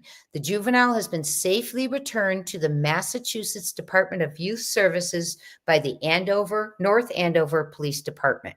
The U.S. Marshal Service extends its appreciation to the Londonderry and North Andover Police Departments for their collaboration. See, law enforcement normally likes to work together. Like when you see the marshals say they got a bunch of kids, what do they always say? We couldn't have done it with all of us. Okay, and they mention everyone being involved in unity and working together. And it's not about ego. It's about working together and getting the job done for the victims. It's not about yourself. The U.S. Marshal Service extends its appreciation to North Andover for their collaboration, as well as to the task force officers from the Stratford, Merrimack, and Rockingham County Sheriff's Departments and the Manchester and Nassau Police Departments, whose contributions were instrumental in the success of this operation. See how many came together. In Sebastian's case, we have one entity standing there, not calling in the marshals, not calling in higher agencies, not doing any more of their own press conferences, searches, whatever. We know how hard it is to get a hold of them on tips. It's just, why aren't they calling in people? Why don't they want the U.S. Marshals who find people? The United States Marshal Service New Hampshire Joint Fugitive Task Force was formed in the fall of 2002, headquartered at the Warren B. Rudman U.S. State Courthouse in Concord. The task force coordinates federal, state, county, and local resources. Coordinated, unity. People work together unless they don't want to for a reason. And that reason needs to be identified, in my opinion. They work together to develop leads, gather intelligence, track and apprehend targeted fugitives. The task force receives vital information from Strafford, Merrimack, and Rockingham counties, as well as the cities of Manchester, Nassau, and Concord. Bring in the marshals. Bring in the marshals. They find kids. Let's see. I'm going to a comment real quick. Susan Smith says, green hoodie is with Mr. Yellow Raincoat. He so obviously is green hoodie is with Mr. Yellow Raincoat. He so obviously is videoing Sebastian at the outside order window. Thank you for sharing that. And I am going to be re-looking at that. Absolutely. Oh, it's Kiki. It's like filling in a bubble sheet, a couple of bubbles and a signature. Absolutely. That's all it needs. It just doesn't make sense when all law enforcement likes to work together. They call each other in, they collab, they want to solve, they want to find kids, they want to put the criminals in jail. But the ones who don't call in for help need to be looked at, in my opinion, when they've gone 18 months plus without being able to locate a child, but for some reason, something it is, they can't ask for help. Okay? They can't ask for help. Is it a can't? Is it a won't? Is it a can't? Because see, and here's the thing that I've recently learned. When the U.S. Marshals come in, they don't go asking for all their evidence and files and things. They get the details and they go out and they hunt. So why not call them in? If you're embarrassed about your paperwork or your investigation, it's not going to be a deterrence because they don't come in and deal with going through all local law enforcement stuff. What they do is they grab details, they go out and they hunt for the person. So, because I thought for a while it was because they might be embarrassed they didn't have paperwork done right or investigate properly, but the U.S. Marshals don't get into that. They just find out there's a kid missing, where it was last seen, what do we have, and off they go. So, think about it. There's one person who has the power to bring them in. And that person refuses, even though the blood relative of Sebastian, his father, is begging and pleading. Now, I want an answer. I would love an answer. I would love to hear Mr. Craddock go on and do a little presser as to why he will not call in the marshals. Maybe he can help us understand that, and then all of us will stop asking. I doubt it, because it wouldn't make sense, but at least explain why you don't want the U.S. Marshals who find children. You haven't found him. You're not searching. Then at night, posted on September 1st, they can hear the lost crying. They can hear the truth hiding. The shadows are now calling them out. You know what shadows, right? I believe they're talking about the shadows in the images. I've shown you who I think is there. I didn't say a name. I let you all, form your own opinions. They can hear the lost crying. They can hear the truth hiding. The shadows are now calling them out.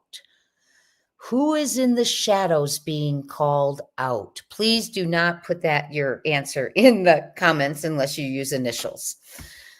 Okay, there is a $500,000 reward. Turn them in today.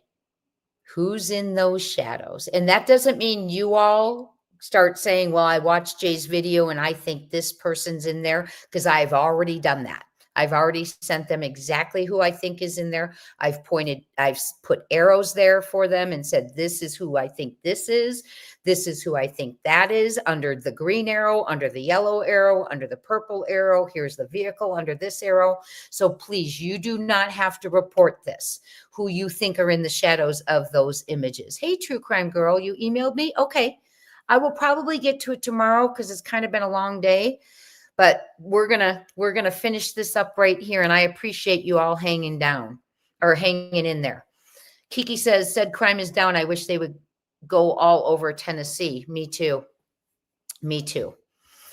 So let's click on this right here. There's Sebastian holding his tennis shoes. How you can help, you can scan, view, and share, report, citing, call 911, or the lost. That's what I was going to share with you early on, that I lost my train of thought. Something that has been brought to my attention to share with all of you is, if indeed you see Sebastian, or you have a really, really, really, really verified important lead, okay? Not I saw it on YouTube, but some information. What is being suggested is you have a local FBI office, call them, report it. Also, another thing I was told is call the Nashville field office, FBI field office. They have someone on 24/7, an agent, and you keep calling and calling and calling until the agent answers. And you tell them, I've seen Sebastian, or I have a piece of information you need to have. Okay. I know the shoes were cut off in many of the photos, Jules. Okay. So think about, if you see him, FBI Nashville field office, Google it, call them, and keep calling, because they have an agent on 24/7. Hang up, call back, hang up, call back. That's what I was told to share with my community. Also, another suggestion that someone shared with me is call your local field office for FBI. Tell them you've seen a missing children, or you have some serious information about a missing child. Okay. Yes, this is a QR code. Exactly, Gypsy. Oh, great idea. Gypsy says she's going to put that on the back of business cards to pass out at the Pig Fest. Very good, Gypsy. Now let's see what this one is. There you go. Okay. Scan, view, share, report the sighting, call 911 or 1-800-THE-LOST, or your FBI field office. And the 24/7 FBI Nashville has an agent 24/7. So we're not going to any longer keep trying to call when something like another agency doesn't answer, if you know what I mean. You've got other places you can call. Okay. At night, I want to thank you for what you're doing. I want to thank all of you for what you're doing. And I just want to make sure we got to the last one here. Oh, this is from yesterday. At Bill Lee from Tennessee, the governor, will be in Hendersonville on September 15th. Locals should gather and protest to make children matter again in Tennessee. If you are a local, please go if you're able, especially in Sumner County, where money has bought disappearances not once, but twice. It's time to kick off my campaign. Keep Judge Jennifer Nichols, Circuit Court Division 2, with very special guest, Governor Bill Lee. Please join us Monday, September 15th. So At Night has posted this. So locals, if you are there, please gather, do a peaceful protest to Tennessee, especially Sumner County, that children will matter again and money will stop buying disappearances, not once, but twice. And what's meant by that is Sebastian disappeared from his home, and now Sebastian's disappeared because his case, his awareness is being silenced by Sumner County, is what they mean. Okay. So if you can go, here it is.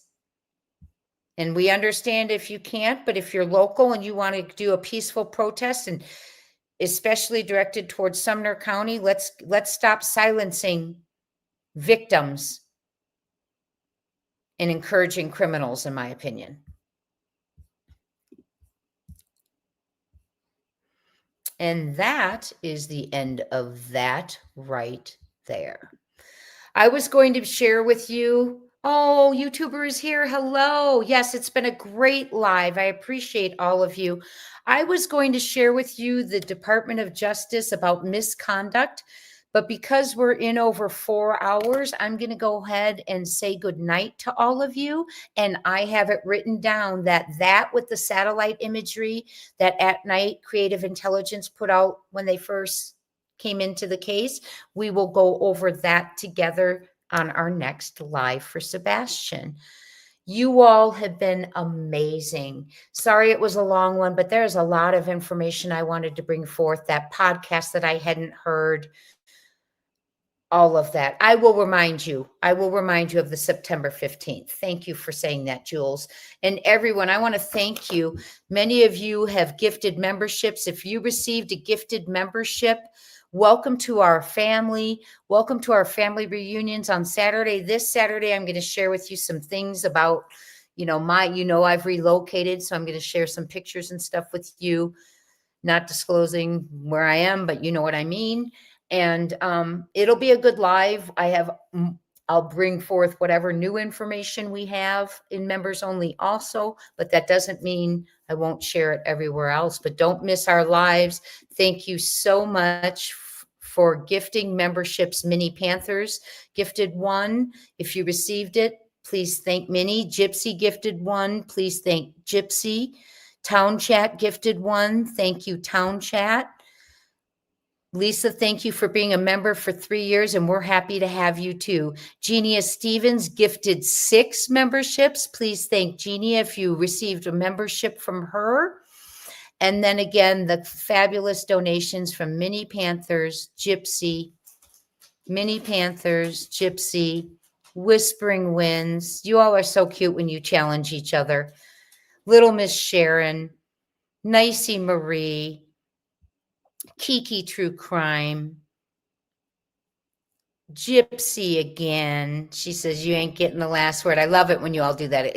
It's so fun to watch. Mini Panthers again saying, don't look, Gypsy, because she topped her. And then Sweet Sea came in and topped them with $10. Thank you for your donations. And we have Butterflies Are Free to Fly came in saying, thank you for keeping Sebastian in the forefront. My pleasure. He's a wonderful young man. His father is a wonderful father searching, and it's a pleasure to be able to cover the case and raise awareness.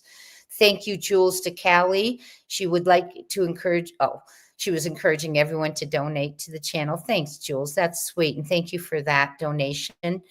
And then Jules, again, I feel like a lot of us want to be there protesting for Sebastian. Can we plan something like this on Sebastian's birthday? We would have time to plan. I think that is a fabulous idea. I can help you plan something if you guys need to. I wouldn't probably be able to be there because I will be there end of October. And his birthday is about 5 weeks after I'll be there, 6 weeks after I'll be there. But certainly, I'm hoping something will be planned for his birthday. Knowing Seth, absolutely something will be planned. What did they do last year? Didn't they do a bike rally for his birthday? And then Jules, thank you again. I will find out exactly what location of where the black pants were found and let you know. Nathan, thank you so much for your super sticker. Jules to Callie, wow. I so appreciate this donation, my friend. And yes, can we as a group do something for Seth as a civil suit and a class action lawsuit? Whenever Seth's ready, we will stand beside him whenever he asks for it, needs it. Absolutely. And YouTuber who just came in late gifted a Crime Time Buzz membership. Thank you so much, YouTuber. That is so sweet. Please thank YouTuber is here. And Gypsy said, ha ha, she got in with her $5 donation and topped you, Minnie. Thank you all for such an amazing live. You are truly an amazing group. Sebastian's army, You're unstoppable. Thank you all. If you have not hit the like, would you please hit it on your way out? Because we do want people to be aware of that podcast we were watching. It has so much information in it. Maybe we'll listen to the second half, maybe we'll listen to the second half another time too together, okay? So it's been a wonderful time. Sebastian's Army, you're amazing. Jules to Kelly, you all make this a sweet community. You uplift each other. You're kind when you disagree in the chat. Yes, I will ask about that Whispering Winds. Indeed, I will. I will inquire. Absolutely. Thank you so much to all of you for being kind, classy, sweet to each other. You allow each other to have different perspectives and ideas, but you don't slam each other for them. We take little pieces and we learn, right? Hi, JH. Mahalo.